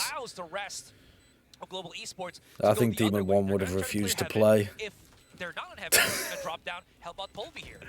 I don't think there are an enormous amount of moments where having better aim would have made the difference. There are some, for sure, Spots out Scary, who was going to go for the full defuse. Global Esports have but total control. It's at least 50-50, just awful setups. Was it a good decision by him using the ult alone there without any utility? I don't think so. There's only 20 seconds left, though. So, you know, I'm going to say no, though. I'm going to say no. Yeah, he could have just naded to try to deny the plant, waited for his team to get there, maintained some heaven control, and then sent it. I think Darion is way too antsy as a duelist player, making tons of mistakes by going too fast or going too aggressive or just walk re-clearing on defense alone. Yeah, it's... I mean, you could look at Icebox and see that they can slowly grind up their way to something, but Bleed doesn't want to be in that position once again. They want to have that solid advantage. Always says so much. I mean, we've seen Bleed for the past 2 maps now start things off without a strong lead. They're always slow to catch up. Might even be able to say the same for their match against T1.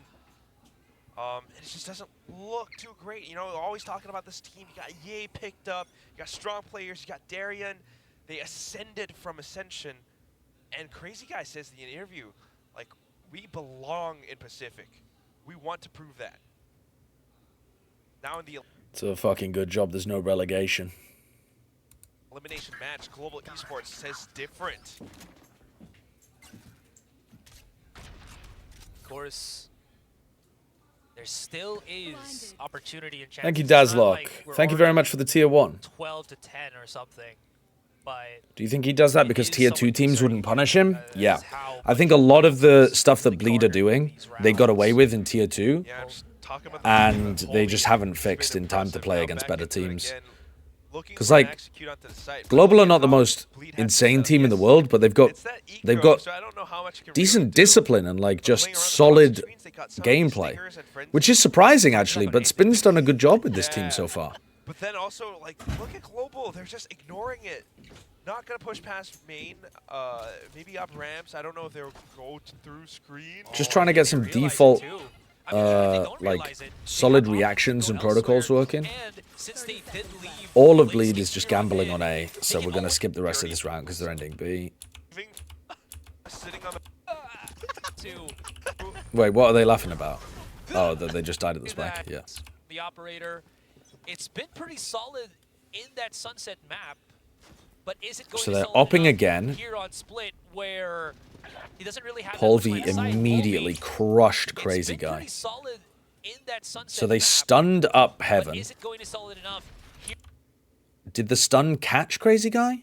here on Split where No, I don't think so, because otherwise Russ would have got an assist off the back of that. I think Polvi just hard entries with it. he doesn't really have that much line of sight. Polvi, the double satchel catches Crazy Guy. This makes it significantly harder for Dorian to really get that contact, but it doesn't matter. He still shuts down Nice shot. Polvi. Good Thank you shot very much. They're starting to rotate away. Intentions are kind of sussed out as well. Bleed don't really know what's going on. They're confused in spawn. They don't know which way to go. They're getting a good read on things.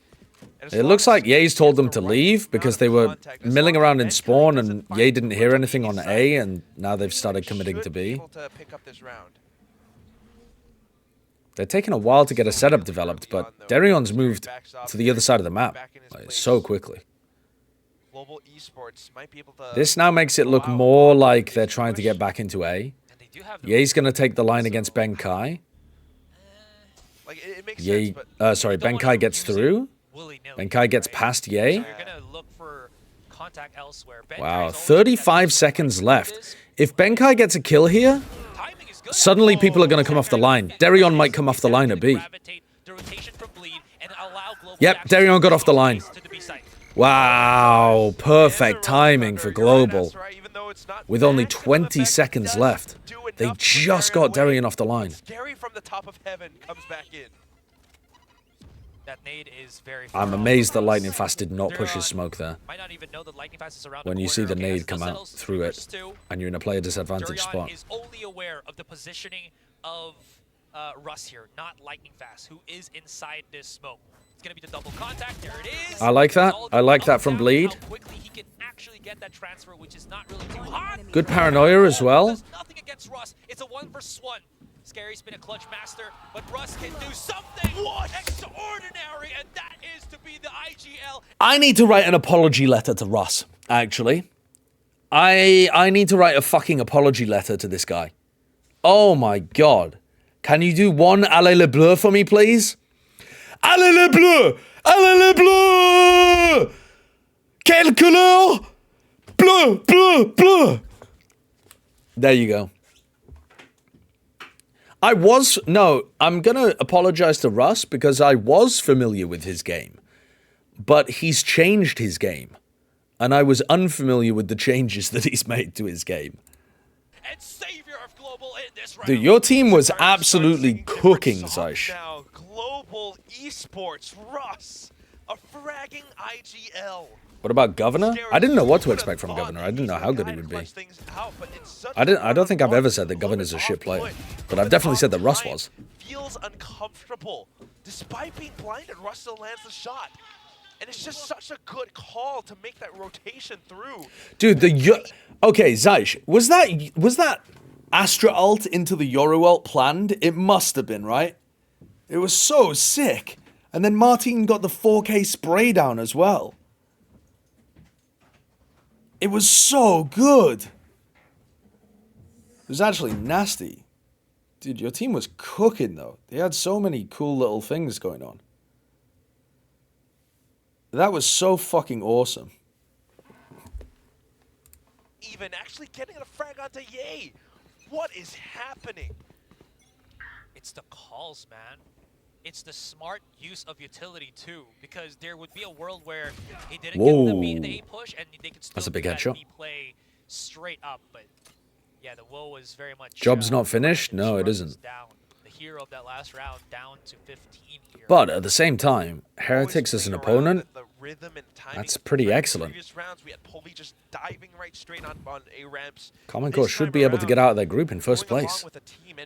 What a fucking change around. Playing along with that, trying to get a feel for this dance, and this time getting a better grasp of it. Benkai still, though, however, lurking all around. I do agree. They're completely mismanaging the pickup of Ye. And they are missing Juicy, but they were always gonna struggle with that, I think. Quick little TPs there. Right, they know that somebody's close on the right. He They teleport in. Egoist is trying to get the kill. Russ doing a good job of keeping Polvi alive. I like how, again, Lightning Fast is using himself as a human recon dart, where he just keeps TPing in positions for his Yeah, Eng was the coach when Gambit won Masters, yeah. Yeah, it was talk about esports are having a great time. And I don't know what the retaliation would be for Bleed here. So they're fast taking B Heaven here with the paranoia, with the stun. Yeah, we'll just play our own game, keep pushing forward. Meanwhile, though, look at this. Look at this little guy. Blaze King just walking his way into vents. Absolutely chatting it up. We still have Polvi, who's been so good at How does Polvi get that? The timing's so rough for him. Okay, there we go. Meanwhile, Benkai gets a kill over towards A. Egoist is under even more pressure. The spike is gone, but Lightning Fast has his ult. He's got himself that from the shadow, so he can pick it up, the spike. Here comes the ult. But there is a world where they might break him and not. Dude, Scary's trying to stand on top of the spike. Like, how do pros not know how this works? No, he picks it up. It's pretty easy for him. Anyways, hold Heaven. They must. Plan it for Heaven, plan it for Open, and it's a 3 versus 3 on this retake. Still do have Egoist up around screens, though. Trying to make their way through. But what it comes down to is how well they can really break apart this Heaven hold. Darien out through. Ooh. Rough from Blaze King. I think he was looking minimap. Waiting for a better angle there if it can. Benkai, though, shuts that down. What in the Lord's name is this smoke from Scary? Hold their way through. But what it comes down to is how well they can really break apart this Heaven hold. Darien out through. Ooh. Was he thinking about TPing into it or something? Punches him. Yeah, Egos was waiting for a better angle there if it can. Benkai through the smoke as well. Don't know what this smoke is. Coming here too. Paranoia coming out, but does not dissuade Scary, and Egoist is not in a good spot, but he doesn't need to be. There's no way Egoist wins that. Egoist with the ego peaks, the ego kills. And he saves it Holy once again shit. for Bleed. Okay. Okay. Yeah, the Kangkong angle. Alright. To really fend them off. Again, not a good round from Bleed, but they win it. Egoist. 2-7 Bleed. I mean, again, you know, they start things out slow, but they never quite back down that easy. Bro painted a picture on that A window, man. What a global cooking here. There's a picture of them winning that round. They're not taking ramp control, they just smoked up Heaven and Durian's trying to so threaten close like to they're walking into sight. And now they're flashing in for mail control. Darion dies. Ye gets counter spammed because he threw a snake bite. Gets caught in the collateral of things. Even These setups are shite from Bleed. Here by the defenders, but it's so early that the Seekers won't really threaten the control and rotation capabilities of Global Esports. Egoist now Good pause in the round here from Global, I think. He's been such a Just make the defenders sweat. But these tags, man, he's been put in a position where he has to do so much, and he might not be able to do anything at all. Yeah, great ways to check, too, from the likes of Smokes Russ. down. Only good for one, though. Still good reactions nonetheless, but yeah, you're absolutely right. Global Esports having the numbers now, they get to push in, they got the site. It's just a near impossible retake. The rest of the Bleed members aren't even really moving. Yeah, this isn't happening. On a non-dual. Oh boy. Whatever. No, pass, a bit more defender sided. Now, if you know, as long as you crack the code, you got the right executes. Definitely could come up with more rounds, but definitely doesn't feel good. You know, when you're Yay with the coach judge. not even like happy with you. I think a judge in Mail could actually do some work here. Because the way that they've been trying to take Mail is mostly by flash peeking. Possible turnaround. Yeah, Scary's on that first contact too, so Darion wants to get up A close double and personal. face here would be so nice, but instead it's just scary. Whiff of any Darion's trying to make noise to distract at least. Yeah. might even use the showstopper, but it's not even needed as he gets that Okay, okay. beautifully executed. They're gonna push What is that from Polvi? just pulverizes the opposition. Scary holds on, gets the 3K, pushes back Blaze King. No more flashes for him. Does have a Alright, wing Bleed with a little setup there that push forward. caught out Global. Patiently as Benkai comes in with the double. Darion making a little bit of noise, distracting. Scary set up on an unusual off angle. Then they pop the ult based off his contact. Oh, that was a risk. Now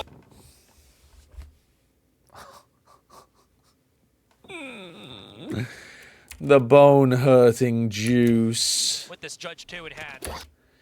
Dude.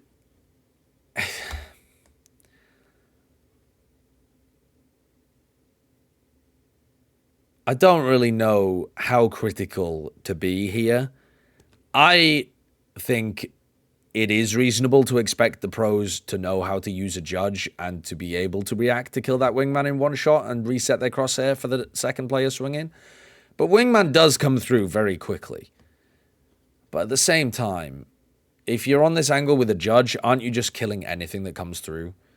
You don't need to save your first shot. Wow, oh, that was a risk. That was a risk. He didn't even second guess. He Yeah. You just gotta shoot that.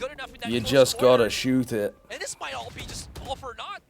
The tag as well, and Crazy Guy, he disabled for a couple of seconds, and they've allowed Global to plant the spike in a very safe manner. No, we're not even the just yet. Oh, sorry, excuse me. Crazy Guy's pushing up. Benkai's popping. What just happened, Quack? Just Global Esports feeling that confidence today. I mean, of course, Egoist with nothing but a classic. We're expecting him to clutch He's got a back up. weapon. He did it before. There's only 5 bullets in the fucker. He just won it! 4 bullets! Oh my god. A classic to start things in a 2 versus 1. Gets the kill. Oh my god. Has to use the North F, sure. Whoa, was Scary just staring at the wall? He didn't up. No more flashes for him. I thought they were doubled up. Does have a wingman. Look, they're doubled up here. And Ye's right He's staring at B main because he's worried. With this judge 2 in hand. He's not necessarily playing anti-flash, I don't think. He's trying to hold this angle. Wow. But, yeah. More round, if anything. All right. Just to feel Final round of the half. Deep wall from Ye. The judge that was at wingman play, but they were just so confident how they pushed out. You can feel that confidence again. Scary teleports out. Okay, Scary's just out of there. I do not want to deal with this. This is not... Ye's ulted at the very start of the round. Oh my god. And Polvi gets the kill onto Scary. Is creating openings when there's so little visual stimuli for this man. Yeah, Ye finally got his pit up and they just hit the opposite side of the map and he uses it at the start of the round instead of off noise. Yeah, it's just... I mean, also, let's have a look at... Dude, look at the start of the round here. Look at the minimap.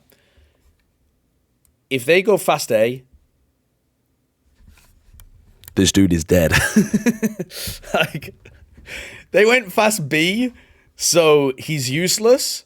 But if they go fast A with like Boombot at the start, or they blast pack at the beginning with a stun down this line or something, or even if they were going up here and then pathing down into sight, like, this dude's getting squeezed. He doesn't have any help. That previous one, I mean, Blaze King and the rest of them, yes, Ye had the judge that was at wingman play, but they were just so confident how they pushed out. You can feel that confidence again. Wow. Okay. Yeah, or they just raise ult at the beginning of the round and he just falls over. This is not up to my pay grade, at least for now. I can't believe Polvi goes for that over push into spawn though, off the back of the Boombot. But Polvi is creating openings when there's so little visual...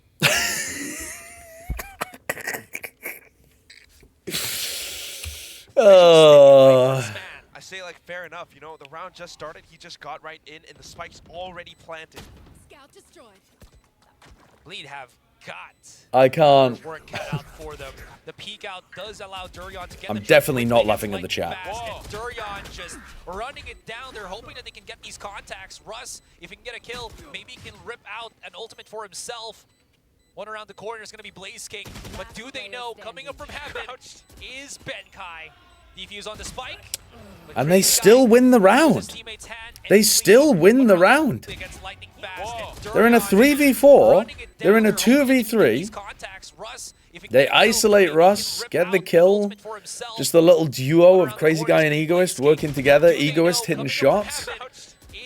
Egoist decided to really turn up on a fragging level in the final few rounds, but the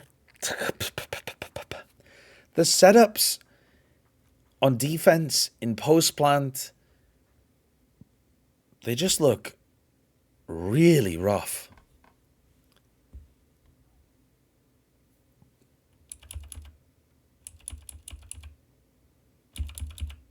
All right. That's what Global Esports wants to do. I'm sure they're going to get some kills on attack side, though. Time. Bear in mind, you got Polvi. I'm sure of it. These guys, they got calls to push out on the defense. Bleed, they have to be ready. Look at mid. This is why I still have Hopium. They have the skill. They just need synergy. If you got a bunch of top ranked players together, they would also have skill and no synergy.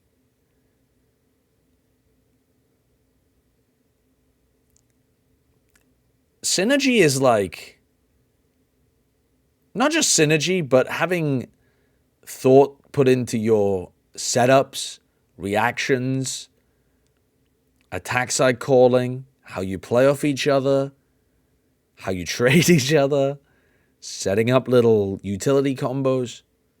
That's the entire game. That's the whole game. The skill is a given. That's the fucking game.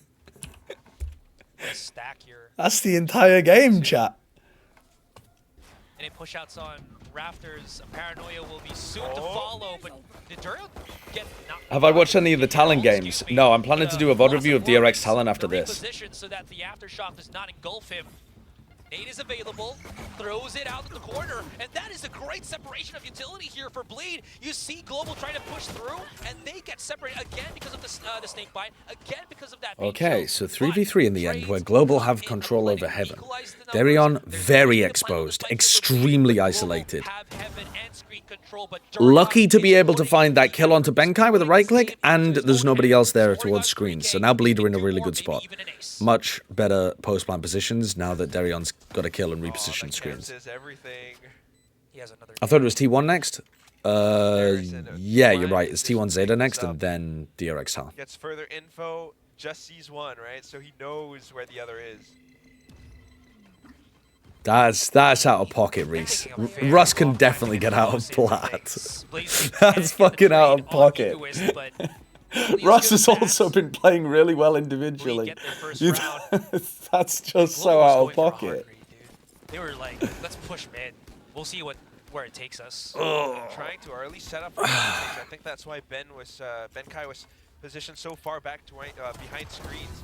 However, yeah, you can see in that replay, Darian was not blinded by the Paranoia sometimes, or the timing of it as your opponents move out.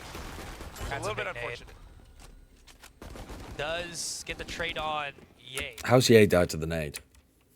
A little bit cover what you needed to sometimes, or the timing of it as your opponents move out. A little bit unfortunate. How's he died to the nade? For what you needed to sometimes, or the timing of it as your opponents move out. Oh, he gets... No. No. Cover what you needed to sometimes, or the timing of it as your opponents. There's a nade thrown. Then the stun is used from Russ.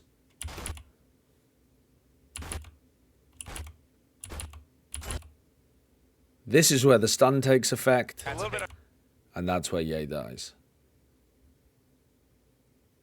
I guess he was trying to get away from the stun. Or maybe his vision got blocked inside the smoke or something.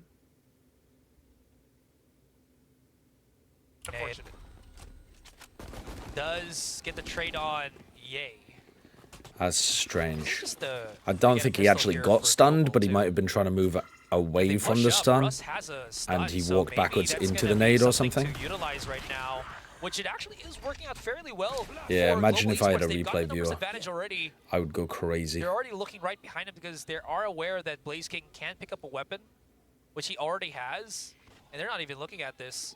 Bleed are so lost. Brother. The Thrifty is so solid for the South Asian team. But now it's all left again in the hands of Egoist. And he doesn't even have the spike in his...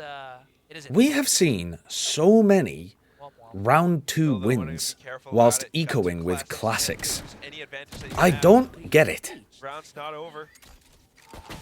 I guess people are just better with the util combos to be able to grab kills. Crouched at the end too. A little bit But unfortunate for Egoist. it's bizarre. I mean, both these teams, that's one thing that we often forget, is that Benkai does have experience with Bleed Esports. I'm going on a tangent, chat. I'm going on a tangent. Too late, it's already happening.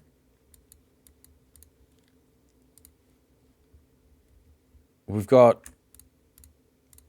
I'm going to look at all of the matches that have been played in Americas. How many round 2 wins have we had?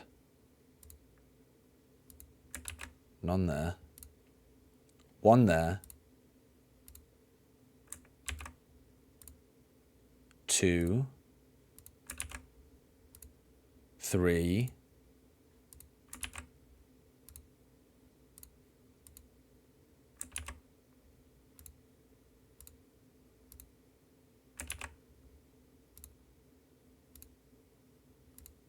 Could have sworn it was more than this. Only 3 in Americas.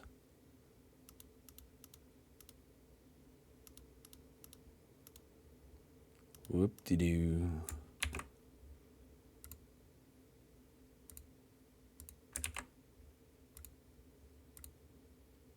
Four, 5, 6, 7, 8.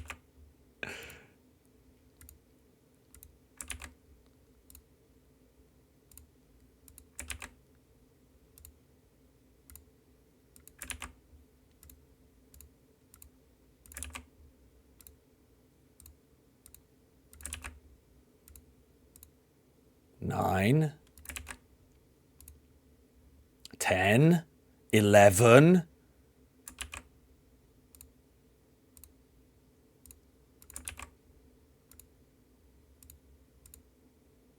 Fucking hell. You missed one? No, you're trolling. No, you're trolling. Is it 11? Start over? Fuck off. No. I think there was 11. I think you're trolling me. So that's 11 out of 2, 4, 6, 8, 10, 12, 14, 16. I lost count again. 2, 4, 6, 8, 10, 12, 14, 16, 18, 24. And then America's 24, 26, 29, 31, 33, 36, 39, 42. So out of... Holy fuck, what did I just do? Oh, no, it's 42 times 2, though, isn't it? Because it's 42... What the... Oh, this is every time that I'm using a thingy. So there's been 84 pistol rounds. 11 out of 84 is the amount. Or maybe 12 out of 84. Because you guys are fucking doing the thing where you gaslight and gay boss me again. It's unbelievable. You counted wrong? Your maths is abhorrent? There's been 84 maps played, and 11 of them... There's been 84 pistol rounds played.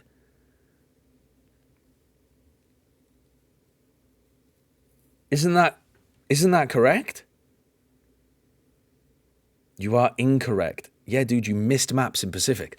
I think you're fucking gaslighting me again. Do you remember when you were wrong earlier, and now you're just super confidently...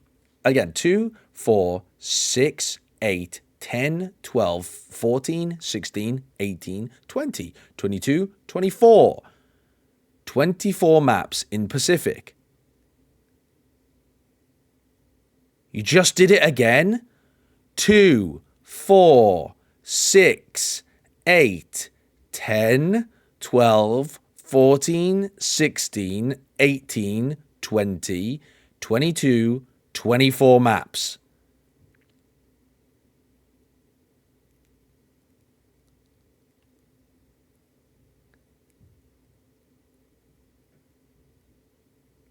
Are you guys off the fucking goop?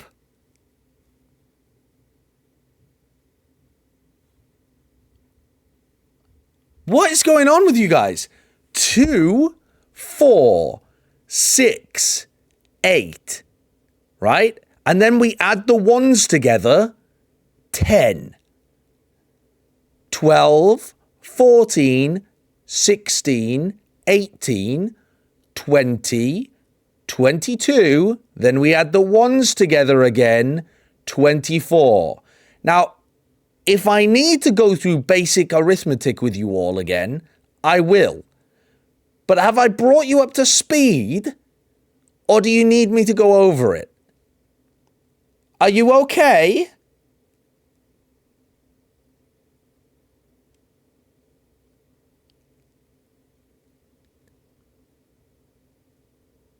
Chat, you guys are fucking trolling. Right. So there are 42 maps that have been played. We times that by 2 for the pistol rounds. And then there've been 11 out of 84. Are we keeping up here? Now, it might have been 12. I might have miscounted the actual amount of pistol rounds that didn't get converted. I may have fucked that part up. I'm not 100% on that. But anyway, what are we looking at? What is that as a percentage? 13%. Or if it was 12, 14%. 13 to 14%.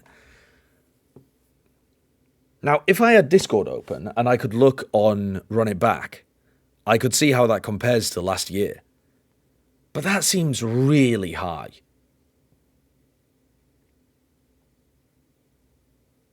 How does it go from 24 maps to 42 maps? Because I'm counting Americas as well. I'm never, ever going to do anything beyond the most basic React content on the stream ever again. I just having to fucking drag your intellect along behind me is like being anchored. You're taking me down like the fucking iceberg, chat. Oh.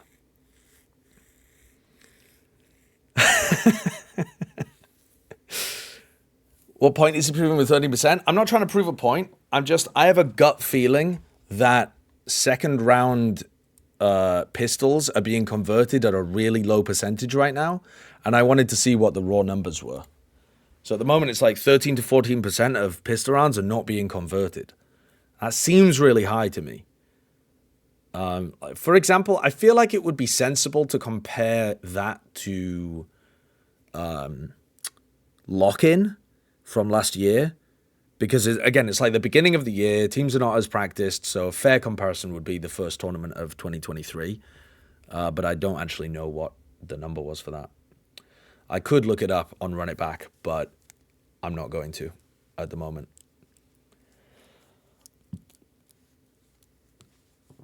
Thank you for the 200 bits, D-Town. Now you know how it feels watching you play any game that requires the minimum amount of brain power of a 5-year-old. Oh, that's what you're going to do, is it?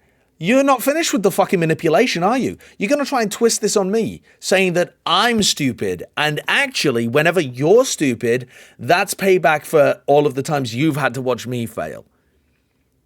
That's how you're going to try to spin this, huh? Deflect, deflect, deflect, deflect, deny. Holy shit. Check donos? Oh, I can't check my donos. I don't have it set up, Ness. I can't see them. Do you want to post it in the chat? I'm on a different setup. I don't have my donations set up. It's 13 out of 94, including EMEA. There's no way. There's no way I'm going to get one guide into counting all of this again. Thank you for the 200 bits, D-Town, again. The fraction of the pain and misery you cause the world when you play Pokemon. Yeah, I will admit I'm stupid at Pokemon.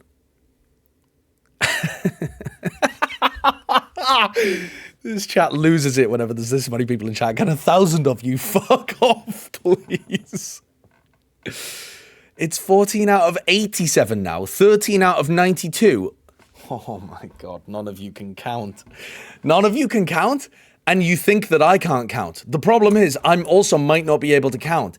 Let's do it again, chat. We know that there are 24. We know that there's 24 in Pacific, okay?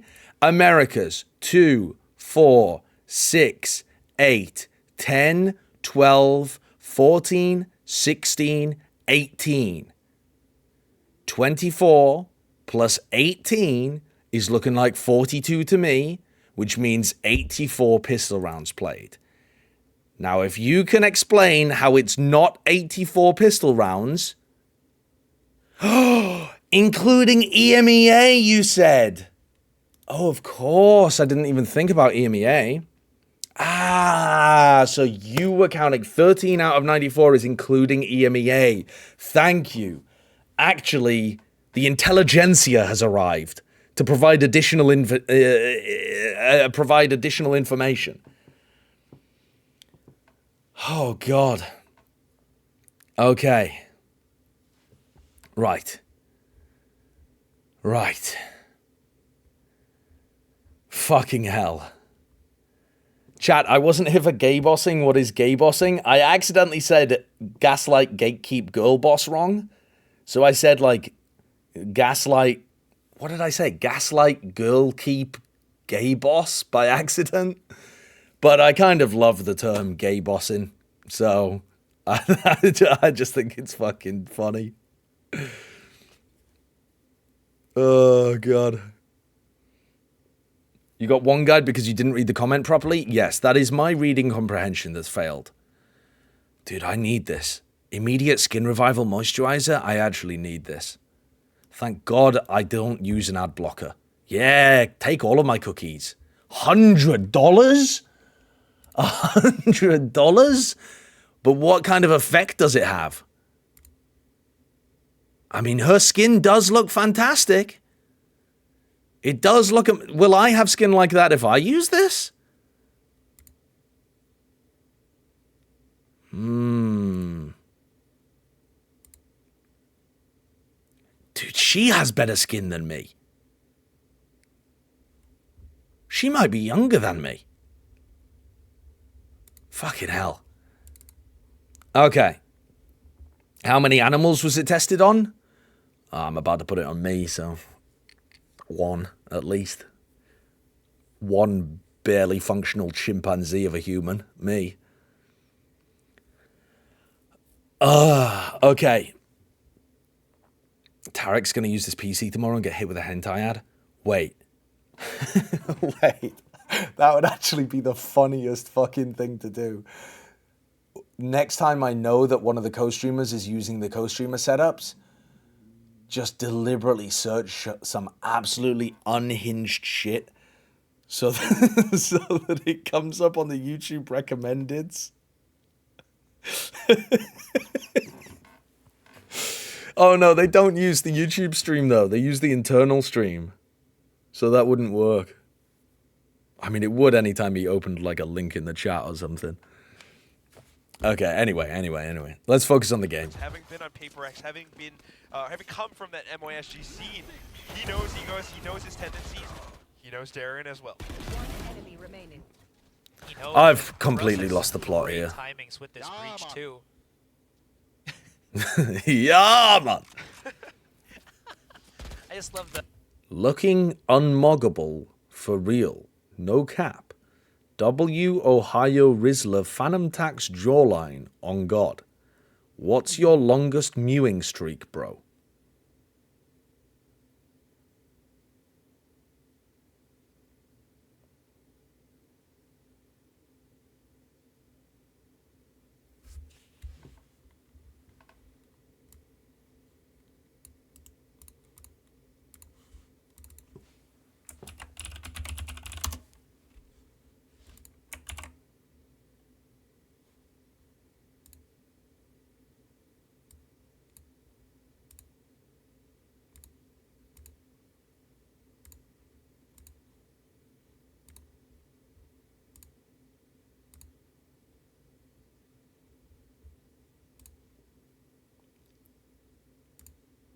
Looking unmoggable FR no cap.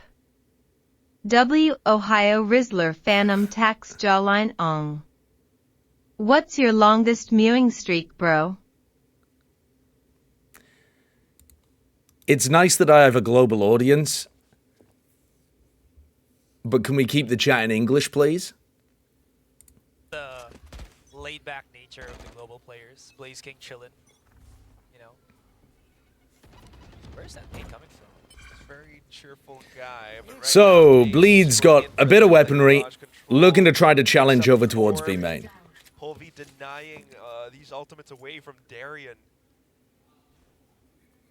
You want to like go back around? They dog to re-clear B main. Probably, maybe not so much. Global looking to double fight from heaven here. This is aggressive. The paranoia could fuck him up though. And they just pop shots. Scary's not going to go for it. The orb is, right? Lightning Fast is really out in the open here. Hard reading this. Smoke placed right in front of them. And right, like good enough damage from like both Blaze King from the last round. I did the math for lock-in and I got 14 out of 156 second rounds lost, or about 9%. So the executes have to be very, very Okay, careful. thank you, Cheap Italian Mafia. I appreciate it. Now, I could also get this information like from the API by using Run It Back, but I'm lazy. So thank you for doing the maths for me. I'm going to choose to believe you, even though this chat has not earned an iota of trust when it comes to mathematics. But I'm going to trust you. Oh, he did so much damage to Darion too. He can shoot through the smoke. He has a teammate right beside him that can help him out. And lightning fast, like a viper, Coil, he strikes. Egoist, Egoist does get the rush down. 12 seconds. Can he plant the spike? Scary put in such an unfavorable spot. Oh, Russ. Yes, just go in and plant it. Nice. Okay. Being tossed through. He knows. All right, Bleed on another eco. I'm thinking about skipping this round. Okay, we're there. Of course they are Maybe not. attacking, so it's Egoist not the with a easiest pick. feat. Darren does have a show. Huh. Strange positioning for Russ there for sure. You would expect him to be way further back. They have a cam for A heaven anyway, so there's no reason for him to be that far forwards. Round, not the one that you really want to commit unless you pick up more. Keep in mind, locking people force second round, while right now it's like 5 classics, no shields, winning more rounds. Yeah, people didn't. I don't think people force very often though in lock-in. It wasn't like a big force by meta. But yeah, the fact that it's really high right now, whilst people are not investing at all, apart from Cloud9. I think Cloud9 are the only team that have force bought second round, really. I guess there's been one other force buy second round that I can think of because the team was like super far down. Not the greatest nade there from Polvi. Paranoia's been thrown out. Here's the Polvi goes down. From the rest of Global, Lightning Fast gets one. Ye gets another. Here. There's too much for him to handle, but he is And Ye gets a third, okay. Okay. 1 kill onto Russ, snowballs again, and another thrifty. Oh wow, there is a world where Durion can get a pick on GE have been forcing a lot? Oh, did they? That world is here. We're living in that multiverse, ladies and gentlemen. Oh, you're right, they did. They forced in this map, in fact. Lightning Fast is into the corner, but a quick flick and a quick shot does get that. Didn't they? Or maybe I'm misremembering. Maybe it was on Sunset or something. I thought they forced bought on this map. Bleed have gotten themselves that numbers advantage. Don't really need to overpush right now, Quack. They still have Egoist holding the. I remember seeing them force though. It was at some point in this series. Teammates all the way around here. They're not really afraid of that mid call. Actually, no, there is a. So Global are losing their control of this map at this point. Feeling a lot more confident to start pushing it onto A, which lo and behold does not have any cipher traps. Precisely They're playing off-site on A lot. They're really struggling to deal with this Viper setup. I think they need to swap the cipher over towards B. Not to mention Russ's full kit. But they probably won't do it next round unless they save a bunch of weapons because this is an eco break round. So as soon as they confirm that the site hit goes towards A, now just setting up for it, Russ needing to kind of stay alive or at least pick up a frag, but unfortunately does not go his way. 2-on-4 now? Nah. Yeah, I think you gotta save. Alright, so maybe they can do. The economy is not going to be good here, but they could try doing a different defensive setup. Big punish blade. Yeah, and they are. So they're putting the cipher over here to make sure that they have permanent information behind the Viper wall. And then they're also fighting super hard over towards A main. So this seems like a pretty decent defense setup for GE. Yeah, we can see from Global here. First things first, Polvi's got his showstopper. Look at where he's positioned. Could be a huge brawl. A setup thrash here from Blaze King. And if... So they nade over the top and trying to push people away from playing this like early angle, probably because they're worried about Polvi's showstopper. But Polvi's all the way back here. He wasn't thinking about going for a showstopper play early. Bleed overreach. Polvi is waiting for the Kumbaya. Here's Darion. He pushes right up. Darion gets 2. Ye gets killed by the aftershock. Waiting for the Kumbayas, the boom boom pows. He pushes. What?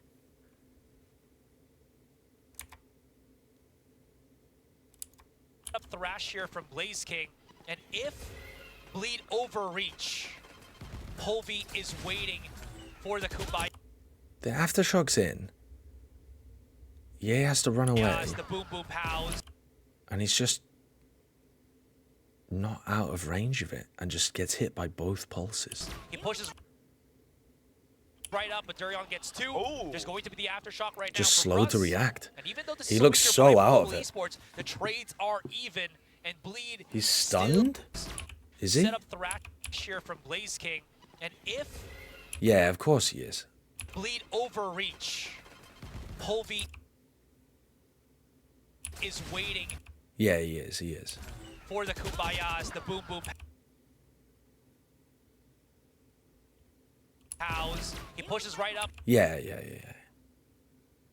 But Durion gets 2. There's going to be the aftershock right now from Russ. He's just Even tucked a though bit this is too weaker far in buy at the for Global beginning. Esports, Okay, fair the enough. trades are even, and Bleed still are very much aware of the big ultimate looming at the A site if again, Polvy's still holding in that position. I thought Russ used the stun on the choke, but he definitely didn't. I guess maybe Bleed just wanting to bypass all of that. Transitions over to the B site. It does give the rest of Global a little bit more time and space to pick up some of these rifles. And then we'll have a different round. Oh, this is... Ooh, that smoke telegraphs something, though. It's a B heaven that covers a lot of things. Polvy's got weaponry that he can pick up after call this, for though. Bleed is. Honestly, pushing all the way through spawn stairs wouldn't be too bad right about now, because if they can find where Benkai is hunkered at, they wouldn't have to deal with all these pesky tripwires that is set up. Let's skip this forwards a little bit because this is going to be a long time before the others get back. So Polvy decides to go in. Great camera from Benkai. That's hard. Scary teleports into Benkai's face, so Polvy kills Benkai with the ult. Polvy's by himself at this point. Fucking hell. Out in the open. This works in their favor. Now Polvy's been There's spotted. so many ridiculous moments in Just this jiggle game. a little bit more for Crazy Guy to get that bit of information. That's so funny. He's not even diffused at all, yeah. So he has to back away. Gets the quick little... Check Polvy's Twitter. Is this a POV of it or something?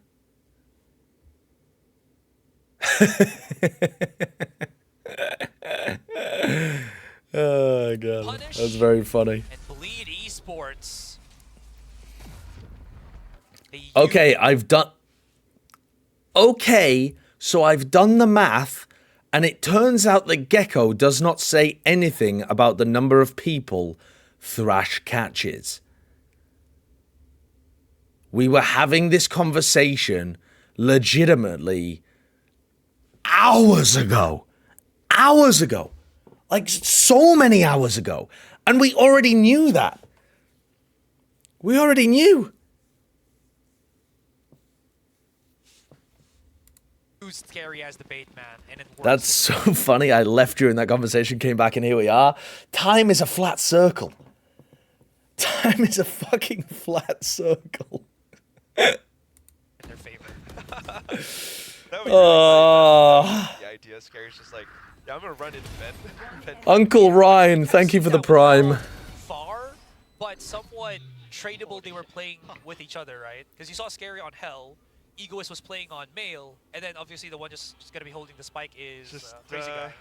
Yeah. Still, yeah, series. Oh, okay. Polvy's upping, and he's gonna try to pick from a ramp. Still able to keep themselves in the With the stun. Bleed need to be careful about this. They're getting caught by all of this bridge utility. They are so fucking aggressive, though. If we're looking at how he just re-peeked that. Trade for trade, though. Both of the raises down and dusted. And this gives a chance right So they've here inserted for Bleed Ye, to rotate, who has the pit. be afraid anymore of, This is really bad for Ye. He's getting re-cleared. Thrash being used.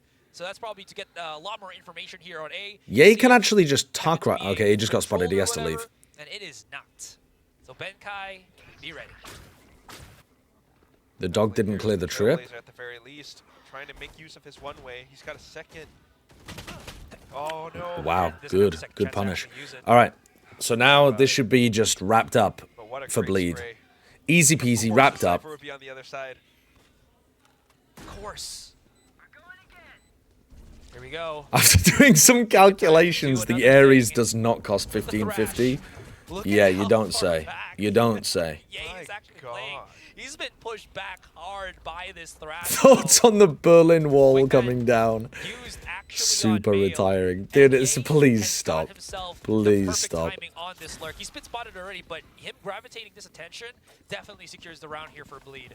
I can't do this bit. Yeah, the lurker now. Bleed having the economy to go for this. Okay. Oh, Ye dies. Gotta watch it. What you want me to be, or what you need me to be.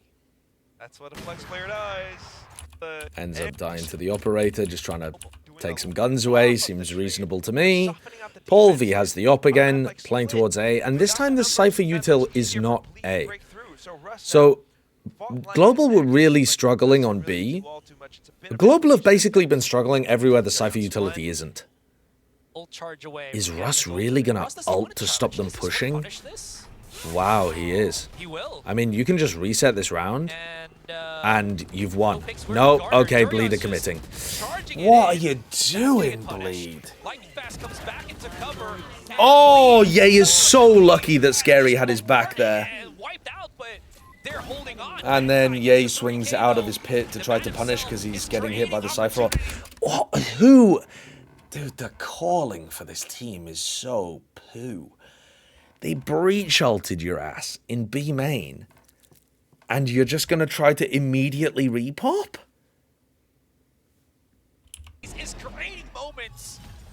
I don't think that's it. I don't think that's it. They have no moment where they try to just stabilize in the round. They're just constantly going. Trying to get a sensing for how this is played. They knew that Russ had the Rolling Thunder. Of course it was sent out. But oh no. Darian just kind of thought that like he would be able to like there, that peak from Crazy Guy and Egoist is so it's so forced. I know this seems like a small thing. Where's the replay? Never mind, we won't look at the replay, but this double peek here. There's such an enormous difference between someone just running and the other person trying to trade them and getting set up to go for a coordinated, like, wide swing, shallow swing. Like, here, Crazy Guy just fucking running it down means the Egoist is just dragged along and his timing is nowhere near as sharp as it should be. Egoist should already have swung. But because he's trying to catch up, he's worried about Heaven. He's like forced to swing before he can really aim, and Benkai's got time to reset. It's just, it's all rushed. Yeah, he throws down his pit before they're really stable either, before they've stopped the global players from facing.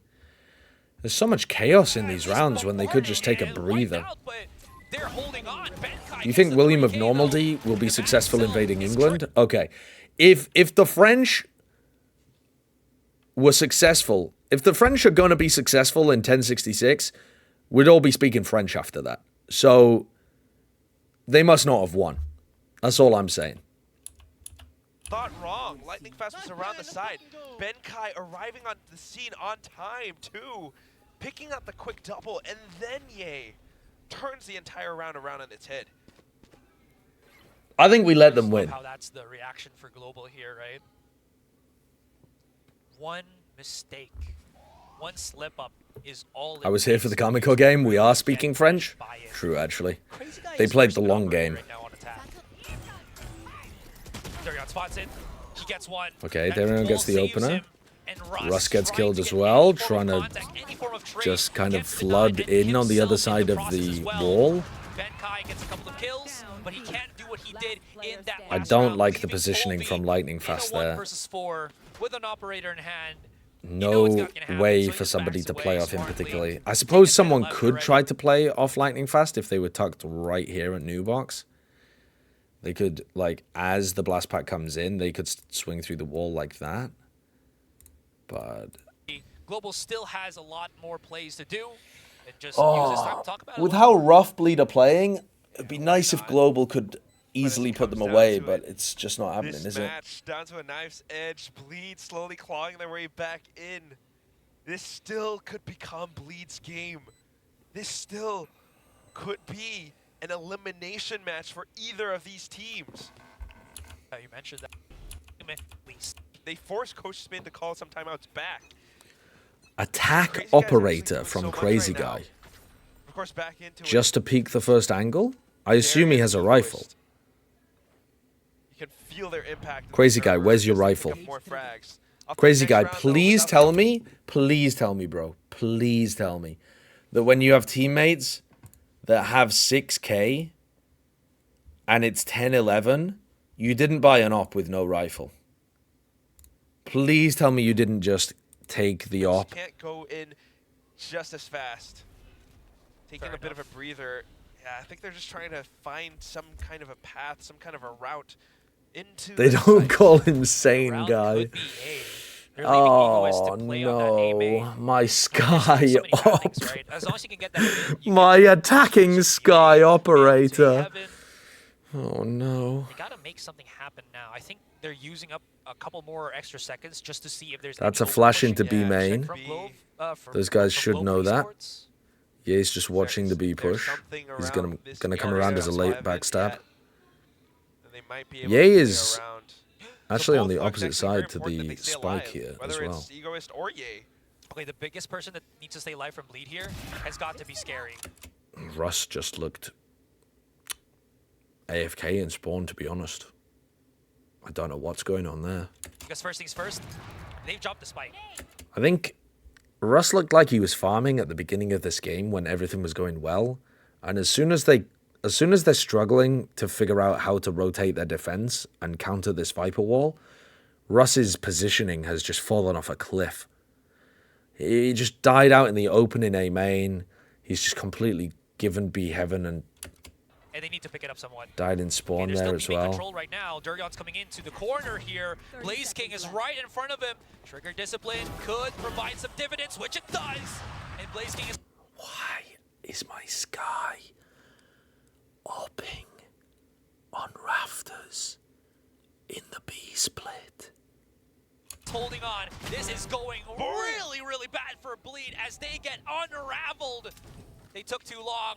And again, Spike's gonna have to be brought into that A site, but everybody's taking corners, checking angles, and it's all down once again to Egoist. This time, he's by himself. Right in front of him is Polvi, and Polvi jettisons Global into series, into map point, into eliminating Bleed from kickoff. Such high stakes, and all it took was Blaze King to hide around a corner. Oh, that feels like justice. 30 seconds Oh, that feels like he's winning this match for his ex-teammates on Boom Esports. 3 kills back-to-back in such a fashion. Polvi picking the next one up. And it's just Bleed starting to feel like that pressure is mounting up on their shoulders again. They had so much, but then towards the end... Stun at the start of the round from Russ with the one-way to take control of B main, but Bleed are already in on A. Yeah, ulting, you can't stick that. Oh my god. And everything just goes down the drain, right? You were talking about it. Global flooding into site to try to defend, which gives Bleed an opportunity to take A heaven, but they're going to go for the repop into site. They're going to get hit by the trip here, aren't they? But Benkai should be fucked. Is he just going to push this? This could actually just be them losing their lives, but he somehow manages to the re-hit back into the site, fairly successful. And Scary gets another kill. All right, what's the what do the post-plant positions look like? Sure, but you can never count out Global Esports. So Bleed if Darion gets got to grind the 2 rounds into overtime for them to even have a chance. I was going to say if Darion can reposition over towards ramp, they've got some really nice positioning, but looking to dive straight onto site, perhaps from heaven. Nice. Denied by Darion. Good play by Darion and Scary there to play off each other. Captain, my captain. And it's a 3v1. Can you lead me into the promised land? Let's drop down on Hell here. They know where he is. The reposition, but he's good for the first. Could be good for the second. Crazy guy. If he overheats, that's a... I didn't even see how Ye died in this round, by the way. Losing their lives, but he somehow manages to find... He just got killed from heaven. He's just... Yeah. And just Blaze King happens to be able to grab a kill before he's traded. Lead me for the second 11 to... Delaying and off-timing some of these flashes, right? First Paranoia, then Crazy Guy's Guiding Light. Just kind of throws Benkai off, and it gives them so same much kind more of space setup at the inside, beginning. and they do the same thing again. They don't break the trip, This though, with that time, nade. Not really smoking things off. It's just Ben with the Cyber Cage up. Blaze Darion's deep here. Oh, walks into the trip. Not killed from heaven. Nobody heaven. Which Somehow, miraculously, That's doesn't. a much better double swing into the site. Oh my god, the flash. Oh my god, the swing off that flash. Neural theft activated. Oh, this is going horribly wrong for Bleed. And Scary. He's done miraculous things during Ascension Pacific. Can he do it now? Global Is he trying to create a one-way? Oh, cool idea. Oh no, he actually did just throw a one-way. I thought he was throwing a smoke in the air so that he could swing and create a one-way. Paranoia. There's the swing out and Wow, big round from Benkai off the back of Russ's utility. That was not particularly good Valorant.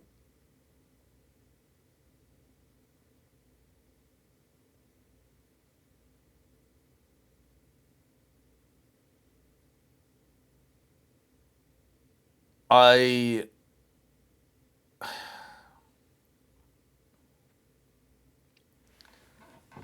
think that's quite poor. I think Global have got a decent foundation and some alright ideas, but it looked like when they got pushed, they were falling to pieces a little bit. They did manage to get it over the line in the end, but they looked a bit rattled. They almost let it slip away when they were clearly the better team, I think. They might not have been clearly the better players. Egoist had some huge rounds and that kind of thing, but definitely the better team. And they almost let it slip. But huge news in Sen City was that... No. That's 6224.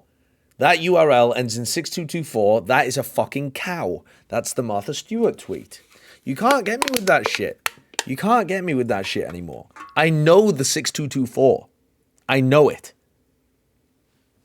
You're going to have to do something different. You're going to have to coconut maul me again or something. I'm not getting caught by that Martha Stewart cow.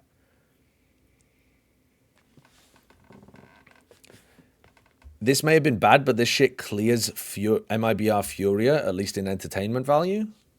In entertainment value, I would agree. I think the MIBR Furia game was quite bedge in terms of entertainment. But I think that MIBR actually played a pretty solid game. I think Artazine has been such an underrated addition to MIBR. I did not expect Artazine to be that good. He's really changed how the team flows.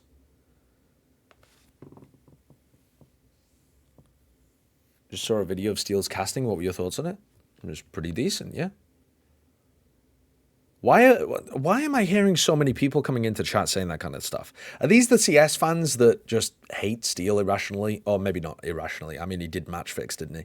But is that where that's from? Just because he's a controversial, disliked character? Real tweet, by the way. I don't believe this, but I don't recognize the URL, so I'm going to click it.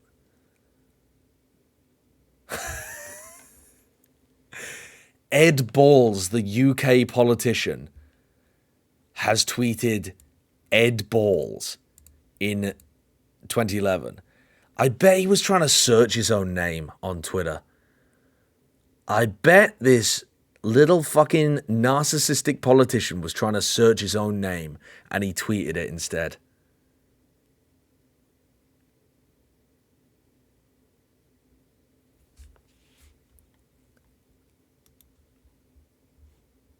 God damn. I've never really watched I'm a Celebrity, so I don't remember that race now. Me and my friends were just a little thrown off. He was definitely more critical than we've heard other casters. Was he? You think Steel was more critical? I think he was explaining... Wait, Bren got evicted? What?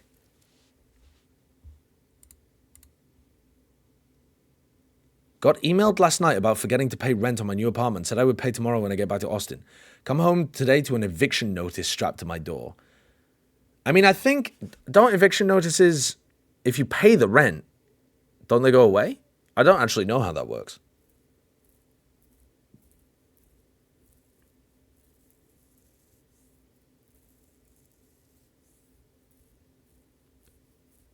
This is America. Yeah. If you actually get evicted, though, it tanks your credit rating, doesn't it?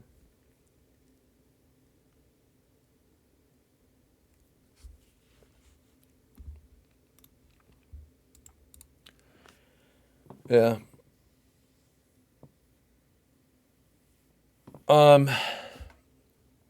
EU fans were mad because he was flaming Giants in his cast? Was he? That's the thing. I was watching the game and I don't remember him flaming Giants.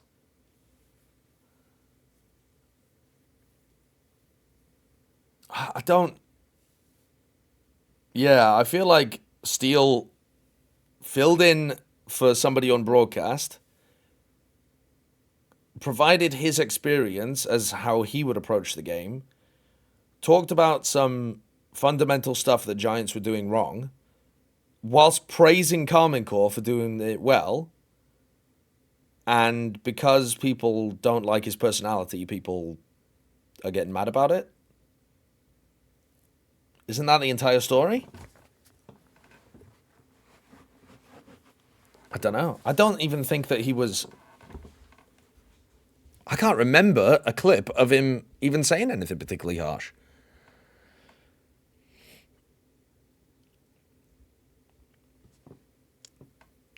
Yeah. Okay. So that was not a particularly great game, it must be said. I think, yeah, again, I think that's the lowest level gameplay that I've personally watched in VCT this year, was Bleed playing there. And some of the stuff that Global were doing when they were tossing rounds away was likewise not that great, but I think certainly didn't plumb the same depths that Bleed did. But I wanted to watch DRX Talon and T1 Zeta, didn't I? So T1 Zeta must be in this VOD. Nope, that's Paper XGNG. T1 Zeta, there it is. So... playoffs, and that's already a really big in the off. Okay, so we've got T1 Zeta, then DRX Talon. Thoughts on this Gen G play? Watch Team Secret versus DFM, it was lower quality. Yeah, I didn't watch that game, and I'm not sure I want to. But if I have time, I might do. Win with the Office holding a very tight... What the fuck? Thoughts on this Gen G play?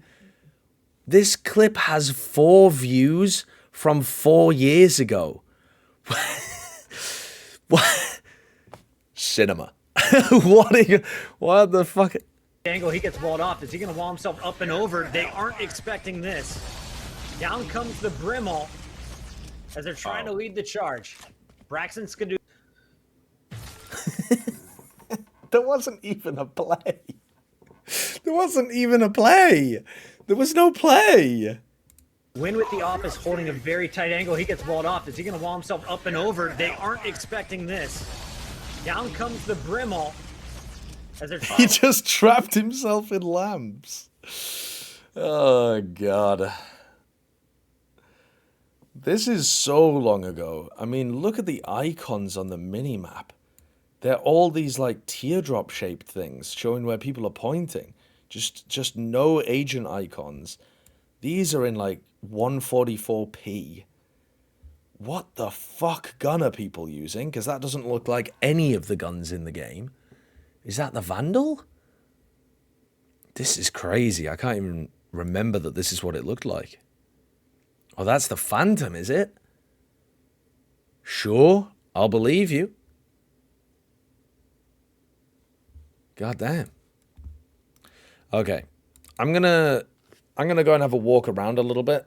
Use the bathroom before we kick off this T1 Zeta VOD so that I can apply my full attention to it. Do you remember how long it took you to grow out your mustache? Well, I've never trimmed it. So this is just... This is 11 months of growth. So it just gets longer. I don't know. Okay. Oh, fuck. All right, I'm gonna use the bathroom, and I'll be back in a sec. I'm gonna run an advert for you all so that you're all entertained. Tell me what it was about. Tell me if you buy the product.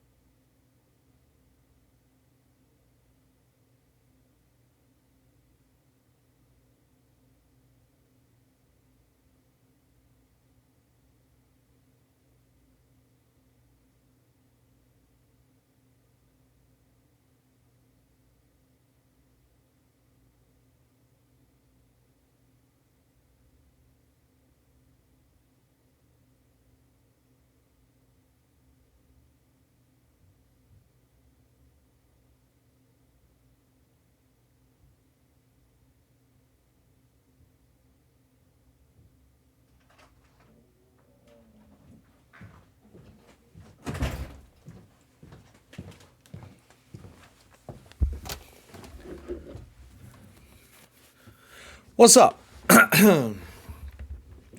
How come I come back and people are spamming busting or something? What's cracking?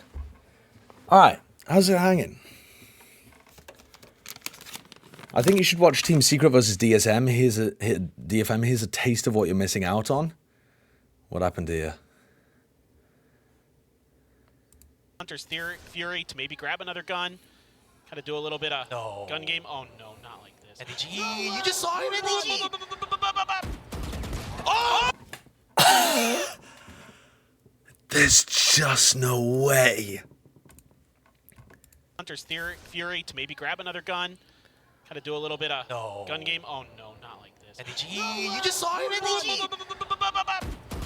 Oh my god! NDG!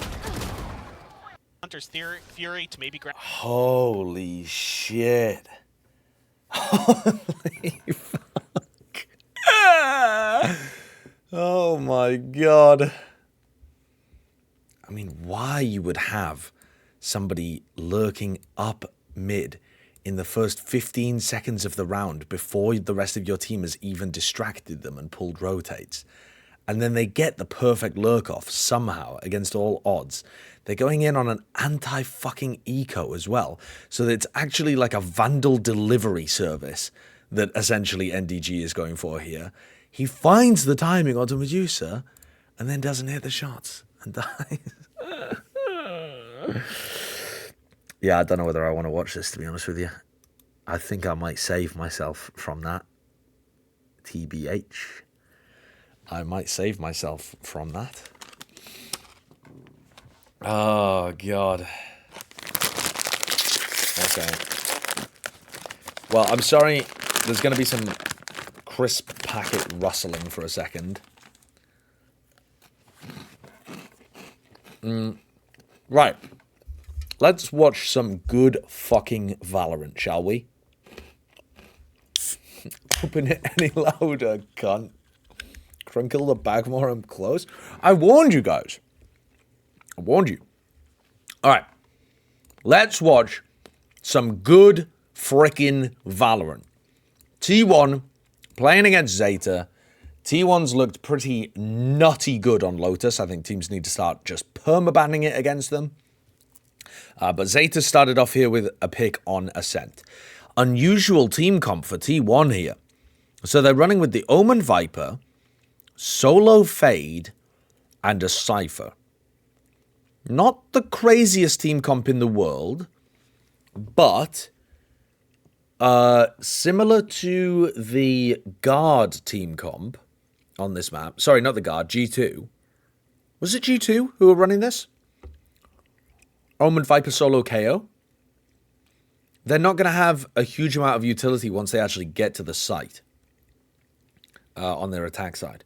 Have you eaten? Yeah, I had two of those. I snarfed down two of the paninis from here. GB.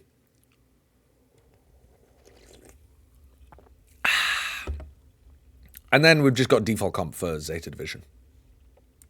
Season, but up against a more classic one in the form of Zeta Division, but with two new players. How's it going to play out? We'll see here and now. Izu's been an absolute monster, whether he's on that Yoru. That haunt is really good if Itsu wants to teleport into his one-way at some point and try and get frags off the back of it. Quick contact between Carpe and teammate. Recon with the Paranoia looks nice from Zeta Division. Oh, good shock as well. Ooh, lots of damage there from Heroon. Okay, I like what they're cooking on the pistol round. Both teams actually, but especially Zeta. Already so quick into sight. And with that, I mean, how do you retake? You got the Cypher, you got the Viper. And it's not going to be the easiest task in the world, right? You might be able to clear some corners, but when it comes down to gunplay, Zeta's neatly tucked away inside of Hell. They walk through and, well... Alright, good pistol from Zeta. Good pistol.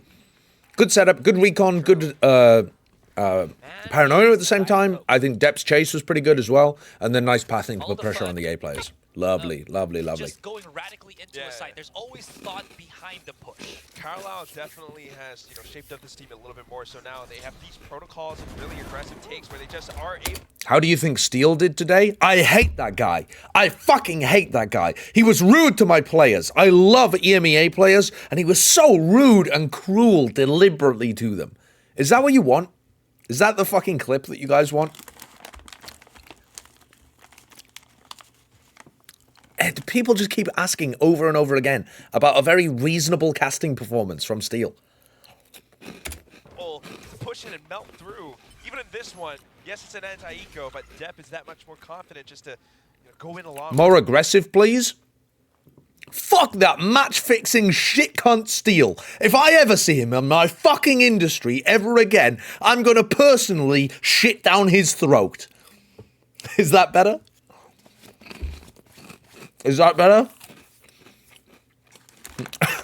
He did a good job. He did a good job, man.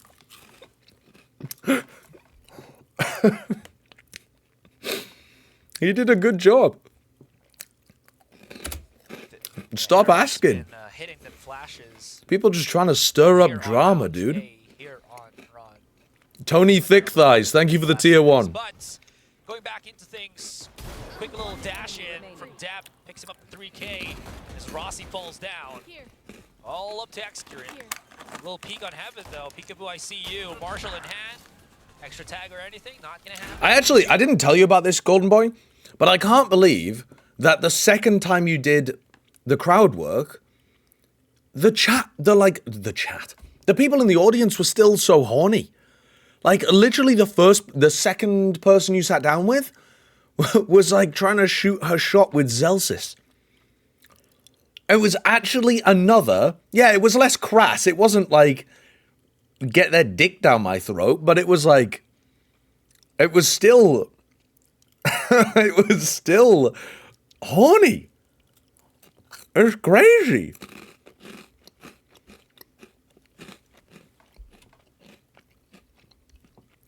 Like, chill. Duron as a collateral here for Zeta, and 2 quick rounds for Japanese.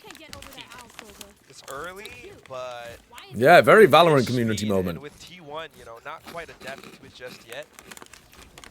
Again, still really early. But your predictions, Aster, right? You know what? I don't really care anymore at this point. We never really actually do, come on, let's be honest. But at the same time, okay, fine. But Little one-way there from the Viper. Interesting to see because everyone else kind of thought T1 would be the team. They're more Relationship counselor, that's a segment. I'm not sure the players would appreciate that. you get Excurant. To be fair, Coach Alex did say that comparing it to last year, everyone's upgraded. So yeah, that's the thing. Is Zeta's upgrade that much more powerful? And I'm really impressed to see if that is the case. We know how strong Depp is, and yes, he's still opening a lot of it. But I'm very curious to see what Hiroran and Yuran have in store for us. Absolutely. You've been talking about them, right? Absolutely. Yeah, exactly. I've been watching a couple of the games of Hiroran, and I mean, there is potential. I wasn't like blown away, but there is potential on the man himself. Close. All right. Good information, feeds it to Carpe, but they counter spam with the Guardian. All right. Immediately extra tries to get into a Flood retake spot. All right, Flood defense spot. Dodges paranoia, gets another one, and they spray them down. Just reading what Zeta was doing there. Securing the first gun round here for T right over the Soba. It's just because you have so much more staying power with the C's over the shop guards. Any case, there's a quick little Flash, recon, titty smoke on Heaven.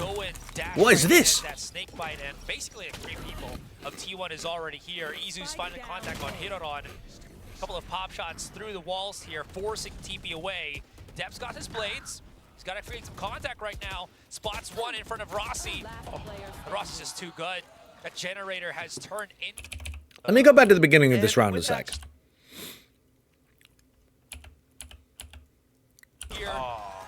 Only Carpe died. Again, a very vocal player leading the charge into T1 do not have money for an operator here. So why is Sugar Zero double smoking Heaven? Sova is just because you have so much more staying power with the C's over the shop guards. Any case. I guess it's just because they're A splitting. So he's like, fuck it, why not? But that's so weird. Like, Depp could do with a smoke at grass. There's a quick little push in. Nobody willing to go and dash right in as that snake bite. You also just don't control angles on Heaven unless you fight the angles on Heaven. A couple of pop shots through the walls here, forcing TP away. Depp's got his blades. He's got to create some contact right now. Spots one in front of Rossi. Oh, Rossi's just too good. That's really, I don't understand what Zeta are cooking there. His domain, his kingdom, leaving Laz in a very Yeah, regret it's UGB. unsavory position. And T1 quick to answer. That is a strange round from Zeta Division. I don't understand what they were going for there. I guess they just wanted to apply a ton of pressure A main and then have Depp kill everybody? But I don't understand how they thought it was going to go. From a different league, had to transition into Valorant, and now he is looking... Egg, are you going to watch the Pacific games tonight? Yeah, I'm going to co-stream some of them at least. I like the idea of the fake. Yeah, Sire Player was playing with this kind of setup in Overwatch as well. Give you so much. But off of an eco now, Zeta still trying to get an idea for how T1, really defends. They're trying to fish for a kill, but T1's just not giving them that satisfaction. I mean, if Zeta wants any form of contact, they have to go into the domain here of T1. Speaking of which, though, Ross and Izu, right then and there. The more I think about it, I think what they were aiming to do in that round is that they were just hoping that a couple of players would be holding from here, and that Depp could just sneak up behind them and get the kills. I think I'm overthinking it. I think they literally just were trying to bait people to play tree and focus on the site and hope that Depp could just sneak down and kill them. I don't think it was that complex. Quick, close on the contact. Depp was able to dash right in, but I don't know how much impact he can actually do. So he just leaves the site and starts to create some tempo here on Heaven.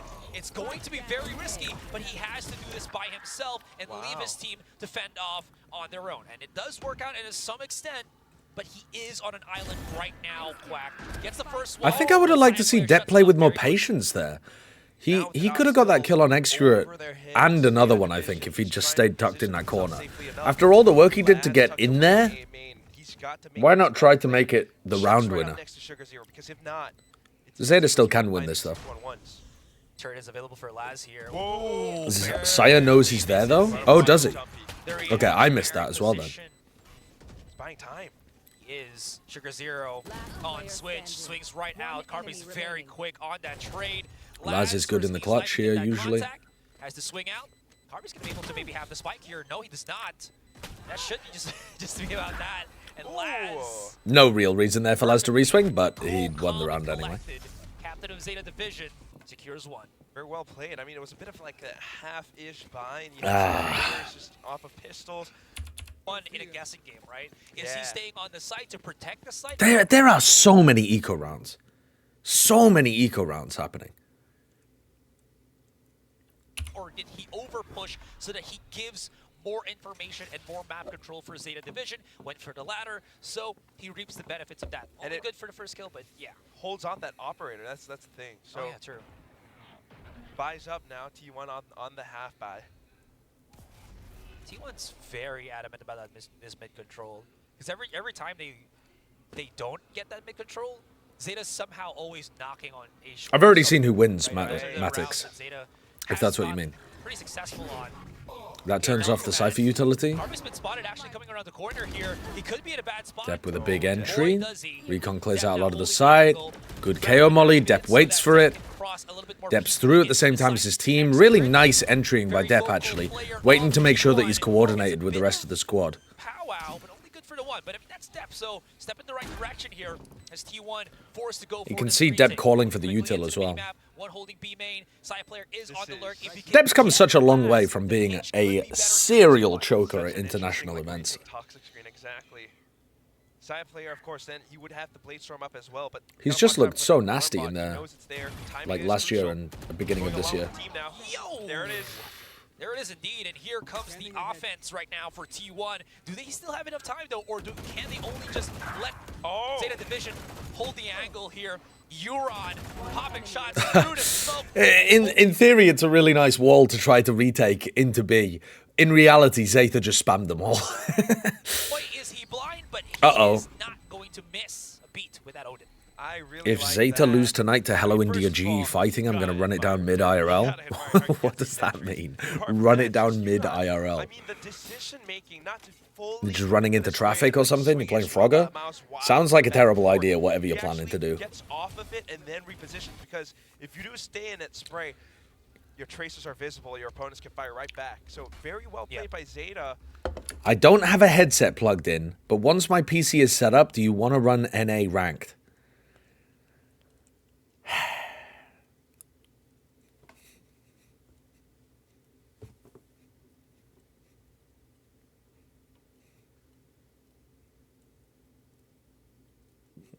Okay, he's understood.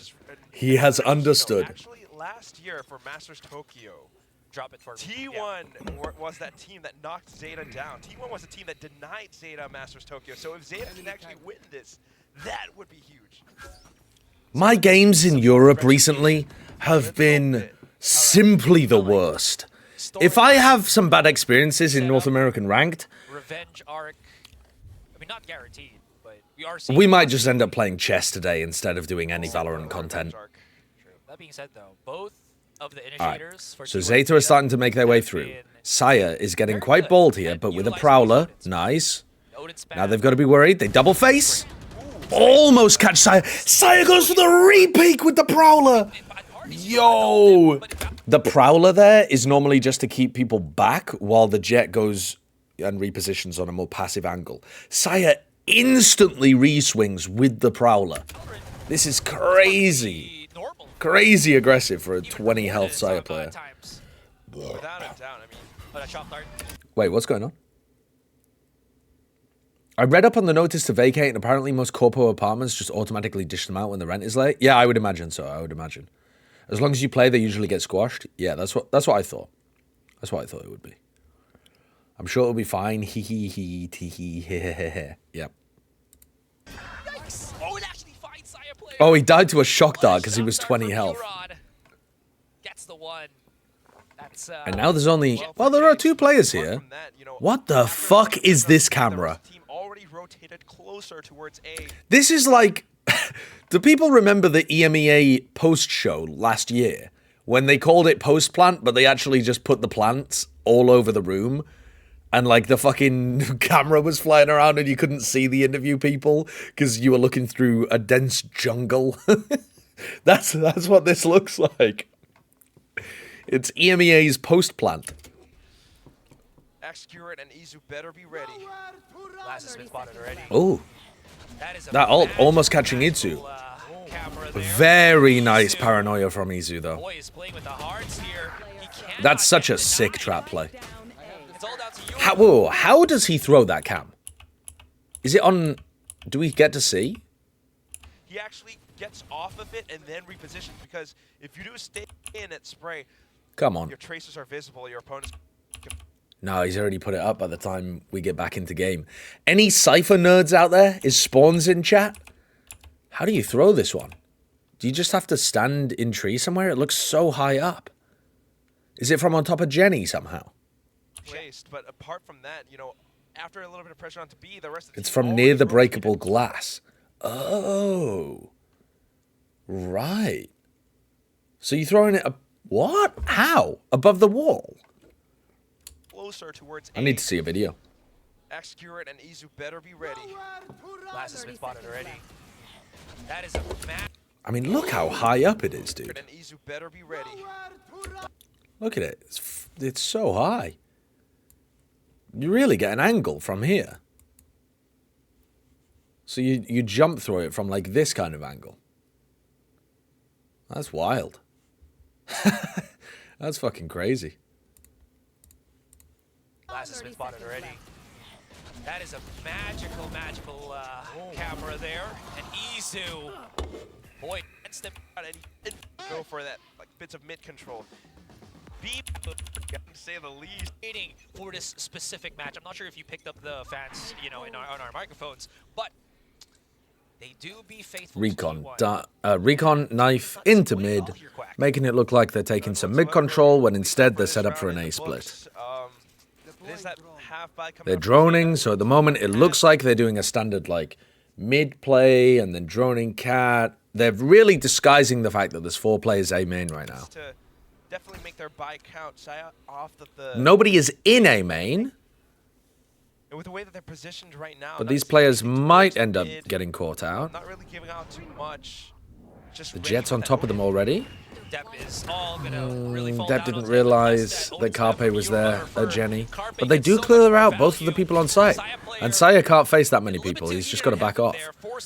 I like that play from Zeta. I think that's really well cooked up.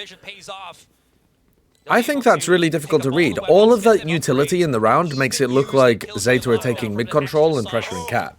With like multiple people from Cat. You don't expect 4 A main. It will get broken because of the trade, but Sugar Zero does get that pick off. You might expect a couple A main, but not 4. Very disguised. Smoke gives him a little bit of cover, but also separates the rest of the team right now as Saya player. Nice eco. Nice eco idea. Gives the chance. Zeta Division answer back. What do you think of the Zeta rookies? In their first game, Uran played better than Hiroron, and I was surprised by that because in the offseason, Hiroron looked nasty. But yeah, they seem pretty good. They seem very skilled. They were able to kind of fend off each section of the site. Yeah. Rossi, though, man, what a team player, you know, sacking his own life just to deal with that lockdown. But Are you staying up tonight to watch APAC? Yeah. So Itsu's only got a Sheriff, and Rossi's just ulted off rip with a trip on B. Yeah, not quite synchronized. Sorry, I just wanted to add as well. Hiroron's one away from his ult, but it's a bit dangerous to get the ult orb on B right now. But it actually works a little bit. He could definitely go over and get ult orb A, though. Corners and stuff. Plus, again, that's what I would be tempted to do. Teammates Nanoswarm, you take somewhat reduced damage, so you can swim in it theoretically. You know, so. But I'm a flowchart IGL. Use that as some form of aggressive. Actual most predictable IGL of all time, me. I will simply play to get value out of my ultimates. Is he gonna risk it? No, never mind. Just backs away. Yeah, Zeta, knowing that there has been a lot of noise, a lot of presence that they made previously. I believe they call that a shit IGL. Yeah, true actually. So, not wanting to challenge them all too long, not at least until, you know, a piece of utility like the turret gives it up. Now they know, all right, there are some players up towards A short. Now Hiroron can get the ult orb, and you can just bust into A. There is very little time here, and there are 4 players on A. They didn't even go for the KO ult. They didn't even bother picking up the ult orb. Very much reduced HPs. Saya players already looking for the lurk right now. Carpe pushes up. It's immediately traded in. 14 seconds. Sugar Zero! Despite being weak and hit by the Nightfall. Oh, Saya's fucking goated. 2v1. Thankfully enough, Yura answers in kind. They know where Rossi is. Good snakebite lineup. Good snakebite lineup. Uran's just tanking it. Terrible idea to swing there. Oh, good shot from Laz. Good try, though, from Rossi. What do I think of Gen G? Better than I thought they would be on an individual level. But not a top-tier team, like probably they were hoping. Texture's phenomenal. Uran's playing very well. Meteor's adapting well to the Sentinel role. But the calls are not amazing, and their team looks very like basic. Their ideas are very basic. They don't have the depth that T1 have. Clearing up the entirety of A main as well as wine, just in case Rare Adams IGL ended up joining a tier 2 team in Korea. Oh, sick. Where did Yeoman go? Which tier 2 team did he join? Heard properly. You mean Karen, not Uran? Yeah, sorry, Karen. by Euron's on Zeta. Regardless of which, it's going to be a mid push. Yeah, I mean, Charon has been pretty damn good. Better than I thought he would be. Considering how unknown he was in this offseason. He's been kind of cracked. He's chasing him down. Maybe a little bit Nice. too much, but Well played by still Zeta. works out for Depp. Clean And takes, Depp manages to great get flash. out. 2 players on the site. Pretty aggressive play to go for on an anti-eco, but they weren't about to donate a big weapon if Depp died, so. This wall from the Viper is giving some cushion right now. Good time to pause in the round. I like this. They are cool, calm, They can wait and then continue. Make something happen. And Oh my god. all of this, Our observer in the walls. They're in the fucking walls. but can his added presence on B actually assist the rest of T1? That is the biggest. All right, 30 seconds left. This is where you need to commit. Izu's down to 12. 25 seconds. Carpe dies. They probably should have double jumped into the smoke instead of just one, but they got away with it. Good patience from Zeta. Good patience. Ultimately still giving up the B side in the end. Look, this is Zeta's map. It's one of their home maps, just as Will pointed out. Yeah, they look good here. The map selection phase. They look good, and They're very comfortable with this. I'm not They huge know on how to work around these this like classic agent composition on this Omen Viper solo initiator things. I don't really like it. I didn't like it when G2 were playing it earlier on as well either. And you got it, like you mentioned, Esther, right? It's awesome how Zeta was disciplined enough to tap the brakes. Kind of surprising to not see him get picked up by a Chinese team. But we know they are all around. I suppose, but a lot of them already have an import. Make assumptions and just rush in as they've done before in the past year, and actually wait for a second. You know, if someone peeks out, we'll be able to shoot them down. At the same time, we've got this Odin, so Can you give me some hopium for Zeta versus GE? Zeta should be the favorites, right? Yeah, they should be favorites. Yeah. Is that the pressure? They played these haven't gotten that initial. If you're a Zeta fan, think about it this way. If you're a Zeta fan, think about it this way. Global struggled to get past a bleed that looked like they had no right winning rounds unless their players went bonkers. So, while Global definitely were the better team, the fact that they struggled in that bleed match should mean that Zeta can put them away. But we'll see. We'll see. He's always peeked up on short. He's always been smoked off, and he can't get that, again, initial contact here for T1. Zeta beat GE already, but Slicky said he favors the losing team in the rematch usually.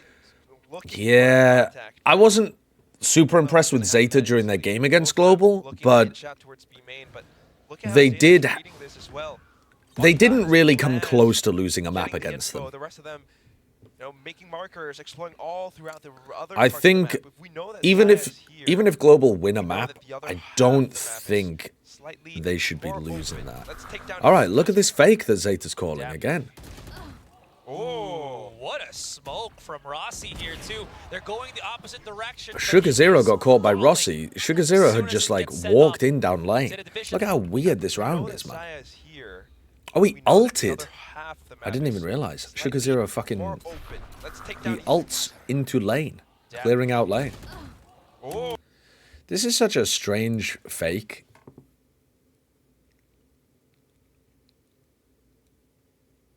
They commit so deep off it. Like, Depp is literally here before they've even taken B main control. This seems like the kind of fake that would be amazing if you'd already got B main earlier on in the round. Oh, what a smoke from Rossi here too. They're going the opposite direction, but it is falling. But yeah, that's a bizarre strategy from Zeta. They're definitely cooking. The play to go straight They're cooking. A, because Carpe's already here, but there seems to be like an over push on T1 side. But I mean, it's granted because they do have the numbers advantage. Laz now caught in a 2 versus 1. He's got to have to make something out of nothing. And that's not going to happen. It's not possible. And T1 on all fronts answer back. Yeah, you can see the timeout effect now. After called by Coach Otto. Discord DM'd you the extra Cypher camera. Unfortunately, I don't have Discord open. It's a bit more information, trying to inch out a little bit further, get that timing. We understand that, you know, if they're not really pushing out B main, Xcure and Rossi, just stay prepared. Izu, stay prepared. And yeah, that was Xcure's cage there. Further. Yeah, but it doesn't really matter because they'd already managed to pick off one on the way in. Then they killed Sugar, and they'd already killed Depp. So it's like it's done at that point. Doesn't really matter. Open Discord challenge. You want me to launch Discord? You want me to type in my password, which I have to get from my password manager on my phone. Then you want me to access my two-factor authentication, which will probably require me to open up a different application on my phone as well. All in order to look at a camera that I think we already know where it's thrown from. Brother. Oh, the humanity? I'm just lazy. Don't make me do these things.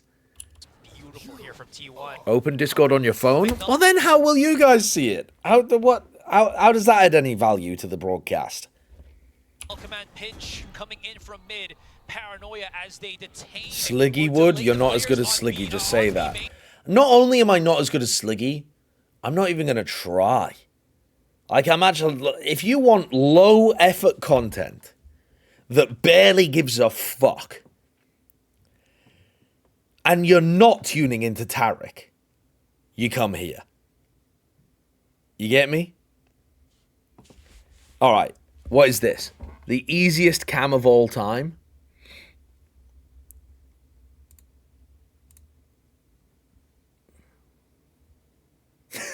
Live Kurt reaction is fantastic. Oh shit, that's so easy. That's actually so easy. What is this algorithm? Okay, Sentinels versus 100 Thieves. Why you need to watch Valorant in 2024. The story of Valorant's greatest match. Paper X versus Gen G. Crazy game. Was a bit of a crazy game. Tarek reacts to C9 Oxy challenging Demon 1 in a funny interview. That's a very straight up title. Valorant, but every clip is an ace. The fucking faces that they got for that. How a retired Valorant pro plays ranked. Elimination rematch. Som reacts to 100 Thieves versus Sentinels. Which one should we watch?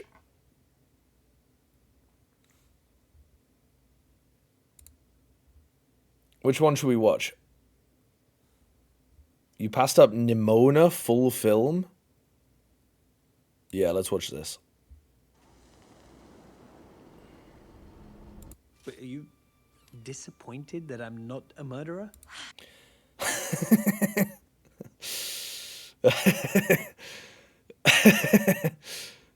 That's a great great timestamp, honestly. I think that makes me want to watch, I'm not gonna lie.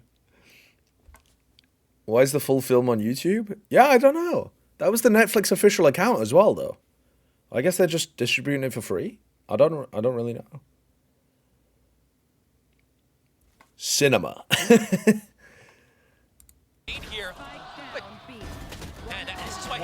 Netflix put it up for a week for the awards buzz. Ah, I haven't heard about it.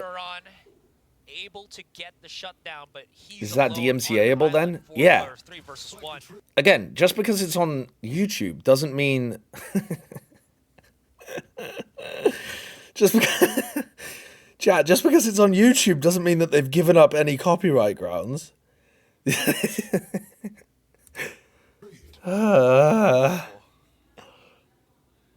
You don't put it in the public domain as soon as it gets uploaded to YouTube. Also knowing to position themselves in that spot. I'm fucking losing my mind. I'm losing my mind, dude. I think we should all just take a moment and pause and agree that we've developed brain rot over the last week. I think by watching Valorant, we've all had our brains rotted. And if any of you don't feel like you have, you just haven't got onto the right topic yet to hit the brain dead take. It's over the last week. I feel like it's got worse for me, Drew. I don't know. Oh, God. I mean, some of the conversations we've had in this stream have been significantly worse. The like hundreds of people who thought Gecko said a voice line when you hit multiple people. The fucking people who didn't understand counting earlier. Actually, people telling me I couldn't count because I wasn't, because I was compartmentalizing how I was doing my arithmetic. I mean, we've had some Papige moments today. Got the mid to B, but then it got blocked off that way. Oh, God. And here on. COVID was actually 28 days later, but really slow. Slowly, the IQ is just dropping. I could believe that. I could believe that. You didn't understand English? That wasn't English. That wasn't English. It's really just T1, tier 1. Oh, God. And you see it all. First of all, you got I've barely got any brain cells to lose, chat. I can't afford to give them up by doing these streams. And then the shot from Saya at the end. 7-5. That's a pretty good half for T1. Let's see how they can carry that to the next half. Again, this composition, very interesting. On the defense, you've seen how you... So, extremely good attacking half from Zeta Division. The only flash you have is Izu. They had some unusual ideas, but they made a good amount of them work. But let's Zeta really brought out the playbook for this attack side, actually. That was Euron. So, this is like the old Loud Viper wall, and I wasn't huge on it when Loud were running it, and I don't think I'm big on it now. I think this Viper wall is tons better. Just because when you're attacking, being able to drop this whenever you like and expose a player that's trying to fight somewhere in mid is so powerful. Just the threat of this Viper wall going down means that you can't play any kind of aggressive angle as a defender in mid. And having a little wall here as well is really good. Like, I think it's probably better than what Rossi's going for. Also using but we'll see. this drone very early on, only spotting out X-Curate. So if T1's plan is... Oh, you mean that part, AGM. I thought you meant the Ohio Rizzler. I thought you meant that version of me not knowing English. Their heads where they are. That's why you're seeing Rossi on Viper or yeah on Viper? Yeah, I'll take Rossi. I'll take Rossi. And they're scrambling.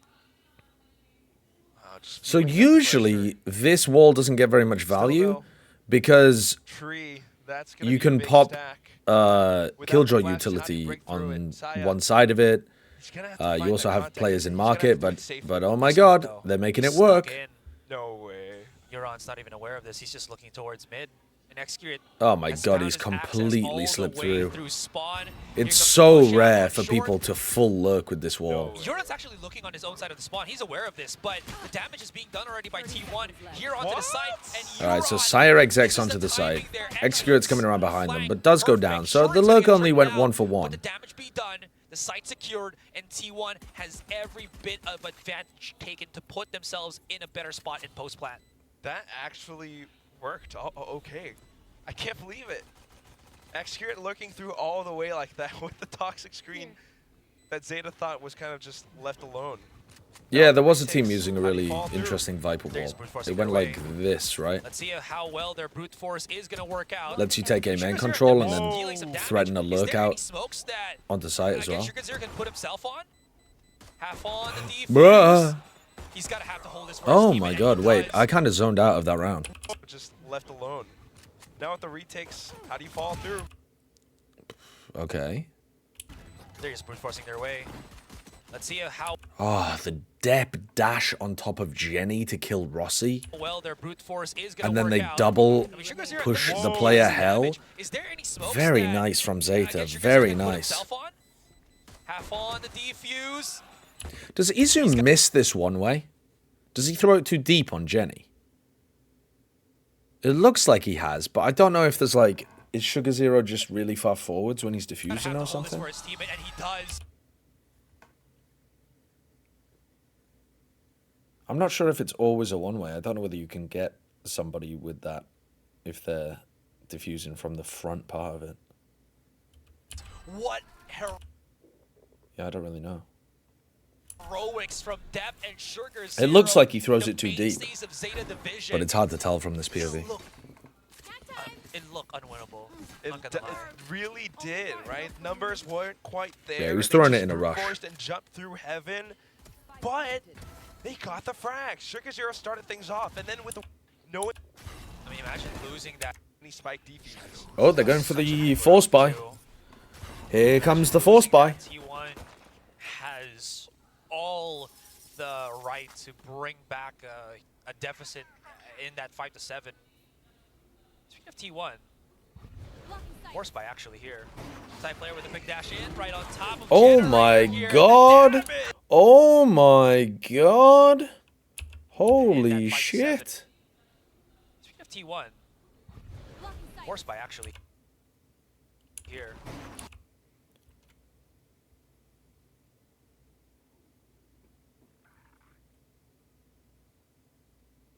Side player with a big dash in, right on top of Jenner.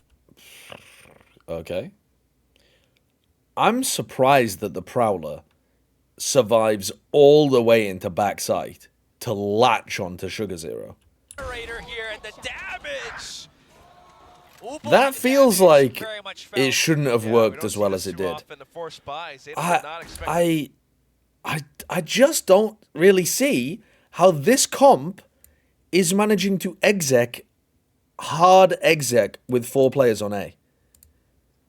They just dashed in with a Prowler and 1 Paranoia. That's it. Whatsoever. Generate a deficit in that. How is that working? Speaking of T1, force buy actually here. Side player with a big dash in. Yeah, I think it's just caught them completely by surprise, hasn't it? Sugar Zero's not throwing out the Paranoia. They didn't break the Prowler.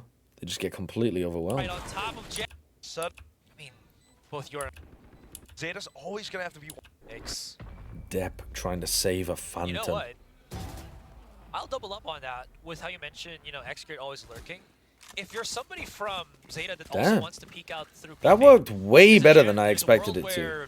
T1 Way just, better. Like, 4 stacks it, drops the wall, and gets like a is down to a 0 as long as that wall's up. Okay. And there's a chance. There's a world. Oh, that's why. Okay, so Sugar Zero pulled out the Paranoia. I didn't even realize. But instead of breaking the Prowler, he shot the Paranoia like this. Just like panicking, shooting it at the jet. World where T1 just like 4 stacks it, drops And the then wall, and Heroron gets like came a out massive without a contact flash. with sheer numbers. But again, Oof. one of those things. Just saying. That's really cool, though, actually, yeah. I mean, that's what this toxic screen does. It actually controls so much. So, I mean, it's a very good composition, and you can see what it's used for. If you can hit the site like that on gun rounds when Zeta's defending properly, that is really going to change my opinion about this comp. Because I thought it was lacking util to do stuff like that. I can't remember the name of our team now. I'm so sorry. Yeah, we lost the Guardian. Only Depp. He's that. It's short. All right. He's alone by himself, Depp's though, but about he's to got take the weapon. contact. It's a one and done. 30 seconds left. Can't quite commit to the spray, so got the one. Rossi trades right back. Now Heroron doesn't have a flash, so they're not going to be able to flood.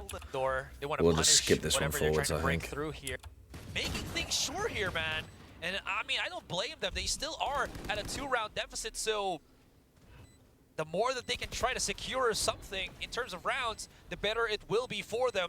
Izu into the corner here. Beautiful stuff coming in from this Omen player of T1, and it's turning into a full-on blast battle. Sugar Zero. Yeah, okay.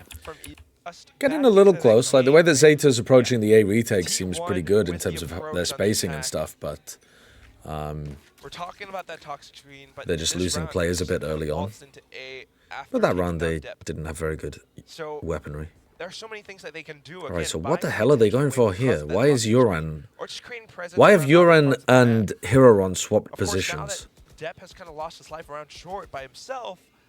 Maybe Zeta senses to call for further reinforcements. Drone out catwalk. Yeah, at least that recon. Strange. Excuse me, that Sova drone. What in the fuck is Depp doing swinging that How does he not get punished for that? What aggression here from Depp to swing out. I mean, What a silly little guy. What a silly little goose. Like Elsa, this bro is going into the unknown.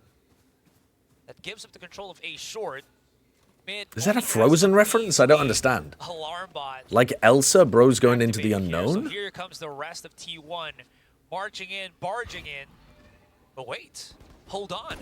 I haven't seen the rotation here from Zeta yet. They've actually brought in Depp at the back of the site. If this is a full commitment, 3 players from Zeta in turtling positions. Meanwhile, Sire is trying to lurk with the op. Or not lurk, but like hold their backs, I suppose. And Depp hasn't been spotted just yet. Now they know. There's so much to happen. Great anchoring by Depp. The call, the rotation, it's perfect. He doesn't need to re-peek that before Euron's ready to help him. But Sire picks off 2 behind as well. It's a Frozen 2 reference. Oh, there's a song called Into the Unknown. I don't think I've seen Frozen 2. I've seen Frozen 1. Still just able to play off the information from their fallen brethren. You might have lost some earlier on, but then as X-Cure... I don't know how you're supposed to pronounce Euron. Euron? Euron? Euron? Euron? I don't know. What? Exactly. It's playing into their hands. Definitely not like urine. And the more they get pushed into the side to hold it. That's a great point, Asteroid. Yeah. Okay, fair enough. That's the thing about the composition that Zeta are playing. On the defense, it gets a little bit tricky. It kind of turns into that battle of... I'm Japanese, your pronunciation is good. Yeah, get fucked, Drew. Get fucked. I don't even know how I was pronouncing it. Apart from players, economy is also But either I'm correct, or I've got an extremely polite Japanese player in my chat, or also someone might be lying and saying that they're Japanese when they're not. That's why we're seeing this a bit of a main presence. Toxic screen, you know, nobody's really working their way around it, so maybe Hiroran just kind of goes... Okay, there's a Viper Orb lineup for them to threaten like they're taking some cat control. T1's working their way up, and they've got an alarm bot in front of their face, so... Zeta have got some decent information about them working their way towards A. Excurate takes down Hiroran. Yeah, gets Hiroran. Just hunker down on B main. You think people really do that? Hop on the internet and lie? No, I've never seen anyone do that before. I believe everything I read on the internet. He is so ratty. That's years of FPS experience for you. It's just... And I exclusively use Facebook. Shut down by Laz, but 2 kills Minion already. memes are my Lots favorite. of big firepower on that B site. Time is an issue here. Oh! If Laz can connect, he can convert. Maybe that was something. He needed that second kill on Rossi, though. Yeah. Even that first one, it's not going to be enough. He needed to really... I use Truth Social. I don't think anyone uses Truth Social apart from... Is that the platform that Trump uses? Is that Truth? Yep. He forgot Rossi. Couldn't get the kill on Izu. So unless he could get the kill on Izu quick enough and then transition into Rossi, there was... And it's like genuinely only Trump that uses it. True. I mean, the tagging slows him down as well, makes him an easier target. But apart from it, too, again, just keep in mind... It looks very much like he's going to win the upcoming election, from what I can tell. And that fills me full of despair. Maybe drops to last, but those 2 kills were big enough. I don't want to get into the American politics, though, so I shouldn't have brought it up. I just wanted to share my despair. He wants to showcase, you know, why he was the one to be feared before, and the other Bang Bang. A couple of tags here right now for So they force Zeta into really hard anchor positions again over towards B.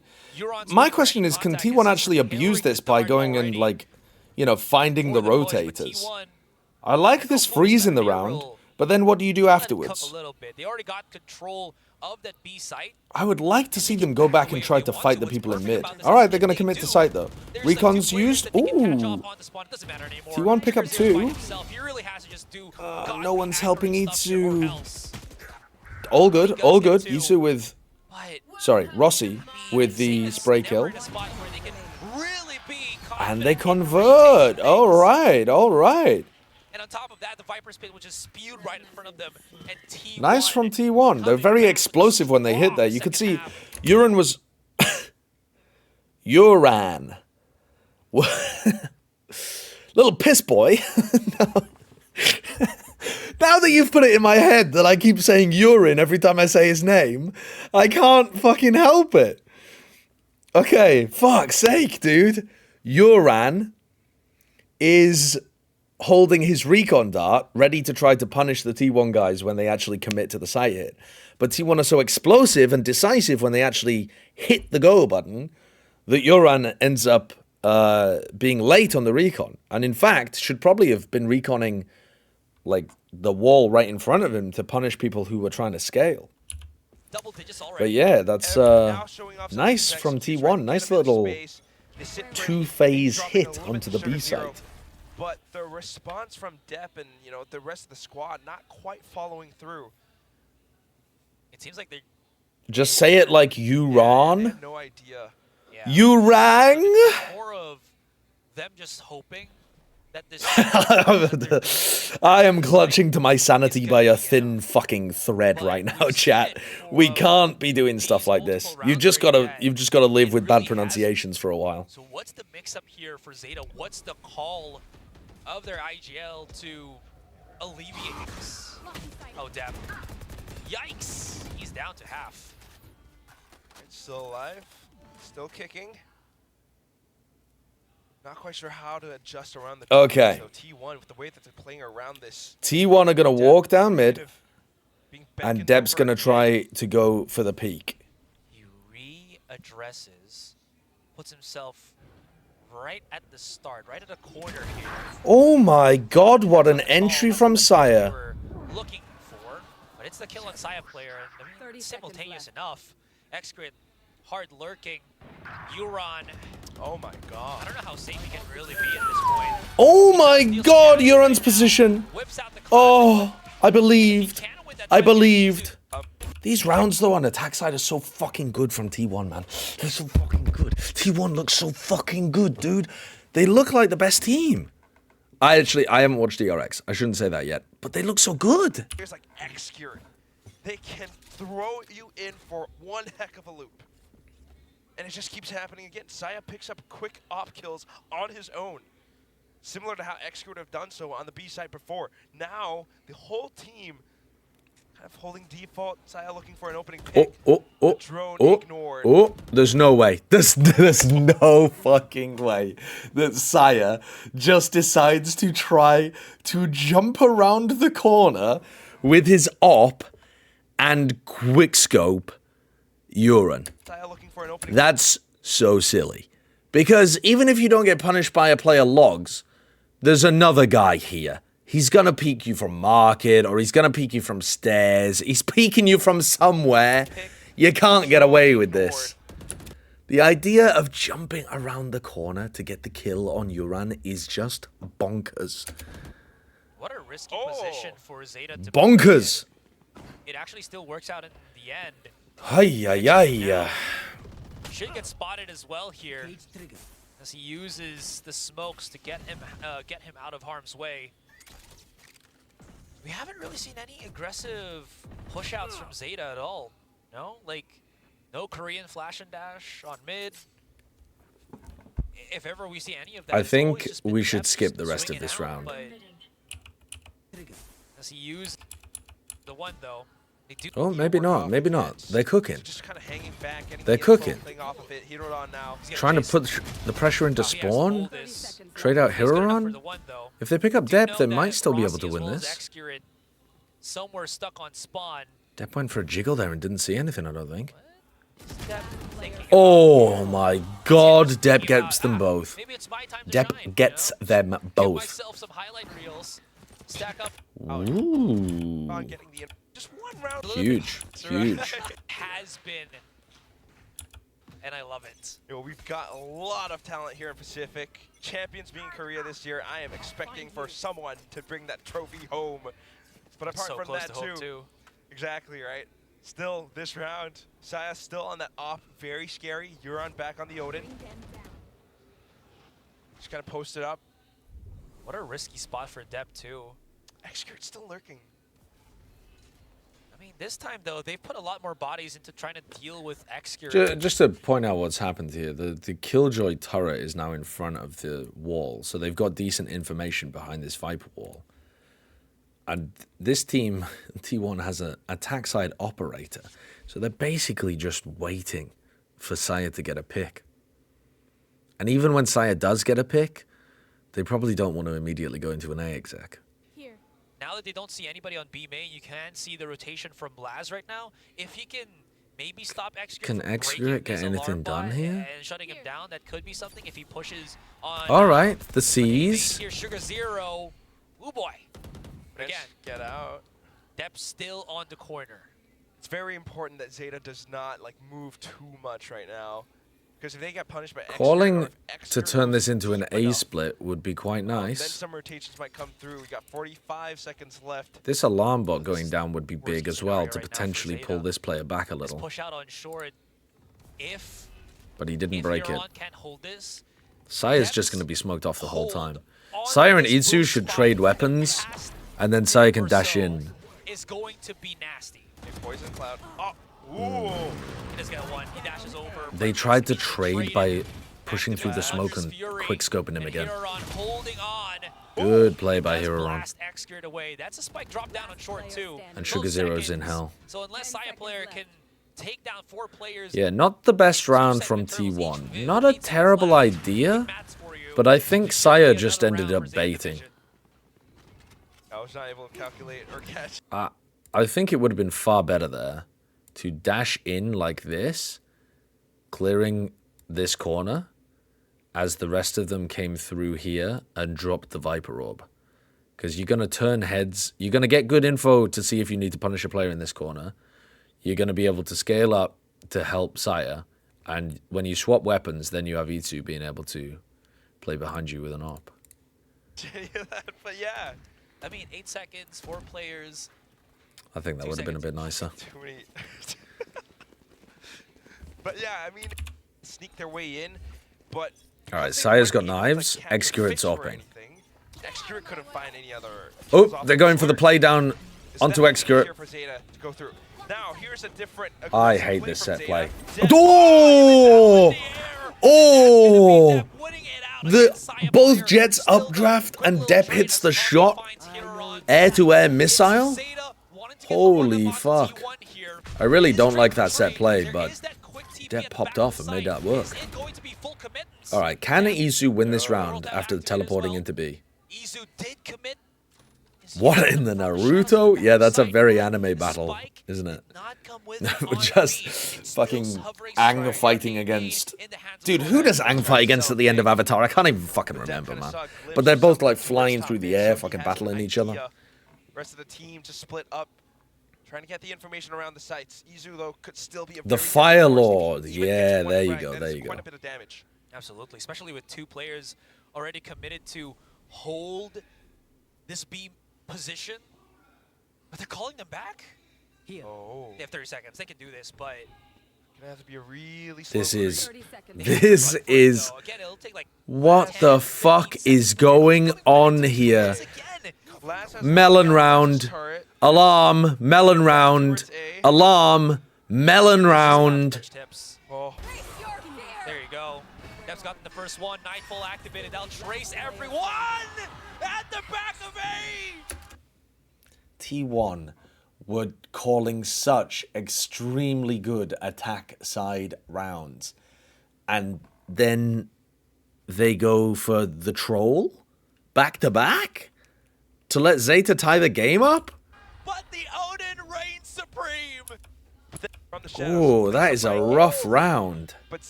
That is a rough round. Feeling the pressure that they had from last year, Okay, you can't call Euron Piss Boy. It's such a horrible nickname. It's a horrible nickname. We've got to be more respectful than that. You did this? I said it first once. I'm not saying it every time I see the guy pop off. It's not a good thing to attach to somebody. This year, this brand new. You are calling him urine? No, I'm not deliberately calling him urine. I'm accidentally mispronouncing the name so that it sounds similar to the word urine. It's not deliberate. Player though, chasing him to the ends of the earth. He wants that contact play in motion, but off-cap kills. Euron and Dap. Rossi and Saya answers back. Last at the back of the site. Gets some coverage on the T1 smoke. changing up the pace dramatically here. If he makes any big noise, that could give Rossi an opportunity here, as you do see Izu slowly creeping his way. That paranoia doesn't really catch anything. The fragment's perfect. That does I think they've got to know that Laz is there. Oh, they do now. Rossi, I think, missed his movement there and thought he was going towards lane. He's pushing himself forward. He knows he can't plant the spike without them punishing him, so he might as well just be proactive with this one. And Laz finds him with the beautiful 3K. Bruh. An all turned up over its head. T1, they had Bruh. some rounds, but Zeta also got their own. Yeah, T1 just really trying to throw out, you know, all the remaining cards left in their deck, trying out this different execute, but with the recon, the traps. No, people have told me multiple different pronunciations, Uberchain. All right, how is it pronounced? Is it a real name, by the way? Or is it an alias? Where the fuck is this guy? Zeta. Zeta Division. No, it's not his real name. It's his nickname. So, what is it? Is it a word? Well, it's not a Georgian word, is it?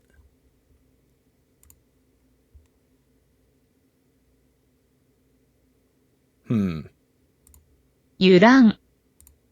Yulan. Don't think that's correct.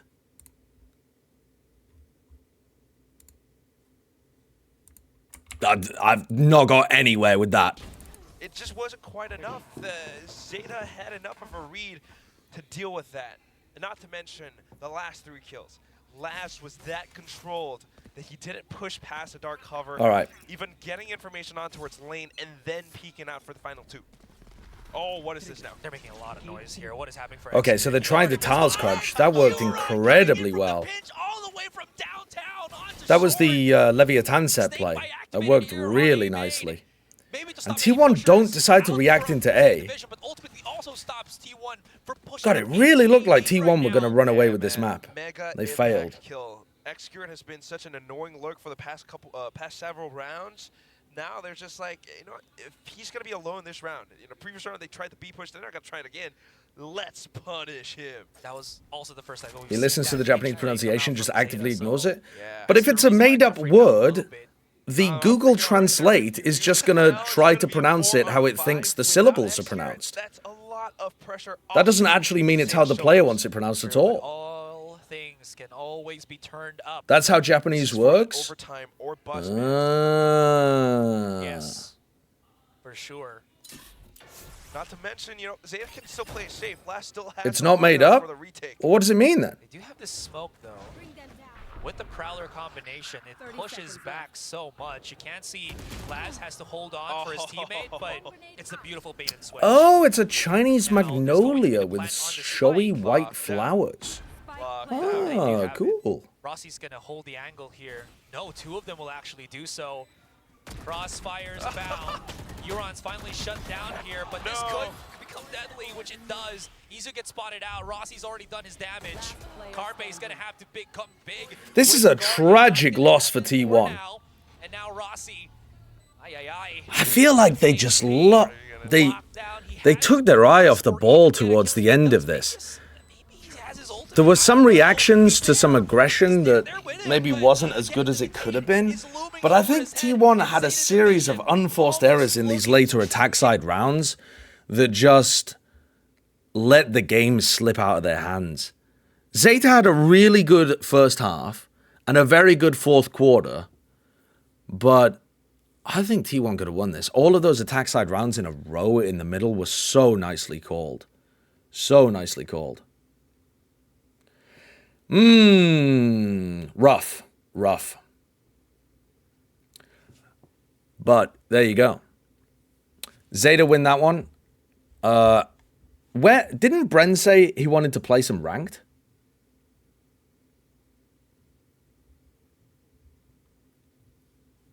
Where is he?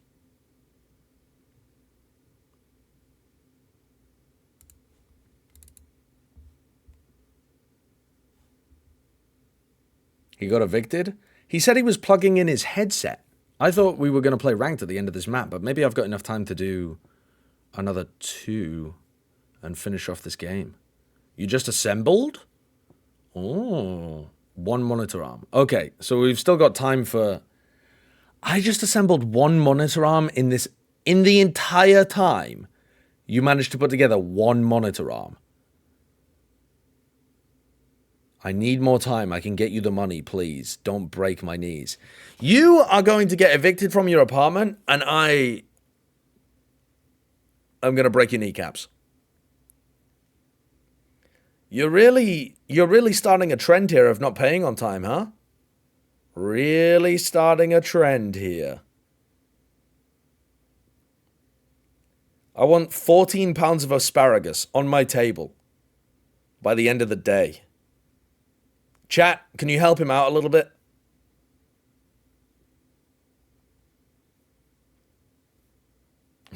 What is he saying? Fucking hell. All right, let's have a look. So, what are these comps? I'm just going to sit back and watch the masterclass, honestly, from T1 here. I am just going to sit back and watch the fucking masterclass. I'm not really going to analyze this too much. I'm just going to sit back and appreciate. Izu all the way on B. Is this a quick throw right now, or will they wait for contact first? Seems like it's going to be the wait for now. Don't want to pull the trigger too quickly. Triple pushing out B is an interesting decision on the pistol. They're going to run into an alarm bot that I don't think they'll expect too much. Or Euron getting punished. No trades whatsoever. Huge push out coming in from T1. Waltz straight into Rossi. Got the door activated as well, but because the guns were at the ready, T1 is not going to dare to challenge just yet. Xcura just pulled up his... Xcura definitely thinking about... Xcura just pulled up his rendezvous and is trying to position it like more aggressively, I think. Oh wait, no, that's a trademark. Yeah. He actually recalls the rendezvous. So if he can hold out for like 10 more seconds, he can use it right now and be even more aggressive to push out, nearing that ultimate orb. There it is. Oh, he wants to go for heaven. It actually marks up here pretty perfectly. Three headshots. 3 chances. Fortunately, not getting that contact. Depp on the other side, Rossi's spotted there. This is nice for Depp. He's going to be able to take all of this space. Saya on the repush again as well. At the very least, they managed to take over the site. T1 corralling around to kind of set up for the retake. It's a slow round for Zeta in a 4v5, but they're going to be able to get the plant. Why this plant position? And this might actually be bad though, because what is this plant position for? Yeah, they have to break that turret very quickly right now. So, is that a plant position where you can still see it from mound? Can you see a headshot angle onto people defusing? If you put it kind of halfway up the stairs like that. Division knows that there is some mount push. To what extent? Unknown. But here comes the push here and now. I think he might be able to. If Carpe can have his hunt up and available here as they want to explode through the smoke, this could be something. They're able to at least get these contact nice plays, pop in from T1. Hold on. Rossi though does get punished. Hero run as well. Ooh, good shooting from Hero run. Somebody could be a nice. But as soon as Xcura falls, and then the rest of them coming out from Mount, it was easily dealt with. And with Hiroran and Sugar Zero, that was just that much better. Now onto the next round, just these pistols. We got a little bit of information, but then Zeta, of course, with the guns, just playing it safe, playing it careful. Got the firepower, just make use of it. They don't want to over challenge just yet. Numbers can prove to be an important factor here for both teams. Very nice check. Yeah, just gonna retake the utility right Don't now. Don't challenge the toxic screen, please. Oh man, if that Okay. Deb spots. Saya. Oh. Felt like Carpe might have been able to get one there. Favorable here from the defender's side as Laz is down to single digits at this point. Izu thankfully not spotted by that haunt as they call in X-Grid reinforcements. Smoke's about to go down. 40 seconds. And all still up in the air here, Quack, especially now that T1 gambling in the right place. Very close to it. It is. They open door. Now these T1 players know that it's a commitment. All three going through door, trying to group up, making sure that they can trade out the T1 players. Excurate. Can't really spam through the smoke. Oh, he does, but he's not going to be able to find anything. Laz goes down, though. He was... The weakest player was planting. Oh my gosh, they actually go for a round. Oh my god. 10 more seconds. 10 seconds. Gotta have to plant the spike here. Oh, awesome smoke. Wow. What a round from T1. 2 pistols. Tragedy. Up against Tragedy. 3 rifles. Yes, Laz was low, but wow. And very good extension. Very good use of cover. Seasonade off the rip. As the attackers try to take some, or fake like they're taking some C-mount control. Excurate kills 2 before he TPs away. What a Chad. What a Chad. T1 truly on a warpath right now. Extremely bold there not to teleport after getting 1 kill and then whiffing a little bit at the beginning. Holding this position on B. Heron's about to Izu was one of the best players in the Japanese tier 2 scene, right? I can't remember where he was from. Down, Spike as well along with him. And Laz to follow. T1.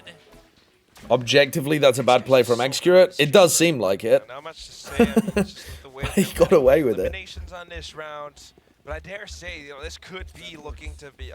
This is we have ever seen before.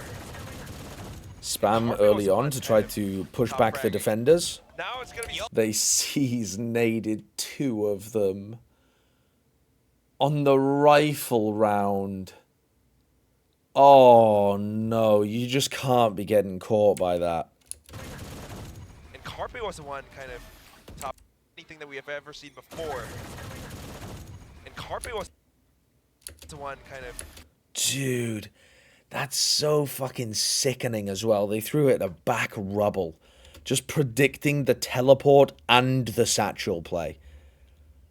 Imagine just getting soul read that hard. Top fragging. Now it's gonna God be a damn. player with the raise nades. Yeah, on a buy round 2 for Zeta Division. Fucking hell. So that's one of the reasons, chat, why the attackers are not committing as much to the rubble fight. Because it's just there's nothing that Zeta can do about that. If they decide to cross, sometimes T1 are just going to be C-snading there, and they are going to lose the round. Side player's just holding an angle right now. Get a pick off very quickly, very cleanly. And Rossi, boy. Carpe's quick to go for the punish. My fish. All alone. My fish is calling some extraordinary rounds. It must be said. And he just has to go all the way for this pilgrimage on this A side, and it's not going to be too pretty for him. Yeah, he's got some. The untamed carp at it again. Oh, yeah, you're right. And he does not have his turret, so just about to hit this lurk, and he's looking to what's in front of him. Already a 3 on 5. Yeah. Just because of nades, huh? I mean, it sees and nade. Oh yeah, you're right. So it's a double whammy. Another eco. I feel like skipping this forwards. You got this Odin. You got Execute on the operator already. Saya player with the rockets. Let's skip this a bit. Very crucial for Rossi to stay in that spot, to watch that. Another triple push out B in this round on an anti-eco. Take him off. Looking for more information. This is That's where Execute is. This is so little options. very aggressive, but they're playing all together. Oh, okay, Depp trying to buy. And I do think that pushing out B like this is super good even if they hit C. Because being able to retake and take away mound control for them is just huge. And they can't really plan on the platform, right? Because Rossi's right here with his spam. So this is just going to Did be you a see little this bit tweet of about money and Carpe's extra yelling from Coach timing as Data? well No, I as didn't his look. Didn't look. hold on these lurks haven't just again leading to easier rounds dealt here by T1. And it takes Let's have a for look. Depp What's to lay this? off his teammates' contact just to take that Odin away. He's a genuine leader, which the team leads into heavily. His understanding of the games are better than a lot of the IGLs I've seen him on the scene, but he's still growing. While he is still improving, the team as a whole picks up any areas he's still working on. Yeah, I mean, just very positive things to be said about him, for sure. He's sitting pretty with his tour de force also available for him. So this is, you know, it's the showstopper. Hirodon with the Nightfall, maybe looking for a bit of an execute. But it's going to take a lot more just to put T1 at the back foot. And first things first, they have to flush out X-Hero. As long as they don't hear that snap of the fingers, they already know that he's still somewhere right in front of them. Now they do. They can choose to start pushing up. They got a couple of seconds, but the thing is, this is a false sense of security right now, Quack, as two players of T1 have kind of sandwiched themselves together. And the longer they wait, the more chances they allow once again for, you know, X-Hero to place himself on an off angle, TP out, and the cycle, the ruthless cycle continues. Not just X-Hero, right? You got Izu on this, you know, a little bit of an off angle. Good thing that it's the Nightfall that, you know, puts out these tracker lines. Saya player tries to push them. That's a very heavy commitment to stop the C push from coming through. I think it's because they expected Depp to immediately follow up with his ultimate, but they had a paranoia coming out like this at the same time as Saya committed his showstopper. I'm just thinking, does it make sense to wait for the showstopper before you pop your own? But they're trying to commit off the Nightfall, so you don't want to wait too long. Back. But now Zeta could try to pop into one of the other sides or re-hit C with the Razor. A little bit more. He shoots the nade into the doorway. So it's going to be like... Only 40 seconds left. It looks like they're going to go for a C repop. Down to 40 seconds remaining. X-Hero is going to try to snipe Depp as he satchels in. He actually opens up the doorway as well. 30 seconds left. It looks like to be a feint too. The Zeta IGLing is also really quite good here. They're pulling people away before they go for the repop. Oh, there's no way. Depp doesn't ult when he entries there? And he still kills Saya? Oh, Depp, what are you doing? It's not just the off, man. It's everything. And it's all going to be down to Laz to plant that spike. Sugar Zero was... I don't know about that one, guys. I don't know about that one. I think the mid-round call to try to pull people away from C makes sense, but hitting without the Raze ult and then over-pushing Waterfall afterwards, rather than just securing the site and trying to get plant down and play post, that seems dodgy. Because he committed the feint already all the way on trip. Saya messed up his satchels. He's gravitating attention here. That nade is going to be good for Depp, though. That's going to flush out Saya player's positioning here. What are you talking about? And Depp converts. Again, these kind of fights are incredibly messy, and they just have to make it happen. Right? I don't know what you're talking about. Sugar Zero was way too far, to be honest. Oh, when Saya ulted. Right, you mean right at the beginning of the round. No, and force arrows across the map. Just wanting to play away from him, right? Yeah. But it's just... T1 are crushing it right now, difficult to though. always pull that off. So maybe just making the right moves, forcing mistakes out of Zeta and then punishing them. They open the door, looking for the picks onto these players who are trying to take B main. Cold day in hell that he'll be able to do that. Yeah, but then we need Laz to say the same thing. But they just keep opening the door. Isu's just keeping on opening the door for X-Hero. But they go again? You want to go one more time? Kind of push their way past pillars. Carpe gets all the information he needs.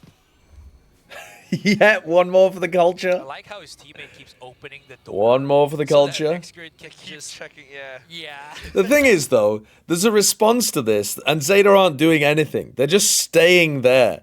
The response to this is that you know that they have a setup that looks like this, right? At minimum, there could be a third player here, but you know what the setup looks like. You need to pull players away and actually take mound control away from them so that they just stop hitting the button like an iPad baby. And instead, Zeta have just sat here in B main for like 20 seconds. Like, come on. This is awesome. You can't just let them keep opening the fucking door on you. Now he has to hold for C-Long now. They know something's up. Dark cover outs. Yeah. They're reading it though as well. T1's reading it really nicely. X-Ray with the bait and switch. Very nice. Recognizing what Zeta were going for and then stopping the counterplay from working. I love it from T1. Alpha and Durka tried this in the grand finals and Ethan flash peeked and owned them. Yeah, that's the thing. The person opening the door there is in a really vulnerable position if you use some kind of like flash utility, haunt utility. Like, you can paranoia there and haunt, and you will just easily break T1's setup. And T1 is unstoppable. They want Zeta to run into their up, right? Yeah, but the attackers can throw enough utility for Mound that the Oppa should not really be able to get much done. This is incredible. Like, for example, right here, yeah? Instead of just walking in, right? And let's not say right here, but like when that door fuckery starts happening, you pull a few players back over here. Specifically, the Omen and the Fade, I think, would be good. Haunt up top here. Paranoia down this lane where the switch is, and swing with it. And the Oppa, like, this guy's going to be blinded. The Haunt's going to be getting value. The Oppa is either going to have to break the Haunt or they're going to be lit up. Either way, you should be able to get in and break that. And then once they've broken that, you can go back into A, B or C. Izu controlling the map. But it just took them so long to figure it out. Some weird whiffs here and there, but as Zeta tries, to go in for such an effort, just to let's just ignore it, run away Fist from bump. Execute. You got Saya play that you got to deal with. Depp has got to use his ult this round. He's got to. Two fronts. But of course, overwhelming firepower can also mean that Yeah, if the Omen TP's out, that's fine. That's fine. You've still got mount control and you've got B main control. Quickly enough, it shouldn't matter. That's okay to exchange Haunt and Paranoia for some map control. Teeny tiny point of contact here. He gets smoked off himself. Zeta Division. Again, they're very much lost for kind of contact here. Very crucial. Right, here comes Depp. Doesn't ult again on the entry. Oh, what is this? He read E2. I don't think he saw anything. I think he just read what was happening because it's such a weird smoke. Did he? Maybe he did see like a butt cheek or something. I'm not sure. Oh, what is I can't tell. He saw a little bit. Did he saw a little bit, or was he just thinking, this is a Omen-sized smoke? Or Omen-sized pocket of a smoke? Possible, yeah. Let's see if I shoot this and then someone comes out. Izu does. But of course, I mean, with the way that they actually took this, that's the main thing. Are you still playing Valorant with Bren? Yeah, I will do. Sugar Zero to really block things off with the toxic. Yeah, you might have seen on minimap if there was something poking through. I don't know how much of your body needs to poke through for it to come up on minimap when it's to do with smokes. Not really sure. Making their way onto site. That's the thing with double op, right? Very difficult to retake with. Yeah. And especially if you got the smokes and if you choose the right site that you kind of, render these ops somewhat, not as effective, and you might be able to have a better day. How close is that explosion going to take? Whoa, that is turning vision. So we're just going to stick to it. Yeah. So Zeta still have massive ultimates to work with here. Showstopper, Viper's Pit. Execrate's posted up real deep here. So close too. They're not very deep. That's the thing. Great shot. What a mad lad. And using the Prowler. What is that shot? Oh, and he gets a third.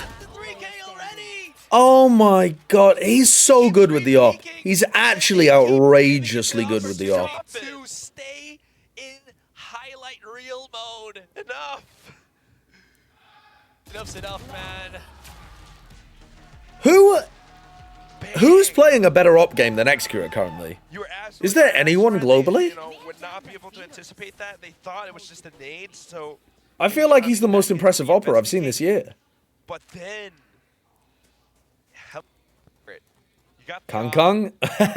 We haven't seen Kang Kang play, but Kang Kang was not in the best form in the most recent tournaments. Need a slow-mo on that one. Yeah, there aren't that many teams in North America running ops. Microflick so pinpoint accurate. I mean, that's why Durka might pull some of that stuff out. Maybe. Because, you know, X Factor accurate. I don't know if that's, you know, the meaning behind the name, but... Aspas is a sick bastard on the op as well, but... Alright, here we go again. Same stuff. Oh, this time they smoke it. Okay. Doorway blotted out by the smoke. You can really see how much respect, I think, at this point, Zeta... So now they've only got one smoke for elsewhere. They're going to pit, and that covers C-Link, but... Depp finally ults? Did Depp just ult the boom bot? If it's placed on safe, they have to start pushing it He might have ulted the door frame. I hope there's a replay. out. That is a misstep from Depp. Depp has had this ultimate for so many rounds, and that's how he uses it. It does push people away from heaven. So it does help his team stabilize a bit on the site. But, oh my goodness, that's not great. T1 got everything locked and loaded. Sure, just going I hope we see a replay of it, though, because I think he direct shot the boom bot. But the pinch from T1 can still come in pretty swift. There. Well, let's see if Zeta can buy enough time to prevent that from happening. Laz on just a heck of a journey. Ooh. What is that reference from? 10 years you carried that pistol and now you waste your shot. Oh, that's Pirates of the Caribbean, isn't it? Any form of lineups is going to be huge, and any form of delay is massive. And that it is. They got everybody from T1 cooking inside that pit. The decay too strong. Show me the replay. Every single bullet ultimately leading to Zeta with one round in. Yeah, not a bad idea, right? I do wonder if this is something called from Coach Carlisle. But the Viper's Pit covering the entire Any replay? side, such a lovely thing. Depp, of course, being able to go in fast enough to create the space for his team. You had Nah, they haven't caught it in the replay. Heaven with the nades. Unlucky, unlucky. Around mid-link. Just lovely stuff all over. And then Depp, of course, landing the shot with the Sheriff that close. Renders those ops useless. And here we go again. Oh, no. And they got the same setup all over. Players can TP. Okay, good. This is all just to play Itsu in. Are they gonna actually check Oh, in? God. Does he get out? No, he doesn't. Well, he will be. Xcurate down to 5 too. I don't know how he actually took that damage. Oh, the Prowler as well. Oh my God, they are so happy to run into spawn with their raise and fade. Forced himself to go into a fight. They might have overcooked this one, though. Carpe swinging B. All of the highlights And offering an opportunity for Laz to pick up 2 there. Really low, Could but it be is an rough for them. As long as he stays tucked away. If the rendezvous comes back up He shoots Captain Barbosa, but it doesn't kill him because of Cortez's cursed golden medallions.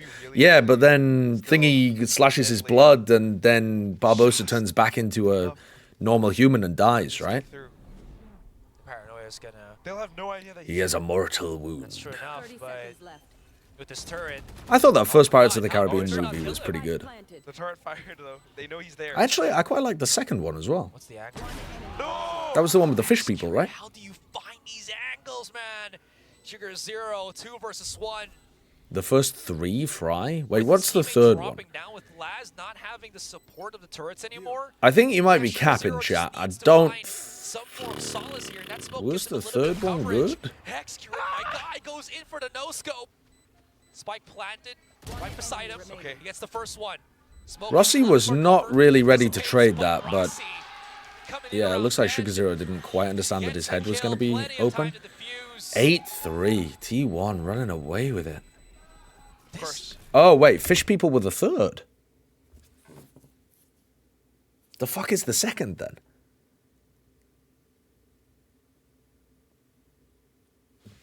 Wait. It was 2 and 3. 3 was when they flipped the boat. Ah, that's not a good one. Chat, that's not a good one. Where the woman that they've captured is actually the goddess of the sea and becomes enormous, and there's a huge fucking whirlpool, and that one's not good. That's not good. It's just such incredible stuff coming in from Xcure. I don't know what else to say. I was about to say the same thing. You were about to say the same thing. Yeah, because there is no rhyme or reason. You cannot reason.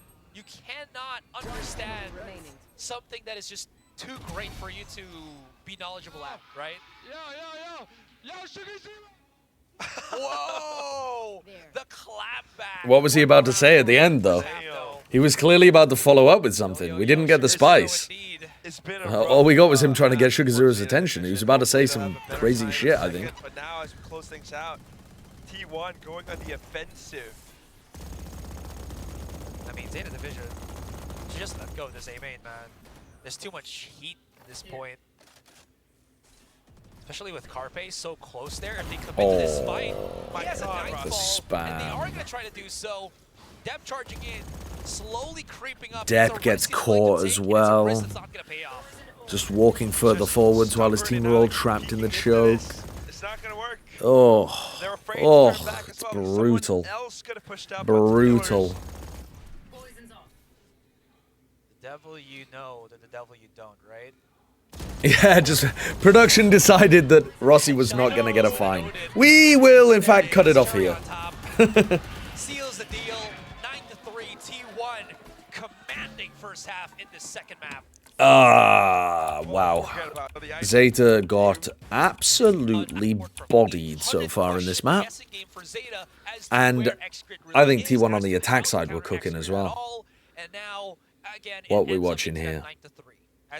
If you're Forsaken, would you help Xscript by giving out some strats and ideas? I'm sure they'll talk about Valorant together, but I doubt Forsaken's doing fucking consulting for them. Okay, these trades are still... Let's just take a look at what happens here. So T1 are not trying to scale, they're just holding their ground at the beginning. And there's no flash or whatever to set this up, and everyone on T1's already got like a spread position. The attacking paranoia comes through earlier, but again, neither of the paranoias are exchanged even before the kills come through. Like the kills are already happening here. Okay, these trades are still somewhat manageable. Never mind. I don't really know how Zeta see that one working for them. Classic in hand. They're peeking through their own Viper wall, hoping to just grab a kill and get away. It's such a low percentage play. Yeah, T1 are currently looking better than PaperX, but that doesn't mean that Forsaken's not got good input. But like I said, I don't think he's going to be doing consulting work for T1.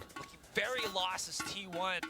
Hello, Adam Z. How's it hanging? I want to see dominating right now here on Lotus. Yeah, I'm going to be honest. Like, this is where I'm going to start to get a little bit worried-ish for Zeta Division. DRX looking better than T1 for real. Yeah, I suppose I'm not 100% on that because I haven't watched DRX yet. And we haven't really seen Zeta Sunset before. I don't know. They got the Lurk B wall here on the attack side. Yeah, but we definitely know early spam to try to apply some pressure. T1 walking up. Xscure gets out, but Carpe gets punished. Can they defend this weapon?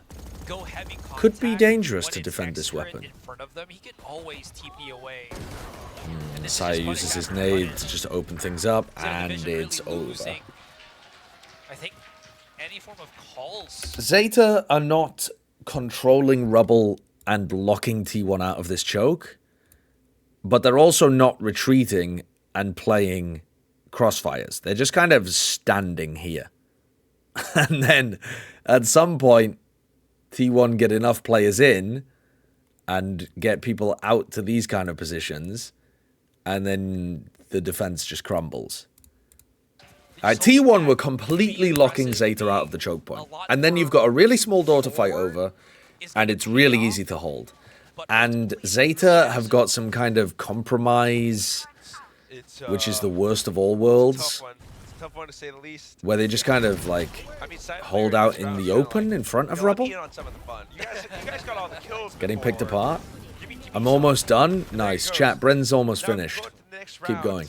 You know, 3-11. Keep VOD reviewing. I'm close to setting up my PC and playing ranked. If they do it, that'll be amazing. But if they don't, you know, match that point, that's it. Laz starts things off. Okay. There's Laz trying to fix the game for his team by just back as well for an extra. killing them all, playing in front of the utility. Also want to say again, X-Grid's I have audio? Oh, uh-oh. I mean, it's an operator you might not keep a hold of. It's a 4 versus 2. It's 1 full minute to work with. Fair enough. Could save, but that'll take a really long time. I mean, I don't think that Zeta's going to chase them down, no? Nah. Probably not, because Zeta's in that mind space where they're like, stressed, how are we going to do this? And X-Grid got separated with that fight at the work. Oh, God. The crowd was like gasping a little bit. You can just skip this round? Yeah, I think I will. Wait, no, I'm not going to. He's going to make it over. You lied to me. I'm not going to skip this round. Definitely hears that rendezvous being placed down. What? Nice shot. Ayo. 30 seconds left. And X-Grid hasn't actually TP'd away yet, so he could get a more forward position here on Waterfall. And again, just wait around the rendezvous. Oh, no, dude. Big acceleration by Depp. Do they have any idea where Itsu is? I'm already calling it X-Grid's best Oh, no. Oh, God. Oh, Jesus. It's not planted. Teleport here, that gets Depp off the spike. It doesn't! Depp just sticks! That's so Chad of Depp, actually. That's so fucking Chad of Depp. I thought he would get off after the teleport noise.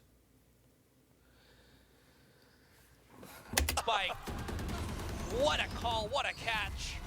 Big round from Laz and then Depp. Next round, if he wants to do so, can find it. Or keep the rifle. Yeah, who said skip the round? What the hell? That was one of the more fun rounds. But X-Grid. Yeah, X-Grid was deadly. But you gotta respect and admire what Depp did at the end. I mean, that's that's the experience. That's the, you know, knowing that your opponent is far. He does look very smug in the replay, you're right. To really stick the defuse. What? He still has money for it? Okay, they've still got an operator online. And if X-Grid dies this round, he will still have an operator next round. But it's already a weapon. You know what I mean, guys. Come on. Okay, fine. It is a paintbrush, and he's the artist. Okay, there we go. Right? And the map is the canvas, and shooting down his opponents is the art. I don't know. I'm not poetic at all, but... Good try. Good try. X-Grid still the man with the plan. I feel like as long as Zeta doesn't really give This him is too slow much, from it's gonna be a little T1. bit They're more expecting difficult some kind of aggression But as soon as I because the think Zeta back, economy is not very good. I'm recalling that round where, well, just the previous round, where he just waltzes up and catches Hiroran. Hiroran knew that he was up around because he heard the rendezvous, but still couldn't really react in time, and that's just X-Grid pre-aiming corners. A lot of sense coming in. They're pivoting through to B. However, this round now, maybe with Duran and Nice the boom by judge, usage. They can back now. They could try to end A if they wanted. Oh no, the spike's going towards B. Alright. Kind of committed here to B. They're trying to fend them off. Trying to buy enough time. God, I really like the way that T1 are working around the map. To subside before they actually start pushing in onto B. Cost them a bit of time, 20 seconds. Taking the breakable door room, double smoking, hopping in with like a short entry, pulling the rest of the team in. I really like it. With all of them holding into the Not site trying to go for itself. big heavy execs that are going to get destroyed by defensive utility. Zeta division. Again, if they don't have any flashes, which they Oh, don't, Saya. Taking the timing based on the reload noise into the smoke. and T1 is Pretty just sick. ripping Pretty them sick. apart. There's that long flank. Saya can just kind of tuck here and bait his team and play the ult. Explode regardless. There is the Yeah. alley-oop here from Saya player. He's over. I don't know if He's gonna get over. engulfed by the event horizon. He does not, but that puts us into map point. Oh, Possibly even dude, another Carpe's understanding of Lotus and Excurate's insane chamber performance. Excurate up on 20 Cinema. kills. It really is, though. It genuinely is. Just speaks volumes as to how much his impact is felt on this map. But apart from that, I mean, It's so good. Name, but those were clutches. Those Only were Depp with the rifle slight now. mishaps that they were able to use against T1, but ultimately T1 still T1 are so happy to commit hard to this A Rubble fight. I think it's just because Zeta have been bad at defending it before. They were kind of hoping that maybe their commitment on Mount might have gotten them any kills, but it's only gotten them a little bit of map control. If Carpe doesn't They're just push up keeping it here, so simple to close this out. does, that might have been the spike dropped, but All right, how do you play a post plant when you don't have any flank control? What are they doing here? now that they know that the A site is very much open for take. Yeah, they take heaven control. Okay, good reaction from T1. They've cleared out the whole of heaven. They can reflank towards stairs. Oh, I think they should be trying to take stairs here. Excurate takes one. But then as the peaks come through, just They blind towards stairs. Lockdown destroyed. Laz destroyed. Excurate's still watching them.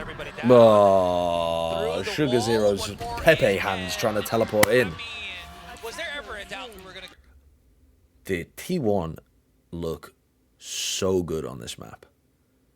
Imagine other teams not wanting to put their god tier chamber players on chamber when you can do this kind of stuff. Jesus. Having watched how Bleed are using Ye, and then how T1 are using Excurate, it's just, brother. Yeah, I mean, Laz could also be playing it here, couldn't he? For sure. Why not just slam C on attack against the chamber? Well, I think you can. Zeta weren't doing it very much at all. But one of the things that you're going to run into is that you're going to run into stacks. So sometimes they're going to have 3 players over here on C. So you don't just want to be running it down. But if you get info that there are players over towards B and over towards A, then I think grouping C for big execs can be pretty good. A lot of teams are going to play retake towards C and are pretty comfortable doing so. Especially what you saw T1 do on the defense was push out like this a lot if they thought that Zeta were heavily grouped in mound. And by pushing out like this, sometimes they caught the rotator, who was coming back to regroup on C.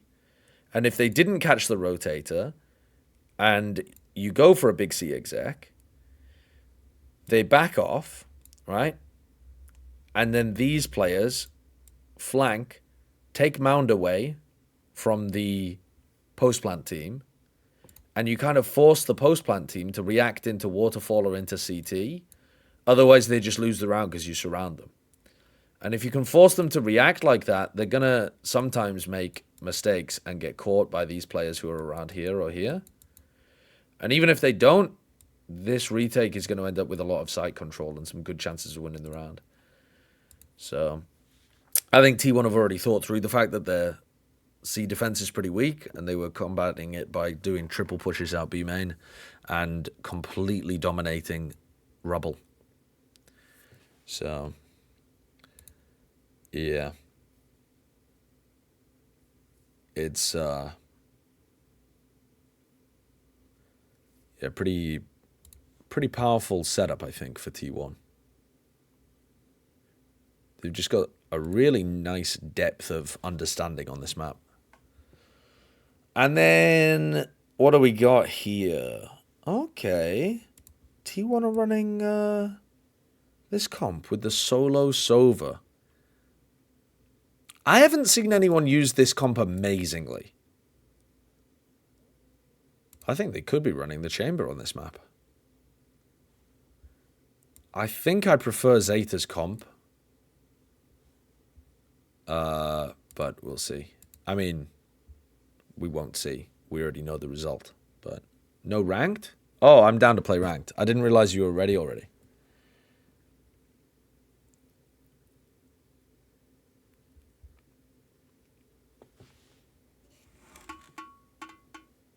You want to go? You want to fucking go?